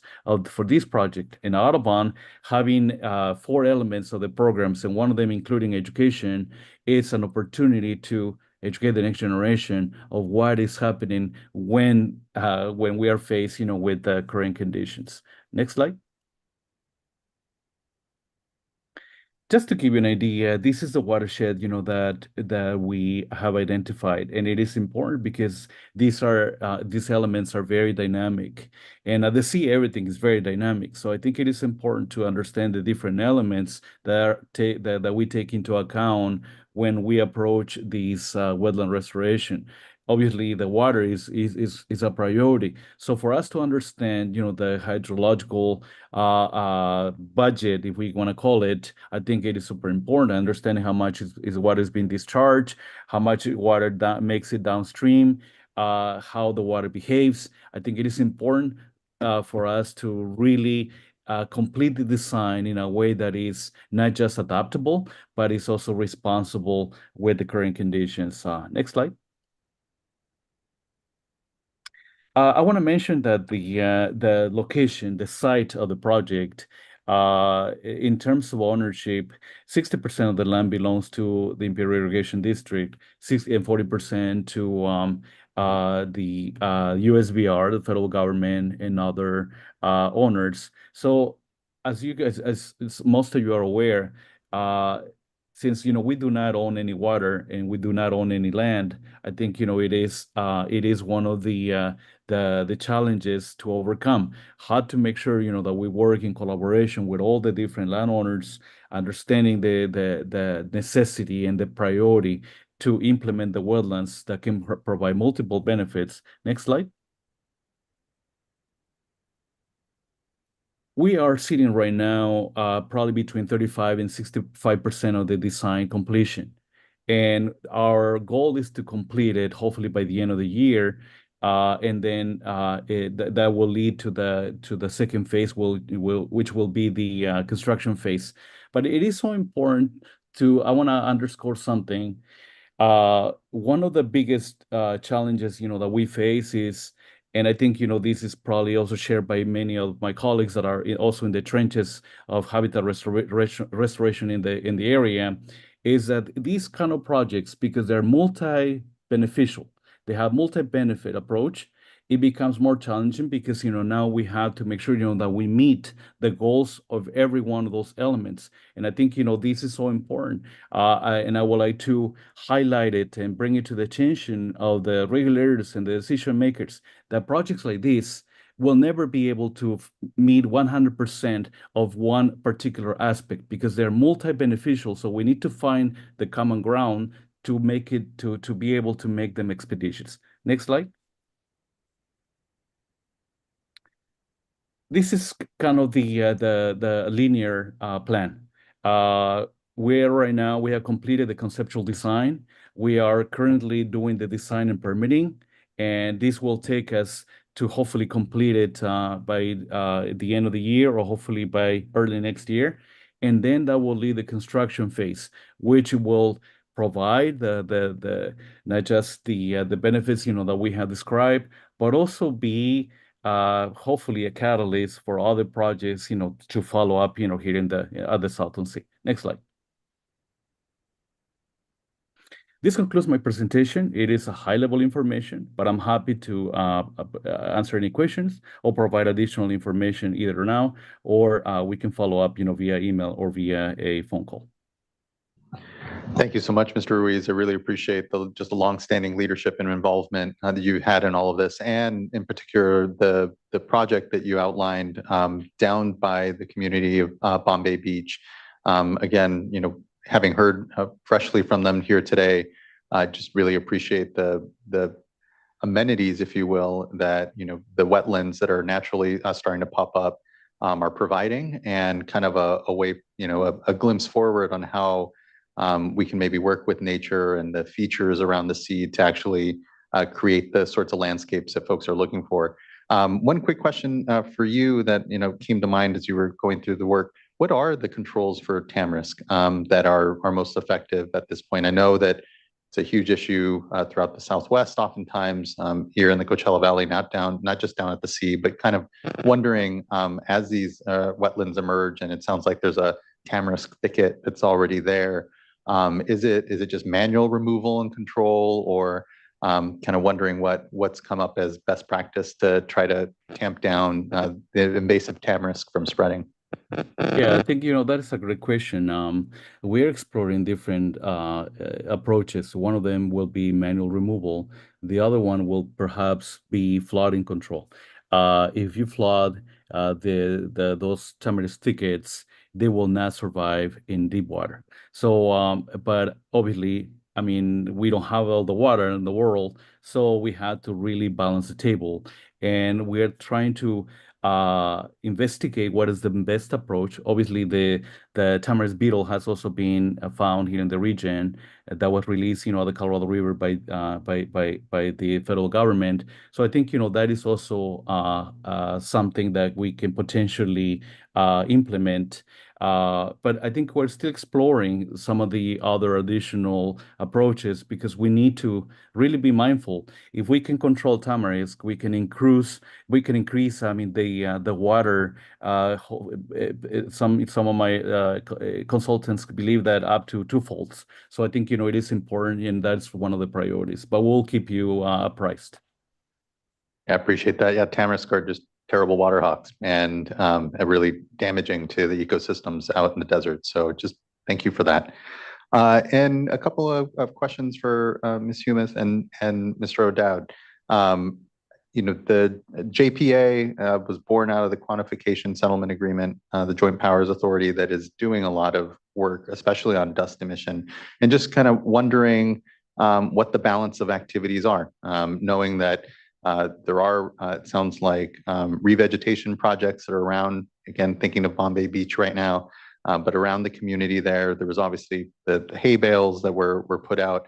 And just wondering kind of what that coordination across the Joint Powers Authority dollars and the Quantification Settlement Agreement kind of work that's there, and then obviously then the work that the state is involved with the Salton Sea Management Program. Just kind of wondering, yeah, again, the coordination across then those efforts and what account and ledger pays for what and how that's kind of parsed out.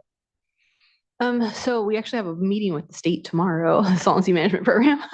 But we do share all of our data that we go through all these processes. We have annual reports that come out and we share all of that with them. We try to meet regularly with the state. At this point, we are taking the approach that, we've identified parcels that IID owns, that the state is working on easements or encroachment permits to get projects established. We've identified 3 areas that we'll be talking about tomorrow. So right now, if IID were to go and do something, they would be more mitigation. But if the state takes some of those project areas on, they may be more restoration projects, habitat oriented. So I think it's at this point just a coordination game of who does what where. But we are really trying to focus on identifying where projects should go. We're really good at surface roughening, so we'd like to keep working on those and saving the restoration projects for the state. So it's long been a question of my board members, and certain in particular, Supervisor Kelly has been keenly focused on accessing some of those resources for things like boat launches and things like that. It's his understanding that some of that should be fundable under the QSA JPA. So those conversations have long been going on and will continue because it's going to take every basket of funding resource possible, as we'll talk about later, to meet all of these goals in a timely fashion. I appreciate that. Yeah, it's definitely a matter of certainly maximizing every drop that the sea is able to receive, but also maximizing all those dollars. And so I appreciate that it is a discussion and balance, and that the Joint Powers Authority, the JPA, may be more focused on the mitigation aspects. Obviously, that's what it was created for, more the mitigation of impacts at the sea, less around the restoration, and can easily see where what might start off as mitigation in one place, then kind of tears up into restoration. And so just appreciate that there's definitely that back and forth. And I guess on the effectiveness of at least the dust control, whether it's the roughening, whether it's hay bales, whether it's vegetation establishment, is there a preferred, I guess, or more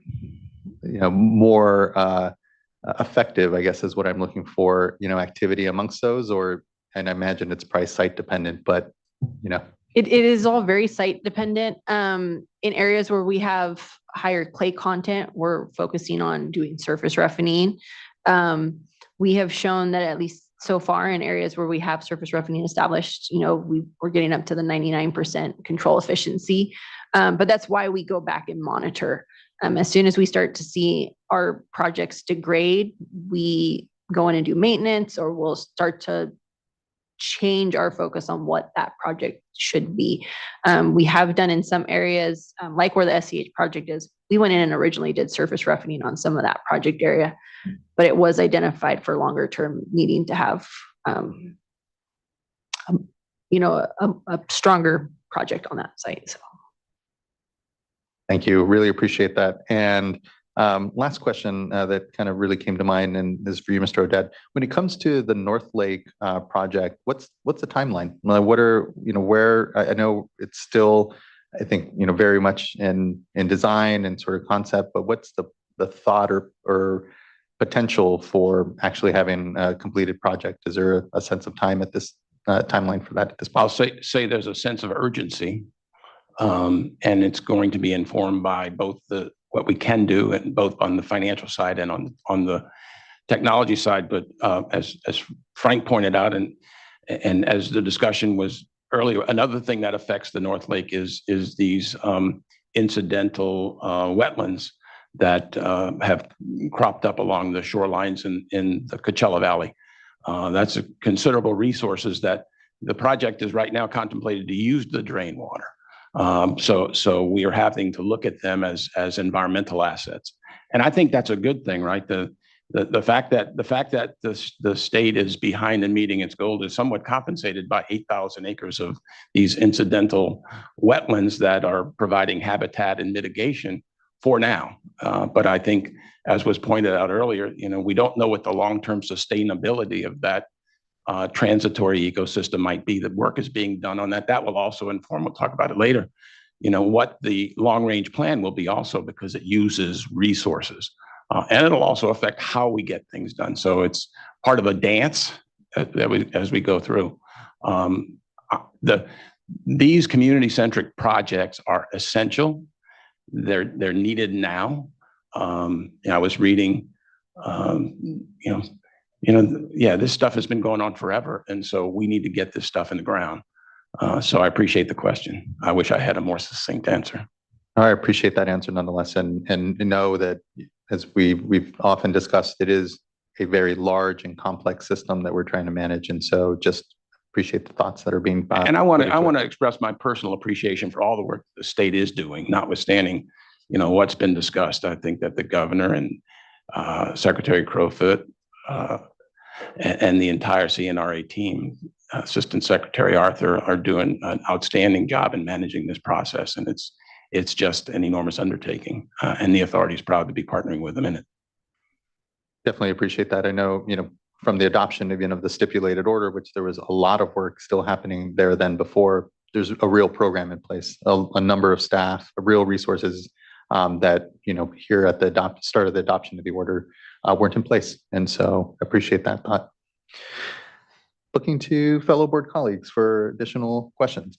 Board Member Firestone. Sure, thanks. And thanks for coming and talking about the work you all are doing. It's great to hear that how the different pieces are fitting together and coordinating and different projects you all are leading. I really had a question, and you brought up, Mr. O'Dowd, the boat access. And, I think we heard earlier that we are limited in terms of even just monitoring of ambient water quality on the sea because of lack of access to the northern half. We have now this boat ramp on the southern half, but nothing in that northern half. And given that IID owns some land, and I know this is a priority for the authority, do you all have any, are there discussions on opportunities to try to get some kind of even more interim boat access for things like monitoring and helping to inform project development and that kind of thing, even if we can't yet get sort of a long-term recreational boat launch? I will defer to the state, but co-labor with them in achieving that objective as expeditiously as possible. I will say that the North Lake pilot demonstration project preempted a boat launch that was funded and being constructed at the yacht club because it would have left it as a stranded asset. When that was done a couple years ago, we had identified an alternative site on Mecca Street, which would be a section line that extended straight on out. We offered that up. But its priorities is relatively limited funding, but I hear it. I think everybody hears the urgency and sensitivity of that issue, and I think it is important to figure it out. The Desert Shores project, part of the funding for that contemplates access. There was some discussion whether that's to the interior lake or to the sea proper. I know when it was originally discussed, it was contemplated to provide it to the sea proper, but nonetheless, it should not be an enormously expensive undertaking. It just needs to be prioritized and accomplished. But thanks for the question. And as part of the mitigation requirements that we will be implementing, we do have a public access and the campground relocation. But as part of that, what we have been working with are implementing agencies. So U.S. Fish and Wildlife Service, California Department of Fish and Wildlife. We have been deferring actual implementation until the sea stabilizes. Just we don't want to have to keep going back out and relocating a permanent structure. So but we are working on that. Thank you, Board Member. Vice Chair, did you? Okay. Board Member McGuire. Yes, thank you for the presentation. And I'm kind of teeing off your discussion of the delicate dance in weighing trade-offs with the emergent wetlands on the one hand. You have opportunities with the North Shore project and other restoration projects, and a finite and maybe diminishing amount of water resources. So maybe if you know the answer to this, can you refresh my memory? Do we have, and then I've heard also this morning about water recycling projects and other ideas that are out there that all could have some bearing on the watershed. So is there a water budget? Is there kind of a holistic budget for where all the water is going now, and how that water is being used, that we can see in one place, sort of that accounting currently, and then maybe project how that might evolve over time? I'm confident that the state has an understanding of how much water each one of its projects will require. But every project that it develops will use water, right? So the Audubon project will use some resources, and once that's consumed, there'll be a certain amount that'll flow through that, but it'll continuously decline.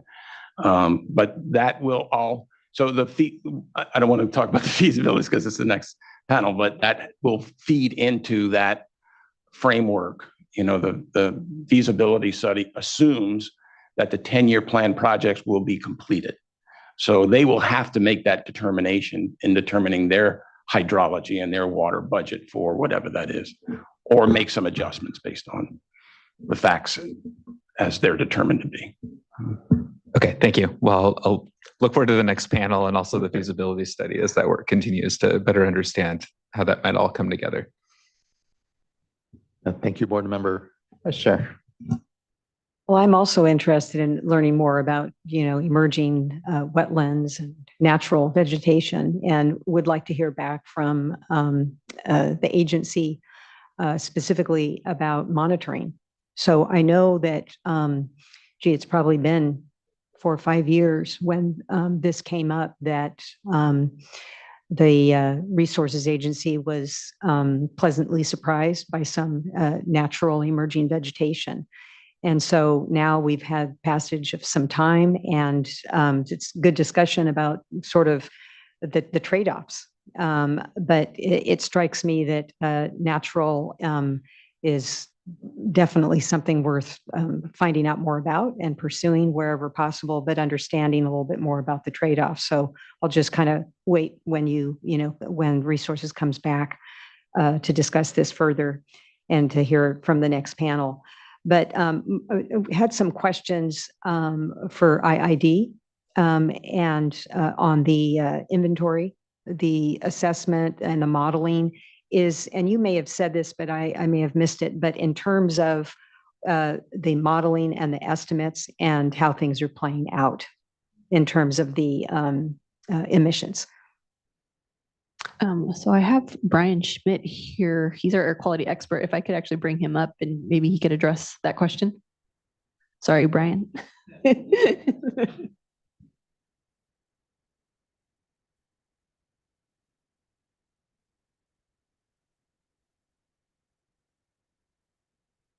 Thank you for joining us. Good afternoon. So as Jessica mentioned, we've been doing an emissions inventory for both the Salton Sea and the area west of the Salton Sea. So there's about 1 million acres of open natural desert west of the sea, which isn't a dust source, which makes it very difficult to understand what's coming from the desert versus what's coming from the newly exposed playa. So since 2016, we've been measuring, modeling, and trying to understand both sources. In terms of the magnitude of those sources, on a yearly basis, we get about 300 to 400 tons per year off the playa. Our goal, as Jessica said, is always to keep that as small as possible, but that's still a pretty small number when you compare it to the rest of the sources in the basin. Ultimately, as playa exposure accelerates and we get more area, we anticipate that number, if mitigation doesn't continue, to increase. But you compare that to, for instance, the desert, we get about 30,000 tons per year off the desert west of the sea. So again, we just provide that for context, but the whole goal of both, IID's program as well as the state's 10-year plan is to put those projects in the right places. What we found is that roughly 20% of the exposed playa causes roughly 80% of all emissions. So we really had to put those resources in the right area to be effective in, keeping the playa emissions mitigated. Okay, that's helpful. Thank you. But in terms of the specific question on modeling, it's playing out in terms of what you're actually seeing, your estimates. Do you mean, I guess, just to clarify, we're seeing that our playa emissions are staying fairly stable because of the projects that are going onto the playa, and the 7,500 acres of vegetation. In terms of verifying the numbers, there's certainly been a lot of work validating the emissions estimate. We went through a peer review process and kind of opened up the hood to 4 different experts to make sure that the data coming and the results coming out of that process can be used with confidence. So hopefully that answers your question. Yes, thank you. And then there were some concerns earlier about health impacts with the hay bales. And so does your inventory, parse out different sources such as, playa versus hay bales? Yeah, no, not specifically. That's the first time I've heard that was today. Generally, what we find is that the bales, when placed on the ground, reduce sand motion and therefore emissions to the rate of 75 to 85, sometimes 90%. But this first I've heard that the hay itself is causing issues. But no, we don't parse those out. Could you? It's not really the In terms of size the source? fraction that we're looking at, right? So what we're looking at is PM10, which is roughly, 1/10 the size of a human hair diameter. This would be like a coarse fraction. It's certainly something that could be looked at, but it's not something that is currently in our protocols or there's any real method to look at right now. Okay.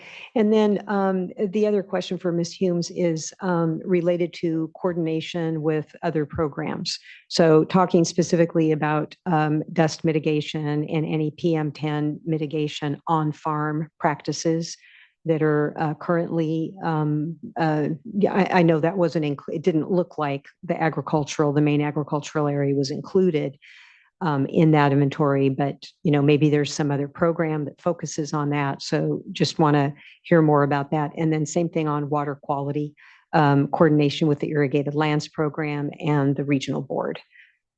In terms of the air quality, so there are rules, and Brian, help me. There are rules with the air district that all of the farm units have to follow. We are not modeling or monitoring that specifically. And in terms of water quality, IID does do some water quality, mostly like in the drains, in the rivers. And we are doing some monitoring at the Salton Sea itself. I don't know, Tina Shields is here. I don't know if she has anything about the irrigated lands. Punting here. I need a. You thought you could hide, Ms. Shields. So Tina Shields is our water manager. I'm sure she can answer that question. Good to see you. Thank you for being here. Thank you. So we don't do a lot of water quality monitoring. We have certain drain water quality monitoring requirements through the regional board. We do some selenium studies. We participate with our local ag participants in their irrigated lands, and we assist them to the extent we can from a coordination effort. But we don't specifically do monitoring unless it's related to a protocol or a pilot project that we have. We do some sampling for salinity and elevation at the Salton Sea. That's seeing its own challenges. Fig Tree John is our normal monitoring point for elevation, and it will not be available in the future because of the shoreline receding. So we're going to have to look at relocating that. I think we're in discussions with the state to move the monitoring station out to the end of the pier that they've created as a part of their Salton Sea Management Plan. And a lot of it's just on a variable basis. The ag flows are dependent on what's coming in, and we have no guarantee of the quality coming in. So it's always a challenge. And we're very involved on a Colorado River perspective of salinity control efforts and those type of upstream project support. But from a water quality standpoint, we're grateful to have the abundant supply and not as focused on the water quality issues. Thank you so much, Ms. Shields. Really appreciate it. And thank you, Vice Chair. Looking to see from fellow board colleagues if anything further sparked, any questions or comments? And seeing none at this point, thank you. Appreciate this panel. We'll move to our second panel and then go to public comments. I do note here that I believe Mr. Septon was wanting to make comments after this panel one. Again, we'll go back to further public comment after panel two. We'll go to other folks, and then Mr. Septon, we can go to you again on any comments you may have. So I'd like to invite up our second panel, which will be on the feasibility study.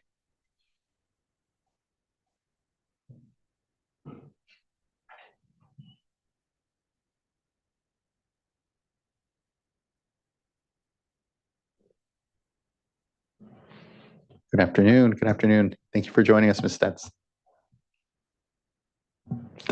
Apologies.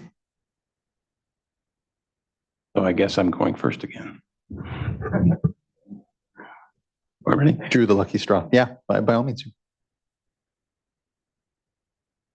Chair Esquivel, members of the board, Patrick O'Dowd, Salton Sea Authority again.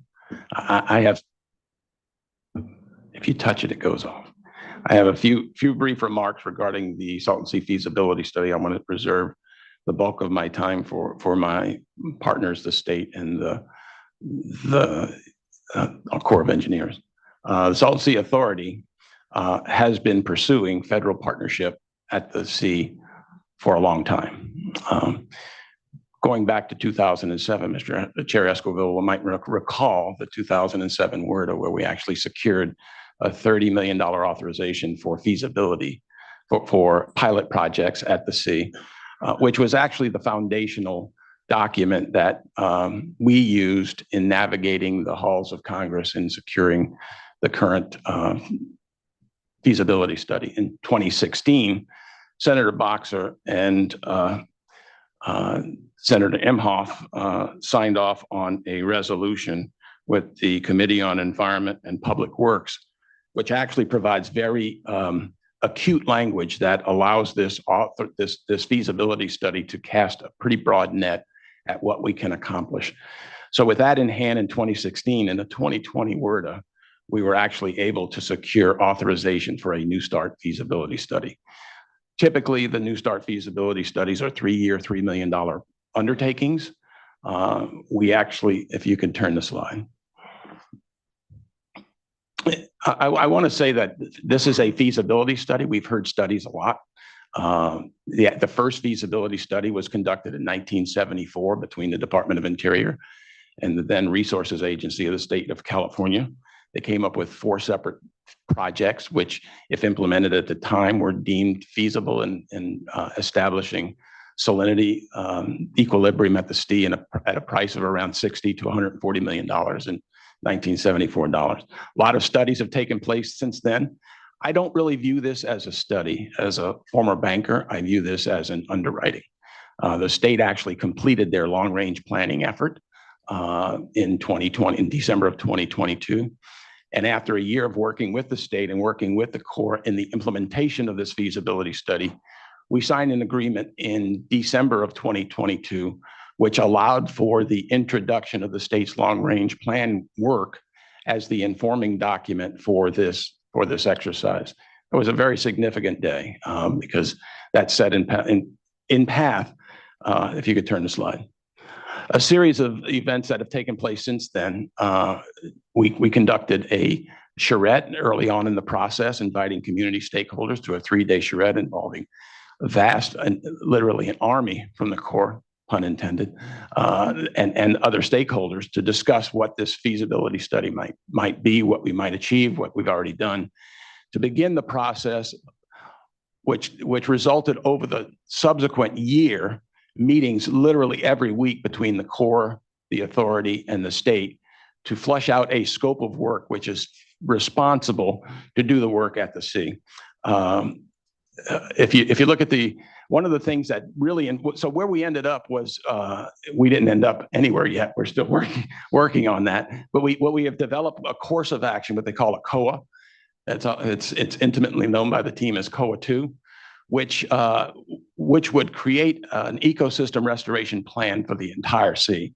When the Corps first came in, given the 3-year, $3 million limitations, they said, is there a component of this that we could look at, that we could underwrite, that we can get things started? But when we looked at the environmental justice impacts of doing a component in any one area, it was determined that doing one area would disadvantage the other areas. So at the end of the day, we came up with a COA that is comprehensive in scope, that is lengthy in time, and is far more expensive than the $3 million originally approved by Congress. So since then, we've been working, trying to get relief and authorization for what is called a mega study, which allows for a much broader scope. And so it's right now it's around an 8-year, $16 million study, but that's still being negotiated based on a number of different factors, because I think the Corps is really interested in seeing a WRDA application long before 8 years comes and goes. so we flushed that out. And then most recently we brought in a team from all over the country, core people, private sector people, water district people, to do a water workshop. We spent 2 days evaluating some of the things we were discussing earlier. How much water will be there? How do we determine? How do we assess that? That was a very important document, a very important process in informing the work of the study. If you could turn the page, or next slide. So right now we're working on what the final schedule will be. That'll be discussed later. When we will be involved in the WRDA process in the next budget. One of the things that still has to be worked out is addressing how federal dollars would be used on land that's not owned by the Corps. These are other federal agencies, so we have to work out, if you have other federal agency, who pays for the projects? How do you value the projects for project purposes? There's a lot of work that needs to be done now and into the future. Even as we implement the feasibility study over the next 3 to 6 years, we have to look beyond that, because once we get a chief's report, then we have to get federal funding for the projects that's approved by the study itself. If you go to the next slide. And this is really all of government undertaking, right? This project involves federal, state, local, and beyond that, it's going to involve every NGO, philanthropy to identify resources to address the problems at and around the sea. And it's probably a multi-generational undertaking, but we've got a pretty good start here. And that concludes my remarks. Thank you. Really appreciate that. Thank you, Patrick. Hello again. For those that may have missed it this morning, my name's Yvonne Wilhoff, and I'm the Acting Assistant Deputy Director for Salton Sea Restoration at the California Department of Water Resources. And I'm going to take us back to the long range plan. The reason why I'm part of this panel is because the long range plan is going to inform the feasibility study. So it's really good for us to circle back on where we left off last year in our workshop, figure out what's happened since then and what's happening right now as we're working on the feasibility study together. So the long range plan builds upon the work that is currently underway under the Salton Sea Management Program's 10-year plan. While our program is focused on planning and implementing projects under the 10-year plan, we're also simultaneously working on a long-term restoration plan for the Salton Sea. This plan builds upon the work of the 10-year plan. The Salton Sea Management Program prepared a long-range plan to comply with the Water Board stipulated order, and a condition of that order required the California Natural Resources Agency to release a long-term plan no later than December 31st, 2022, and that the plan must be consistent with the requirements of the order, as well as the Salton Sea Restoration Act, including statutory restoration objectives set forth by Fish and Game Code. The draft long-range plan was released on December 15th of 2022, and it was developed with support from tribal leadership, community-based groups, nonprofit organizations, local, state, and federal agencies, as well as other interested parties. The goal of the long-range plan is to evaluate long-term restoration concepts to protect or improve air quality, water quality, wildlife habitat, to prevent or reduce health and environmental consequences that are anticipated from the long-term recession of the Salton Sea shoreline. As I mentioned, the draft long-range plan was released in December of 2022, specifically December 15th, and that began our comment period. And then on March 1st of 2023, we convened a virtual community meeting during that comment period, and the comment period closed on March 17th of 2023. Our program received 173 comments on the long-range plan. And in order to meaningfully review those comments, consider them, prepare a response to comments, and update the plan as applicable, that took us a little bit of time. But what we have done since then is we've compiled all of those comments and translated them and released them at the same time as the final long-range plan on March 15th, 2024. And both, like I mentioned, it's available online in both English and Spanish. There were several changes that were incorporated into the final long-range plan as a result of the draft review and comments.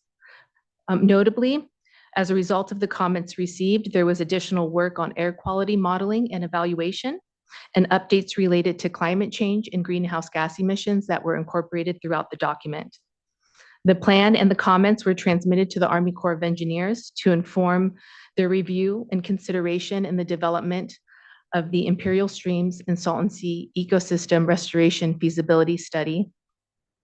And I would also like to point out the timing in which we conveyed those comments to the Army Corps. We didn't wait for the plan to be finalized.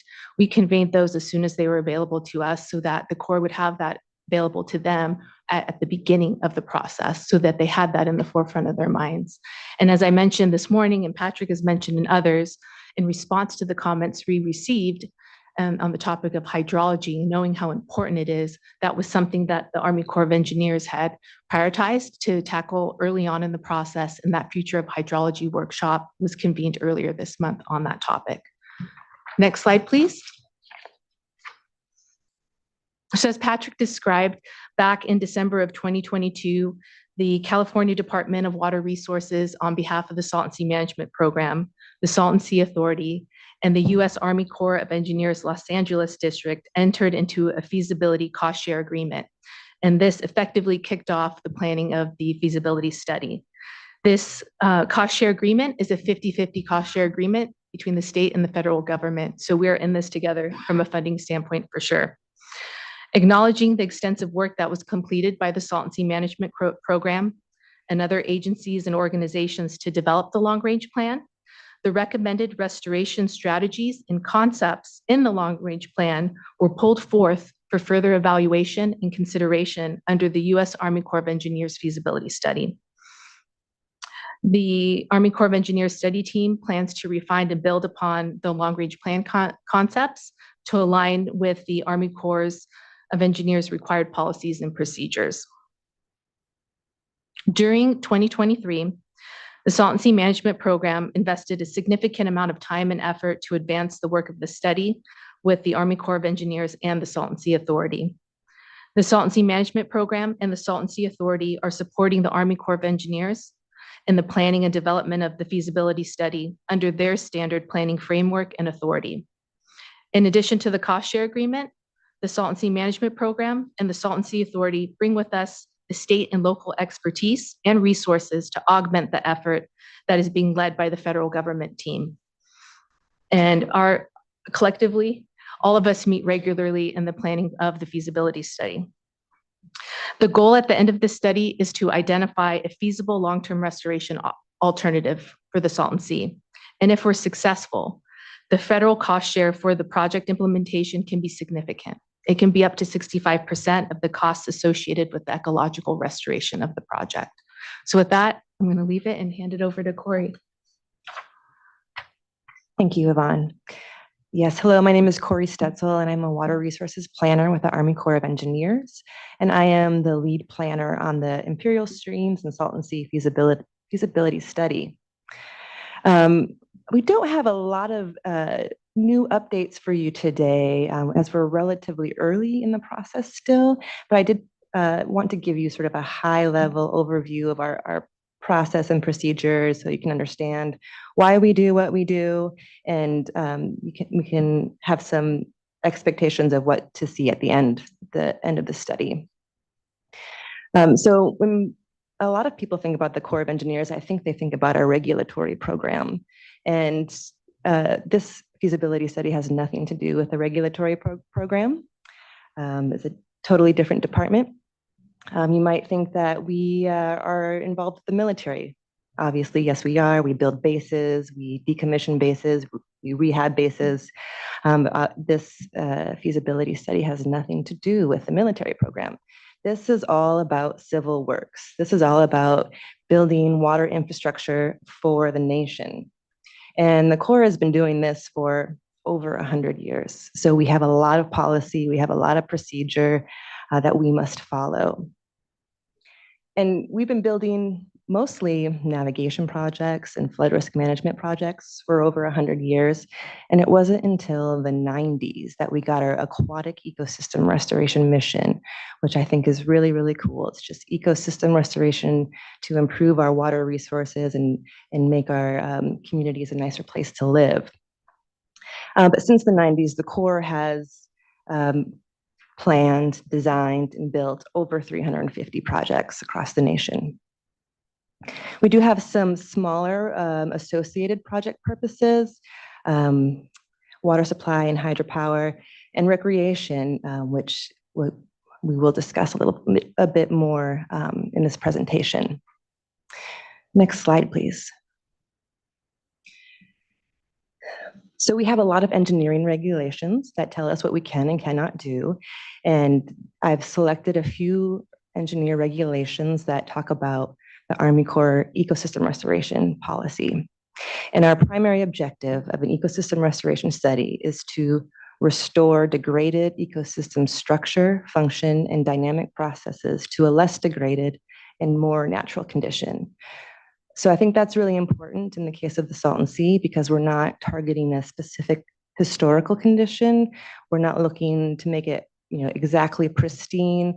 We're looking to make it less degraded and more natural to the extent that we can.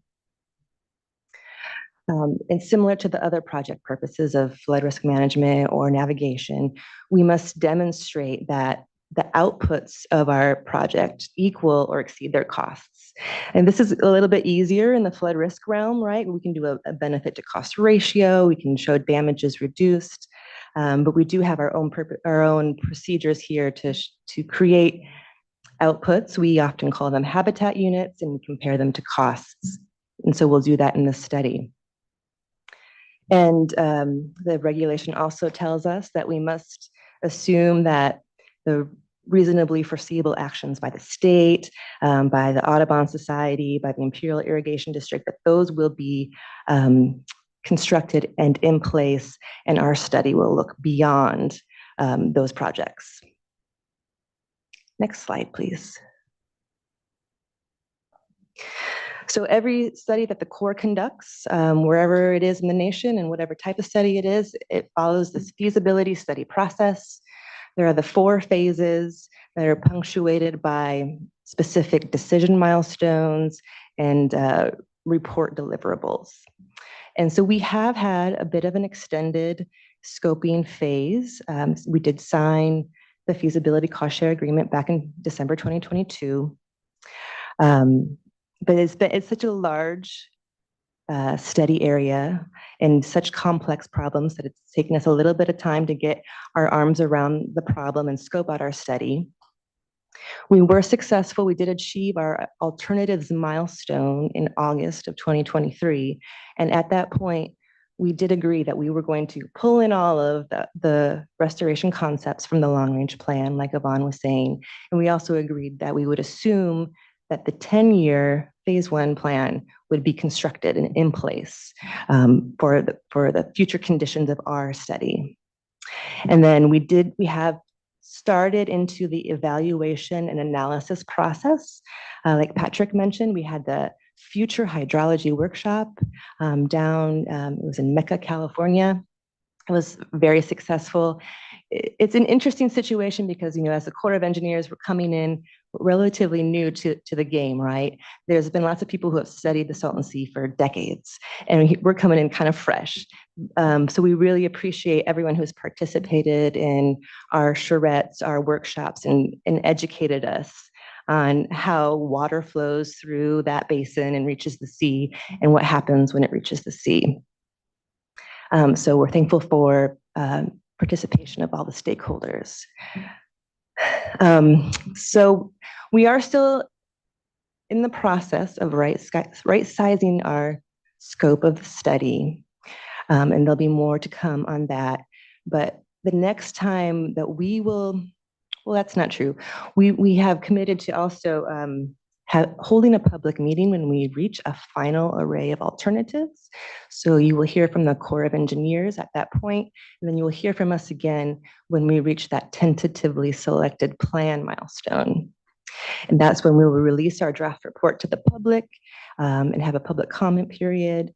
And we'll take that feedback, incorporate it as appropriate, and then move to the next milestone, which is the agency decision milestone. And that's where we have alignment all the way through division and headquarters in DC on our recommended plan.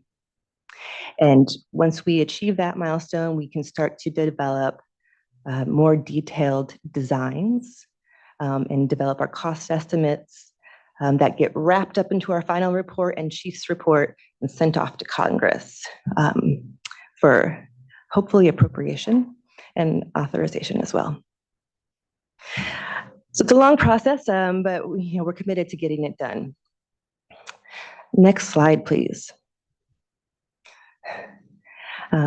So each study across the nation also has to follow our 6-step planning process, which you can see here. We call this the beehive of the 6-step planning process. It's an iterative process.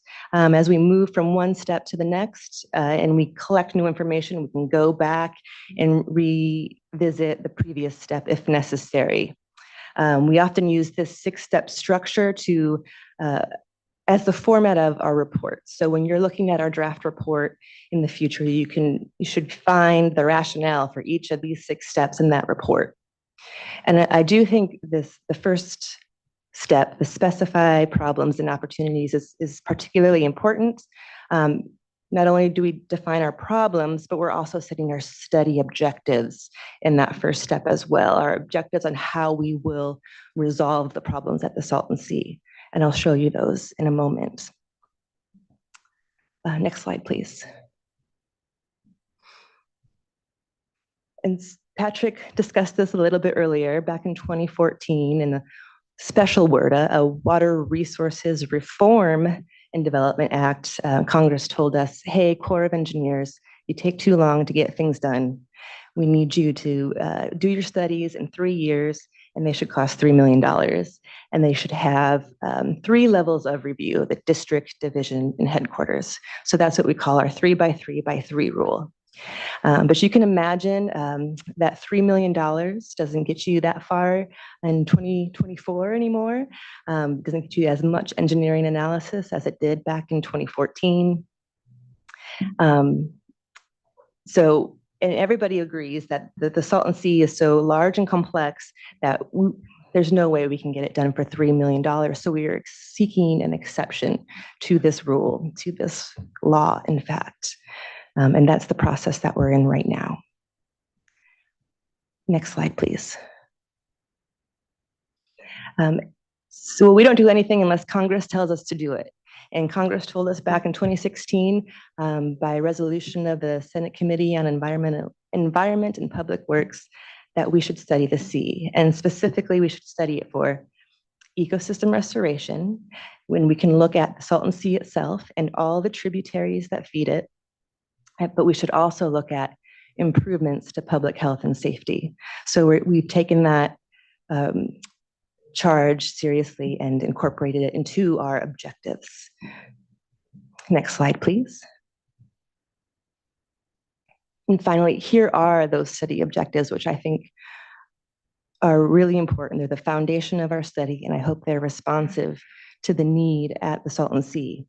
The first objective is the most aligned with our ecosystem restoration policy. It is to improve the quality, quantity, and complexity of the aquatic, wetland, and riparian habitat in the Salton Sea Basin.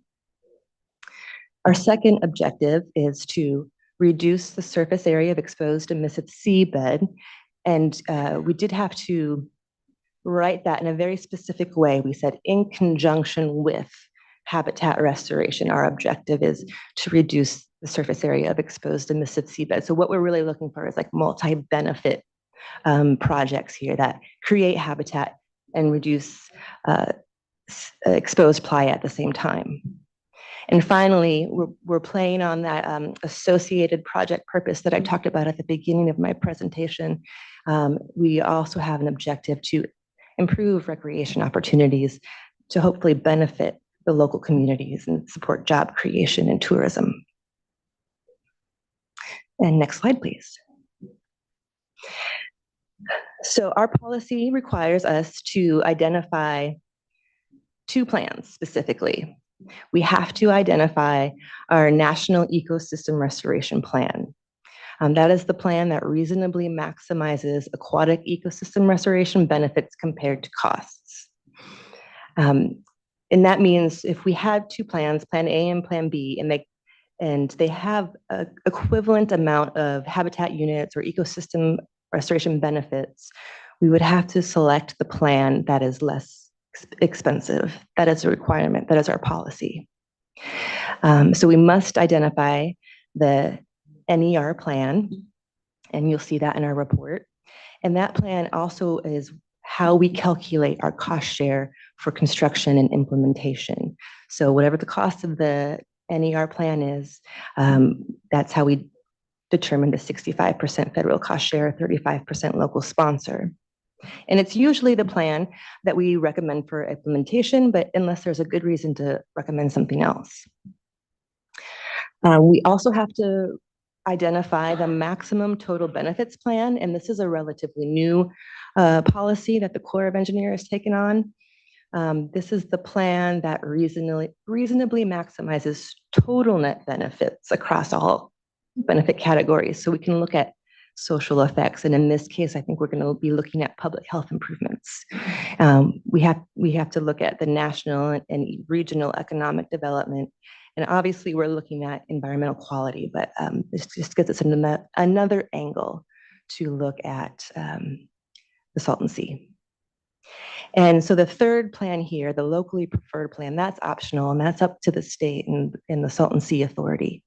If they say, hey, we think this plan is better than your NER plan for whatever reason, we can make that recommendation to Congress, but it must still be what we say economically justified, right? We must still demonstrate that the benefits outweigh the costs. And then even if we do go forward with a locally preferred plan, we still base that cost share on the NER plan. The increment of cost above the NER plan would be solely borne by the state or the Salton Sea Authority. And so that's a very high-level overview, and that's all I have for you today, I believe. And I'm happy to answer your questions. Really appreciate the panel and the information here, and especially the involvement here of the Army Corps of Engineers. I know it's been a long desire to really get the Army Corps part of the discussion, part of the projects here. Was fortunate to work for Senator Boxer in DC for about a decade, and starting as an intern in 2007. And so that 2007 authorization is known to me and some of the work, and know that, at that time, I know Army Corps sort of involvement was around potential pilot projects and being able to see those forward. This is far more of an involved presence in this case. And I can only hope, just continues to add to what is an incredible partnership across state, local, federal government that we have. So just thank you. I know we're at the front of a lot of the feasibility work, but it's a really important moment and can only help to carry us through a lot of this. So just thank you off the top for that. I believe Vice Chair has some questions. Thank you. Could we go back to that last slide, please? So just because we used to work for Congress, I had a lot of involvement with Corps of Engineers projects as well, and just am familiar with maybe the need to temper expectations, because sometimes it feels like the Corps is here to help, and then once you get involved in this process, it can be pretty challenging because of the specific requirements. But this program seems to have more flexibility than maybe on the flood control side, and so just want to hear a little bit more about that, and specifically on maximum total benefits, where that fits in with respect to the NER versus the locally preferred. Can it be utilized under either? They could be the same plan. I suppose you could say that one plan is the NER plan, the maximum total benefits plan, and the locally preferred plan. It just sort of depends how it shakes out, I suppose. This was a policy that was implemented by the previous Assistant Secretary of the Army, R.D. James, before he departed. I feel like I'm not answering your question very well. Well, so under the NER, it seems to be focused just on aquatic ecosystem restoration, but then with the maximum benefits, Is that incorporated into the analysis in the feasibility study where you're able to look at these multi-benefits, not necessarily restricted to the aquatic ecosystem? Yes, absolutely. And we can run economic models. We considered briefly building an air quality model, but that was rather expensive, and we're not going to do that. It doesn't seem like, but we can do it qualitatively, or we can do it quantitatively as appropriate and as funds allow. So we're still sort of sorting that out, exactly how we're going to do it, but we do want to measure, to the extent that we can, these other benefits. And then if you could talk a little bit about locally preferred, it still has to be economically justified. So, that incremental, the difference between the NER and locally preferred, that would be a state or local responsibility. But then can you talk a little bit about economic justification? Are there, challenges there on how that is determined? Because then in the end, there's a dollar amount associated with all of this. Yeah. It's tough because we do not monetize our ecological benefits. So lots of people hear economic justification and they assume that we're going to monetize our benefits. We don't. The tests that we have to do are a cost effectiveness test and an incremental cost analysis test.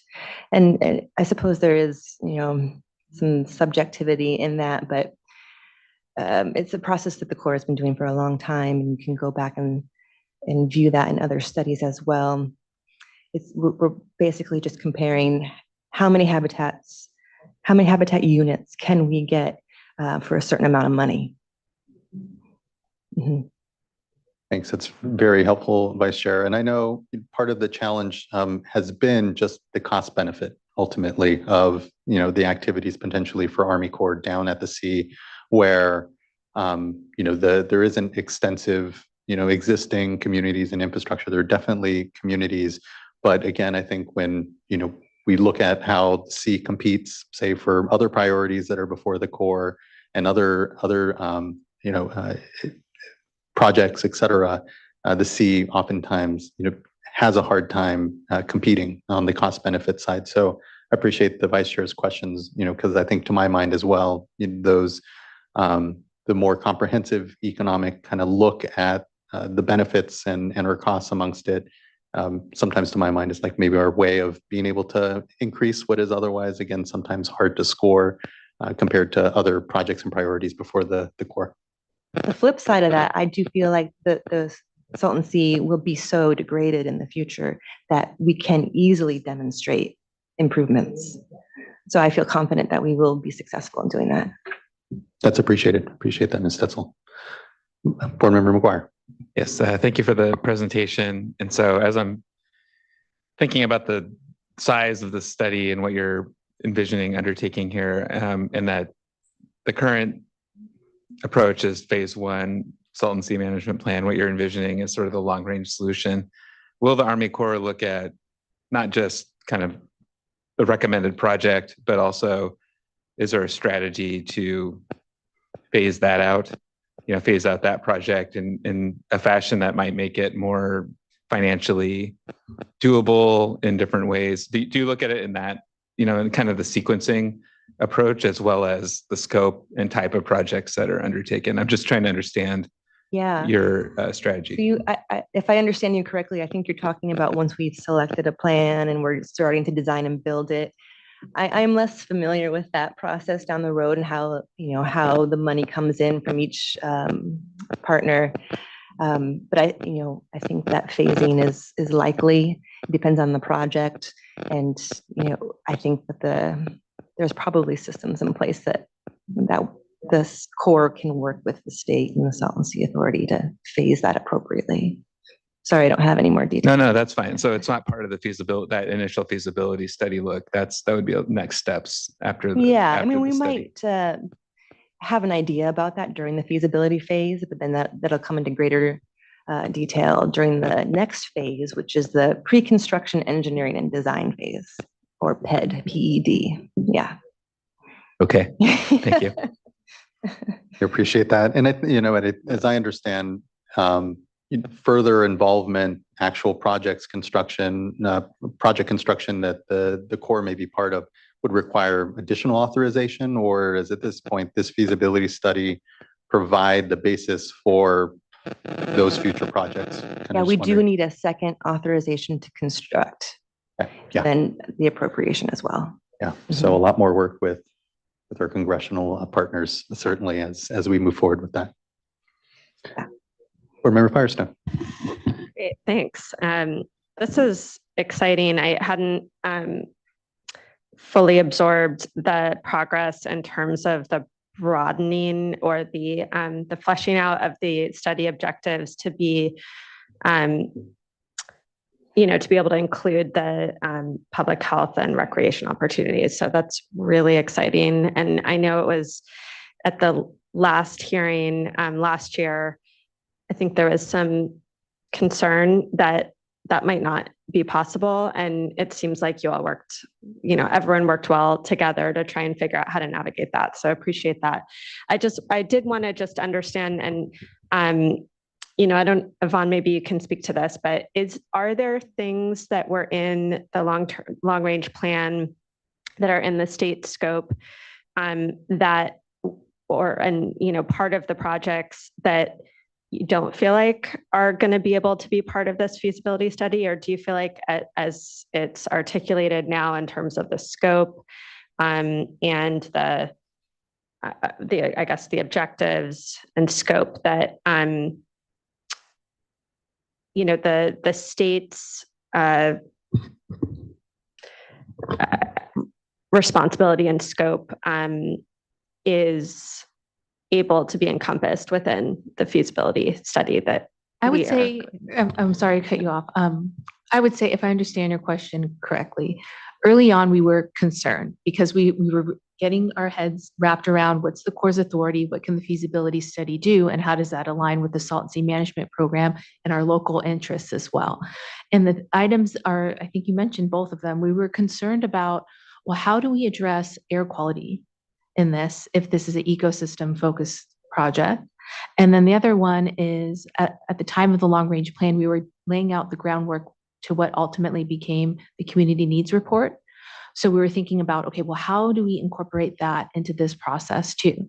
And then I think Corey mentioned some of the ways that we've been able to consider what's the Corps' authority, what are some of the pathways that we can do to broaden it, or actually work within the authority to capture some of those things. And then the locally preferred plan is another opportunity for us. So if we can justify it reasonably and it falls a little bit outside of what the court can cover, that gives us the opportunity where the state can make the decision if we want to cover the cost of that piece. It's great. Really great. Thank you, board member. Anything further from the dais? Looking at fellow board colleagues for this panel. Seeing none. If I could make one quick Please, comment. yes, Mr. Dowd. I think it's important to thank our delegation back in DC. And this was originally funded under the IIJA with $1.5 million, and also the Corps in the most recent work plan allocated another $3.83 million to this effort, which is the federal government's 50% share. So we're a long way down the road to fully funding this effort. So it's got a lot of momentum and it's very exciting. Definitely is. I appreciate that and share the thanks. I know, again, it's very much taking a village for all of us to be able to make progress down at the sea, given the scale and scope of the work, and just really appreciate the Army Corps and your efforts and being part of our discussion here. So just thank you. Okay, that wraps this panel then. And thank you again for participation. Let's go back to public commenters. And what I'll do here is try to get to folks that haven't yet made a comment. And then also it looks like we may have a commenter or two that would like to provide follow-up comment. We have time, and so we'll easily provide for that. What I'll do is actually here first, go back to the Bombay Beach viewing location. I believe we have Czar Tide that hasn't spoken yet, would like to hear from them. And then I will go to the Zoom platform at that point. And please, folks in Calipatria, if you have anyone else in the room that would like to speak and hasn't had an opportunity to do so, please just flag it on the spreadsheet, and I'll make sure and go to you. But we'll go to Tide first, and then I think there are a couple of folks on the platform that haven't spoken yet. And if so, please do raise your hand. And then I see a couple of additional folks that have raised their hands that have spoken. I will go to you there then afterwards. So let's go ahead and start with Tide.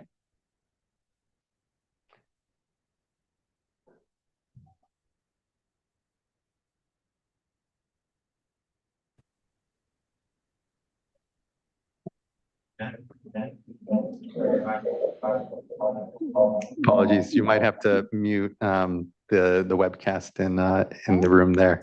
Okay. Okay. Yeah, we can see you. Thank you. Thank you for joining us. Thank you for having us. I'm Zar Tide. I'm a resident of Bombay Beach.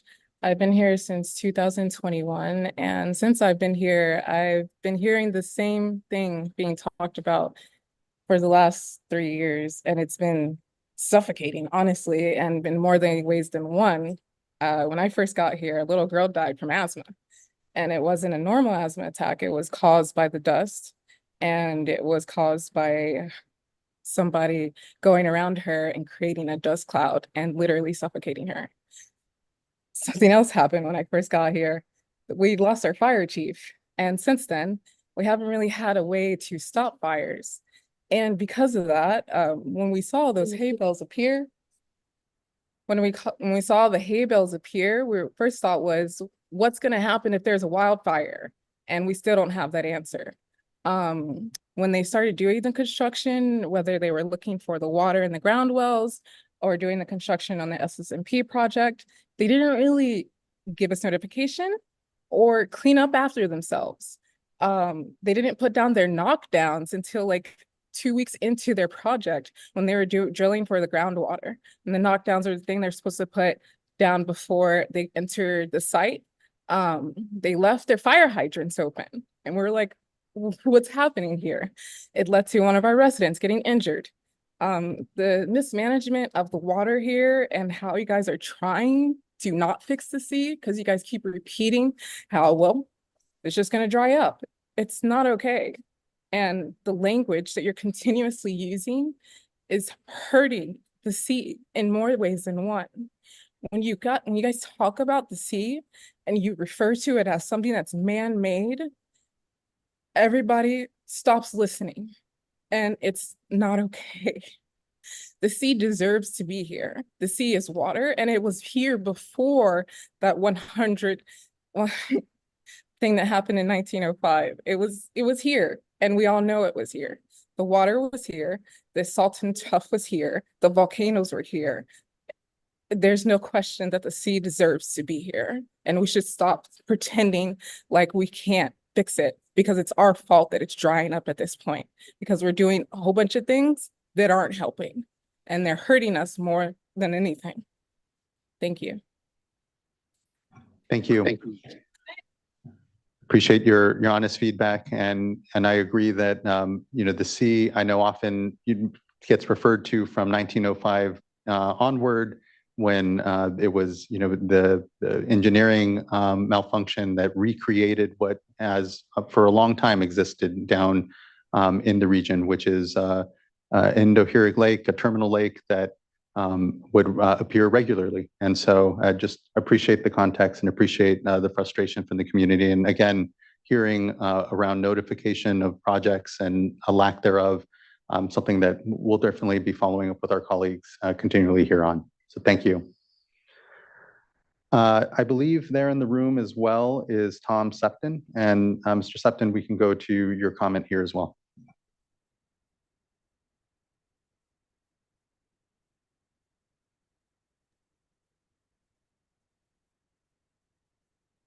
Thank you, much appreciated.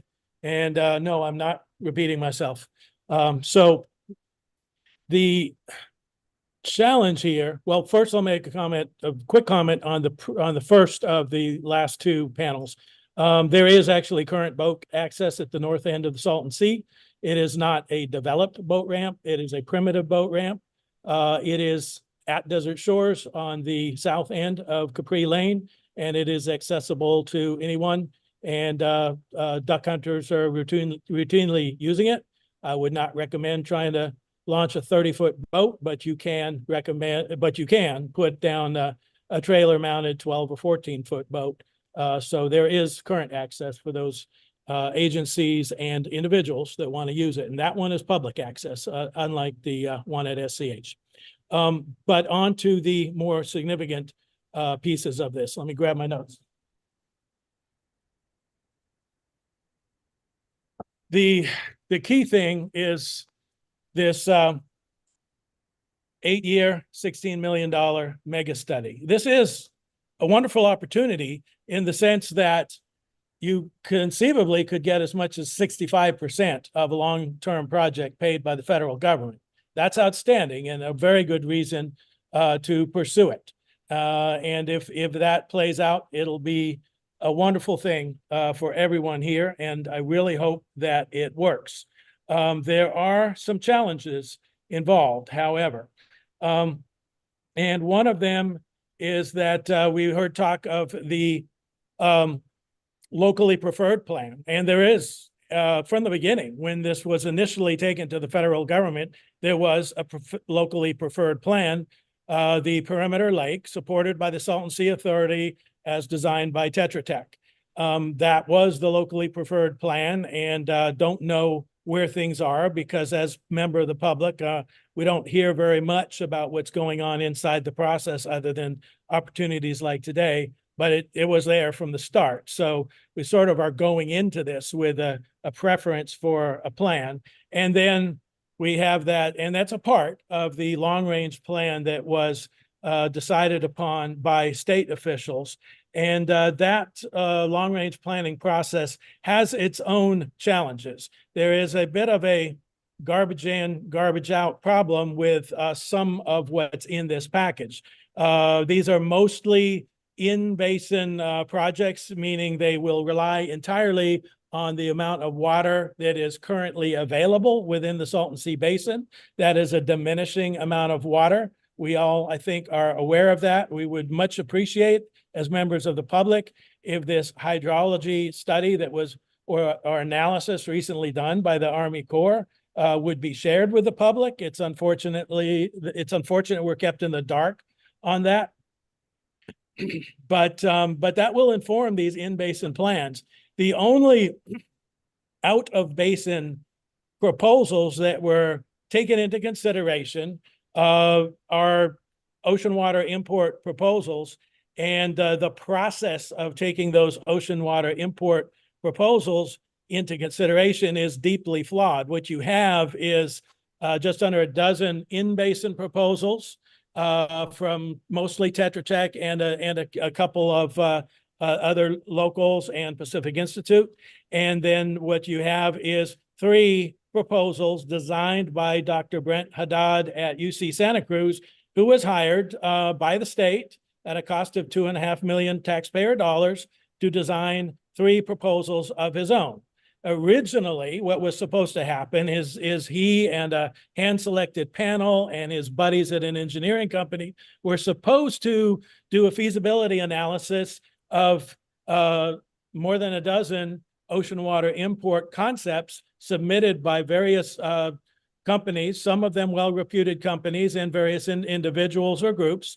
The Santa Cruz panel led by Dr. Haddad chose to eliminate a few because they were not ocean water import proposals. Fair enough.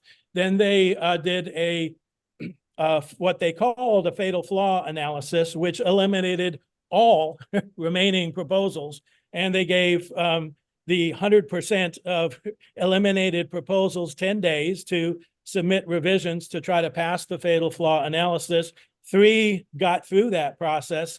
And what did they do? A feasibility analysis of the 3 that got through the fatal flaw rejection process? No, they did a feasibility study of 0 of the proposals. They instead created 3 proposals of their own, their preferred proposal being another in-basin proposal, not ocean water import at all, just exchanging water within the basin, and 2 other proposals, one that was a a major water import proposal and another that was a partial proposal.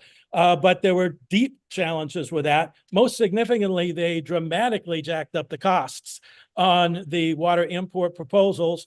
The one that is the middle range had a pipeline import cost that was very high, $12 billion for a pipeline that had previously been designed by the well-reputed Black & Veatch engineering company just a few years before for state of Arizona and in cooperation with Mexico. And that this Black & Veatch had a $1.2 billion cost for that same pipeline with higher capacity than what the UC Santa Cruz came up with. But UC Santa Cruz's proposal cost of the pipeline was 10 times higher, same route, lower capacity. How does that come out? Nobody knows, because the math is secret.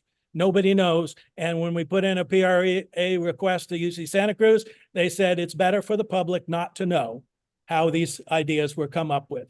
And additionally, they chose proposals that had major for ocean water import that had the worst possible ecological impacts in terms of ocean of bringing water from the Sea of Cortez and returning brine into the Sea of Cortez, which is a highly sensitive ecological area. And on the basis of their poor choices for how you bring in the water and put out the salt, they said it's not ecologically viable, while ignoring much better proposals from outside sources. And similarly, they designed a plan that had virtually no benefits to Mexico, and then used that to say, hey, there's no benefits to Mexico, so it's a bad idea. So what you've got is two ocean water import proposals crafted by Dr. Brent Haddad to fail because he wanted something that would compare negatively with his own personal invasive I'm sorry, proposal. Mr. Supton, I And will what you've interrupt got you. in terms of Mr. Supton, I apologize. The only concept that could actually sustain a long-term elevation at the Salton Sea by having enough water to sustain an elevation and manage salinity while you're doing it. Those proposals are essentially off the table because UC Santa Cruz decided to eliminate them for their own reasons. So what you've got left is not an actual long-range plan, but a collection of concepts, most prepared by Tetra Tech for the state, and pulling on various previous ideas and a couple of local ones. And then on top of that, when you look at cost benefit analysis and you have a concept of cost per habitat unit created, well, what if you have a project with revenue Mr. that Supton, goes I'm going along with to interrupt you. Can you hear the me, cost? Mr. Supton? What Tetra Tech chose to do is for any project that had revenue, they zeroed out the revenue and look only at cost. And if you're doing a analysis of cost per habitat unit, that's going to look much worse than the reality would. Imagine you had a factory that built habitat units for humans, you know, mobile homes or houses or whatever. And you chose that instead of selling those habitat for humans product, you're just going to dump them in the desert somewhere. And what is that going to look like in terms of cost per habitat unit if you don't sell it but dump it in the desert? It's going to look really bad. And that's exactly what Tetra Tech chose to do on any proposal that had a revenue stream, which makes their proposals look great and makes any competing option look terrible. And that adds up to a garbage in, garbage out for this 8-year, $16 million mega study. And that is a problem. And you've heard a couple people here from Bombay Beach talk about the concept of ocean water import. People here have been talking about it for decades, and people have been coming up with viable proposals, but at every turn, the state is finding an excuse to eliminate that from consideration. And some of us find that to be truly problematic. Thank you for listening. Much appreciate your time. Yeah, thank you, Mr. Supton. I just, I don't believe you can hear me at this point, but would just say that, going after UC professors or, trying to insinuate, folks that aren't here to defend themselves, it's not something I like to have at my board meetings, but appreciate your comments. the C2C concepts have been around for a while. I think they've been given fair shake in these processes, but I appreciate that folks still are feeling that there's still a viable project or pathway there, and I'm sure there'll still be further discussion around it.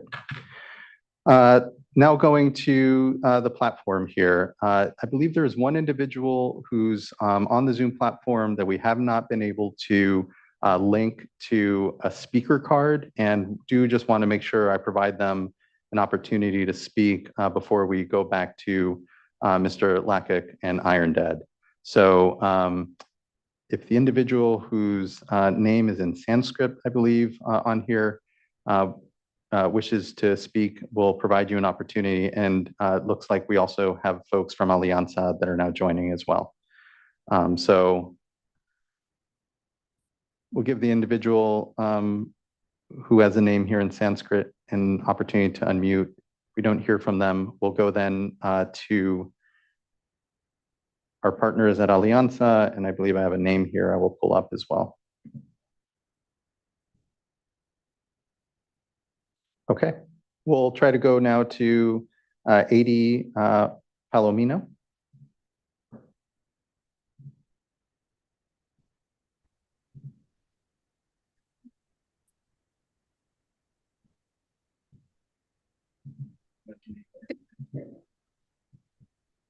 Thank you. Thank you as well. Good afternoon. Thanks for joining us.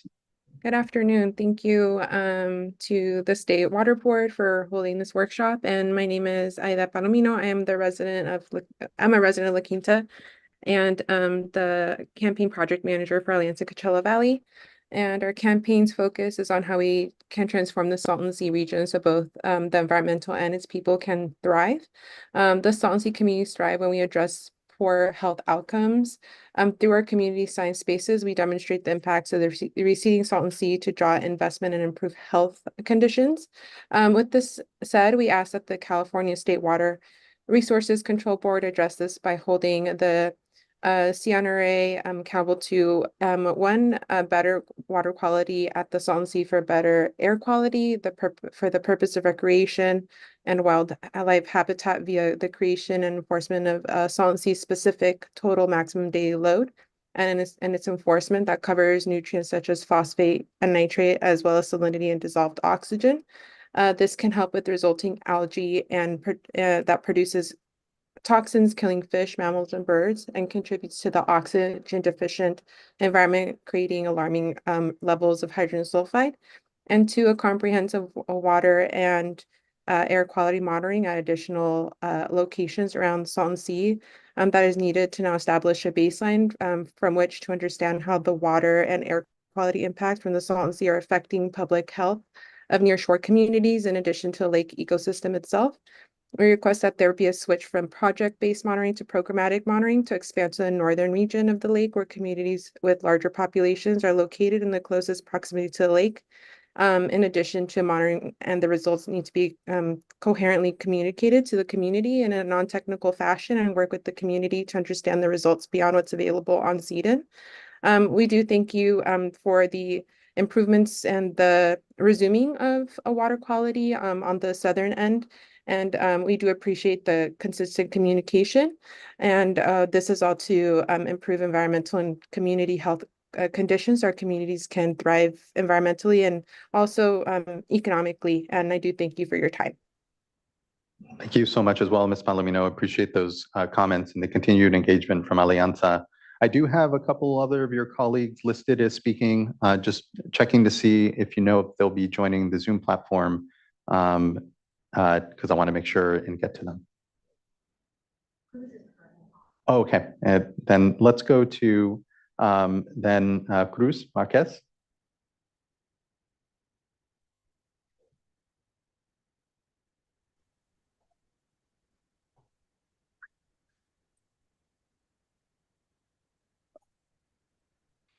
Hello. Hello. Greetings. My name is Cruz Marquez. I'm a resident from the city of La Quinta, California. I'm currently working in the hospitality industry in the Coachella Valley. I work as a server and bartender at a well-known resort. Since 2022, I've participated at Alianza's community science project to produce an environmental time series for the Salton Sea to track nutrient levels over time. I appreciate the Water Board having a workshop at California's EPA headquarters for me and others to provide public comments on the Salton Sea and to express our community's concern about its current state.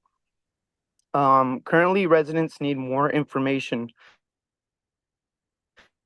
regarding the state of the Salton Sea and how the environmental crisis affects the health of nearby communities. People don't understand the problem was inherited from past generations. They strongly believe the government has neglected the sea in its current state. People need transparency regarding the salty lake's effect on community health. People don't understand how poor water quality affects air quality. They need studies to be conducted to lecture and help take preventative action for side effects of poor air quality produced from the lake. The Salton Sea has been a dump site for nutrient wastewater for years. Alianza strongly believes that TMDLs, total maximum daily loads, should be established to reduce anoxic conditions in the neglected lake. The anoxic conditions in our lake produce hydrogen sulfide in the air and affect our community's respiratory health. Our monitoring data shows constant high levels of nitrate by the shoreline of the Salton Sea and a continuous algal bloom at the mouth of the Whitewater River. We should target these areas for remediation purposes. The state should remediate water from the Whitewater River inlet and by the community shorelines. However, we need more water quality monitoring to provide transparency to affected communities to understand how any new project could impact public health. In our community science space, we could test nutrients for more frequent periods of time rather than quarterly. The Salton Sea Management Program is working on dust suppression projects, and monitoring has to be taken place to ensure that these projects are actually benefiting communities' air quality. Lithium extraction is also expected, and air and water quality monitoring is required to prevent impacts from this new industry. New Colorado water agreements from this industry will affect water inflow to the Salton Sea. Water and air quality monitoring is needed to understand how water conservation affects nutrient loads, playa exposure rates, and air quality impacts. I thank you for your attention and thank you for considering the communities by the Salton Sea. Thank you so much, Mr. Marquez. I really appreciate those great comments and participation here. And as someone who was born and raised out in La Quinta, good to hear from you here. Thank you. Likewise. Thank you. Thank you. Next, I'll go to Ryan Sinclair. Oh, good to see you again. Hi there. Hey, Chair Escobar and board members, thank you for giving me the chance to address you and to talk about some of the things that you've just heard from Ida and Cruz, and both active participants in our community science program that we all partner on. I just, wanted to highlight a few things there. Mostly, to recognize the Region 7 Water Quality Board for doing that great interagency work, and crossing the agencies to do the water monitoring in the south. I know that was a big step forward, launching from the SCH and all of that. Unfortunately, that's still just the 3 points in the south of the lake, and we need to get more monitoring in the north. And we had a discussion about boat ramps, and I was actually just there last week and launched from the site that Tom Sefton mentioned in Desert Shores, and it works fine. One of the times a few months ago when I launched from there, I noticed that there was a fast boat that had launched from another place in Desert Shores, and I checked. I went and walked over there, and it's really nice, drops in very quickly, and there wasn't any mud really, but it's all ID land, so I wouldn't want to launch from there. But it's also another potential for boat launches, and maybe there can be some more interagency work to launch from that site. It's on ID land in Desert Shores. I think there's lots of potential for lots of different boat launches. I understand that the state has heavy equipment. I use like a 10 or 11 foot inflatable rigid bottom boat, and the state uses airboats, but I think this other site might be sufficient for that. anyway, look into that is one of my recommendations. But the other one is to, keep doing the water sampling and keep doing the nutrient monitoring, especially. And then also really important that Cruz just mentioned is that we need to make sure that our data that we're collecting and that the state is collecting is on a dashboard that can be accessed by people. So that would include data going forward, but also data going backwards. There's lots of data in the state files, and it would be great to get all of that onto some state site somewhere where people can go in and actually see it. It's in the state CEDN, which is the California Environmental Data Repository, and something like that, and CEDEN. And that data is pretty hard to download and understand. But if it was put into a dashboard, that'd be great. And I also wanted to recognize that there's effort going on now at the state to do that. Barbara Berry and Diego that are working on that. So I'm looking forward to those outputs, but we still need to have a lot more data available from the past and the future, as well as more actual monitoring sites around the Salton Sea. Lastly, I did want to highlight some of the research that some of our community scientists are doing on air quality around the Salton Sea and the impact to air quality that water quality can have, especially some of the algal and nutrient combinations that can lead to anoxic conditions that generate hydrogen sulfide. We need a lot more research to understand that, but Diego Centeno, who's a North Shore resident, has kind of begun doing that along with some other researchers at UCR and other places. But we really need more data to kind of sleuth this out, and also combine data from different agencies. We need to start thinking about multi media for what's actually happening at the Salton Sea. We have air, and we have water, and we have public health, and those are all different agencies. That concludes my comment.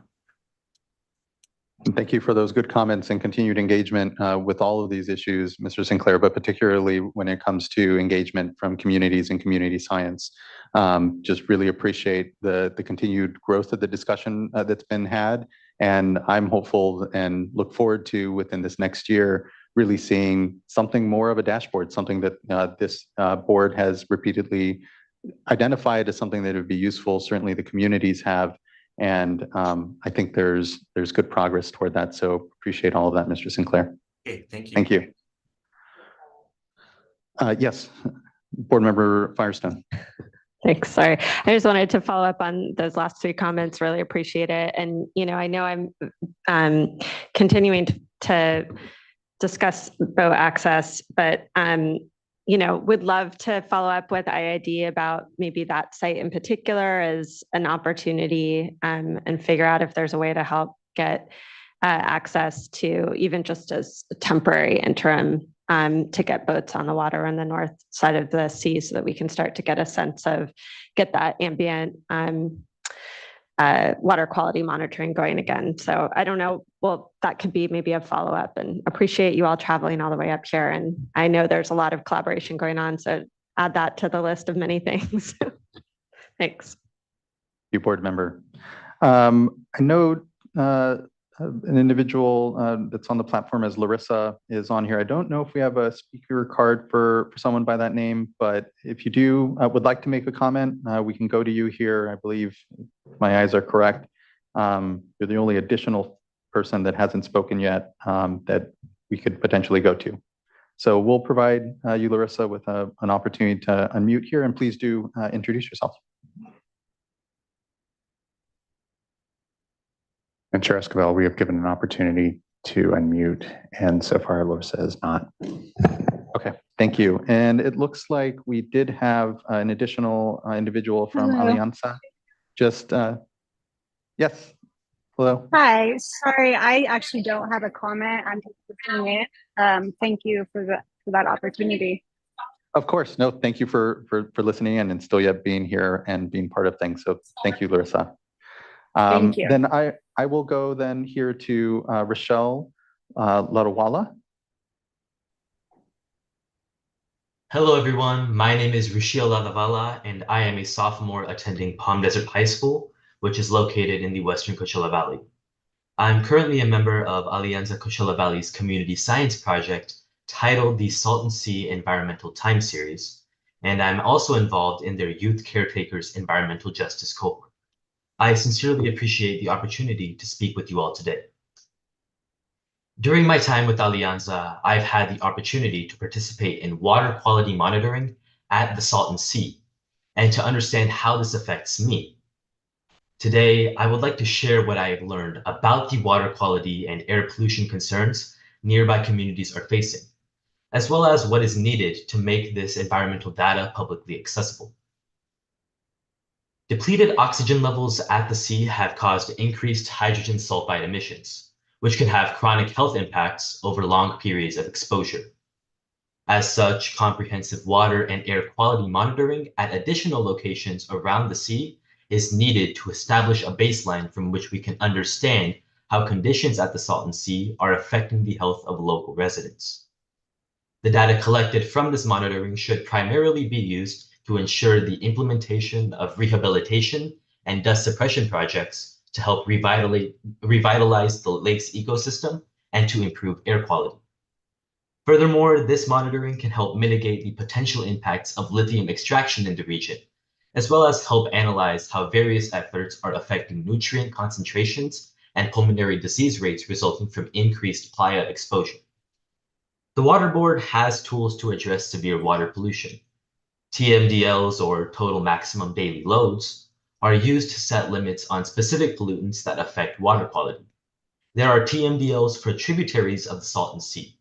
However, action must be taken to implement TMDLs for the Salton Sea itself to help address the public health impacts stemming from decreased water quality and the resulting water and air pollution. Thank you so much for your time and your support for the Salton Sea communities. Thank you so much, Mr. Ladawala. I really appreciate just your engagement here. Having high school kids being part of this discussion is really important and critical. This is your sea. This is your generation's moment to really step up to all of this. And so appreciate your participation and engagement and focus here on the sea. Thank you. I think that wraps up our unique commenters that we're looking to speak. I do see we have a couple additional folks that have spoken that I think would like to make additional comment. I'll go ahead and allow for it. We do have a few moments here. So Mr. Lukic, if you have additional comment you'd like to make, and I believe Iron Dad did as well. Yes, I do. Thank you. Can you hear me? We can. Thank you. Thank you. Thank you again, Chair and board members, for another opportunity to say. My question for Mr. Patrick O'Dowd, General Manager of Salton Sea Authority, is the following. First, I would like to clarify that I have nothing personally against any member of any organization, but I strongly disagree with the current course of action and manipulative conducts used to proceed with it. Sir, you and everyone with common sense knows that the current course of action, which is concept of the smaller lake, recently renamed to inland solution or in-basin solution, leads to smaller, saltier, smellier, and more polluted lake, with serious consequences to the environment and health of nearby population. Please explain for the record, because I had asked the same question many times, but never get answer on that. Why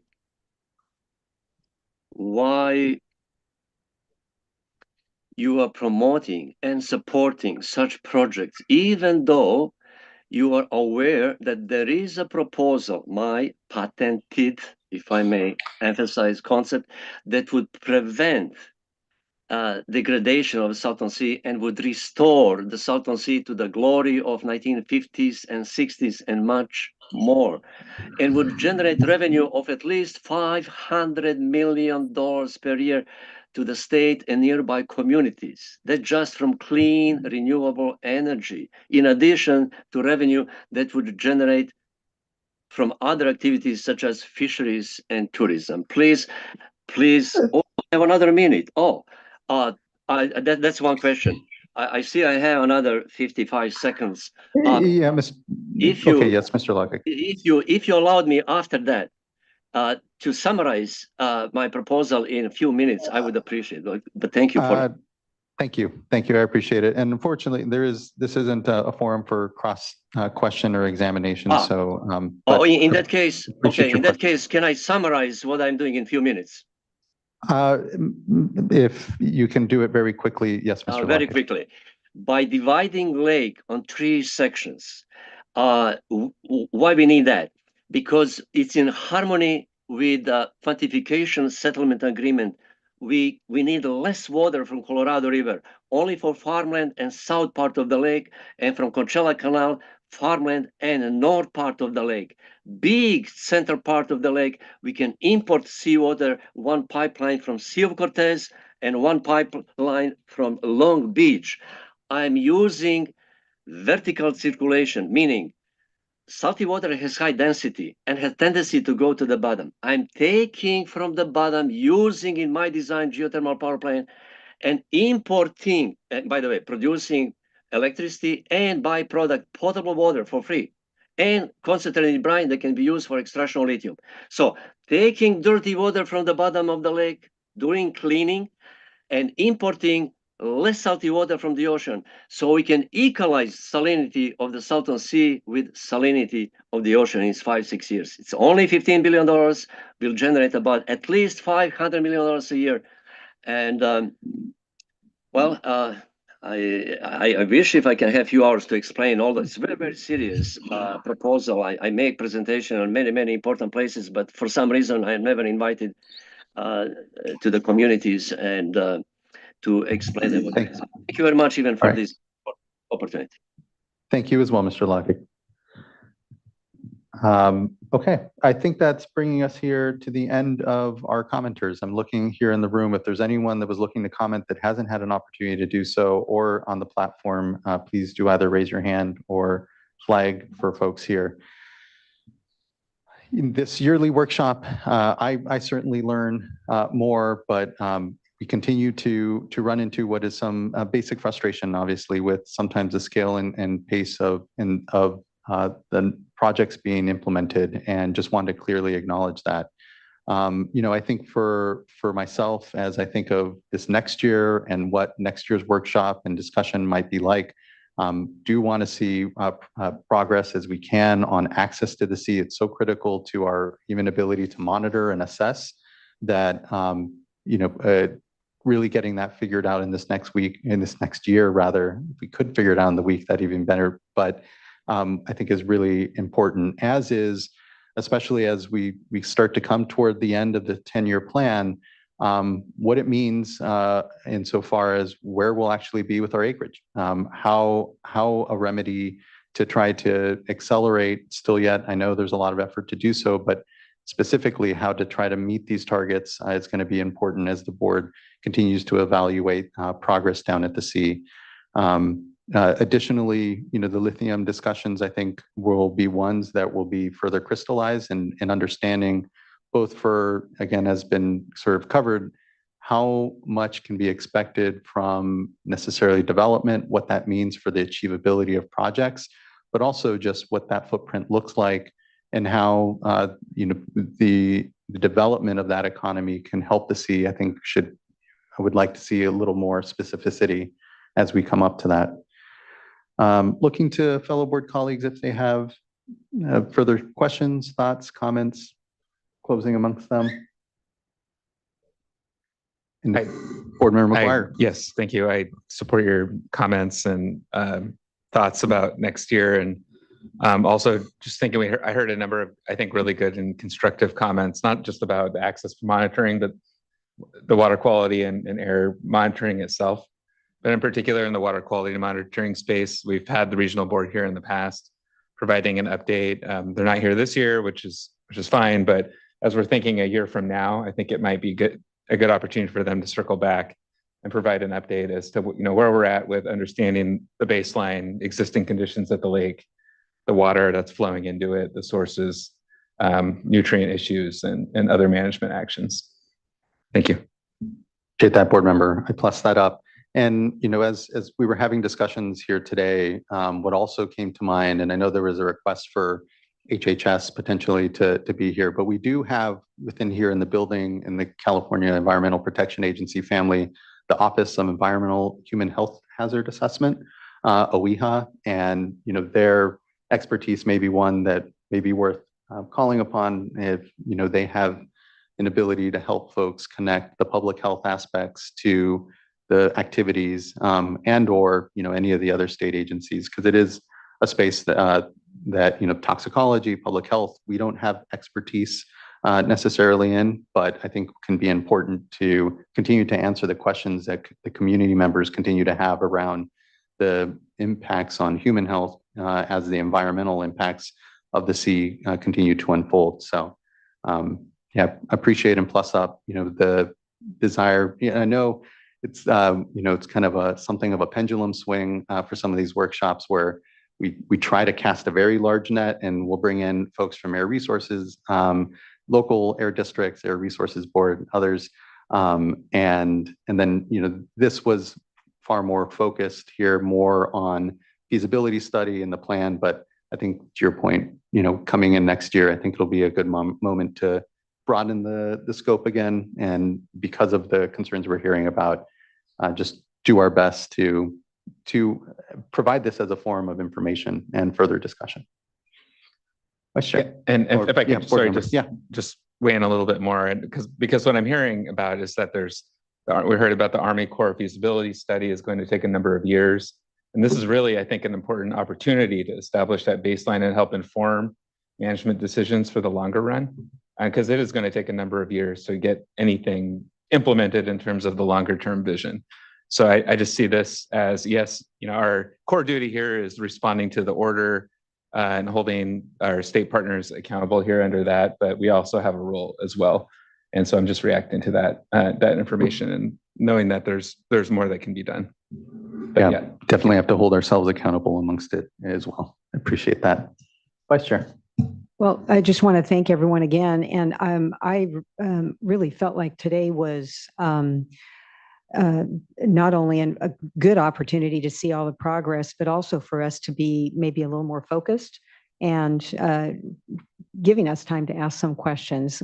Sometimes I feel like if the agendas broaden the scope, I do concur with Board Member McGuire, you know, some of the suggestions about broadening it, especially on the monitoring and water quality, air quality. But if we go too far afield, then I feel like we're really not getting as much of an opportunity to engage. So it's just, you know, trying to strike that balance.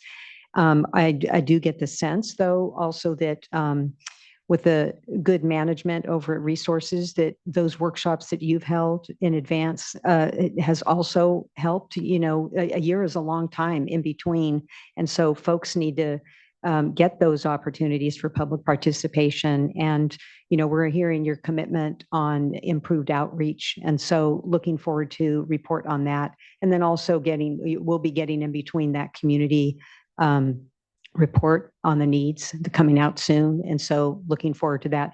The only other addition that I would have, and if you're not able to answer today, you know, just in the next round, that question about naturally generating, you know, the vegetation and wanting to learn more about how you assess just letting that happen and determining where it could, you know, those natural projects could end up having impacts on some of the projects that are slated, and how you go about that analysis, but also monitoring, because if it just seems that they're cropping up, and that's a big land base to have to survey constantly. So, you know, just how you go about updating that information. And that's all I have. Thank you again. Thank you so much, Vice Chair. Not seeing anything further from the dais, just huge thanks. A special thanks to our interpreters and also our community partners that provided viewing rooms that have really elevated here the community discussions and concerns. It's really appreciated. Thank you all for your participation, our partners at CNRA and all the local and federal agencies. Look forward to what I know is going to be a lot further discussion. You know, it's not just once a year that this discussion happens. There's a lot ongoing, and very appreciative of everyone's time and participation. So thank you. This concludes this workshop and concludes our 2-day board meeting. We will be back here next. I pull up my calendar here, June 4th. And so really appreciate everyone. We'll see you in 2 weeks. Be well. This meeting is adjourned.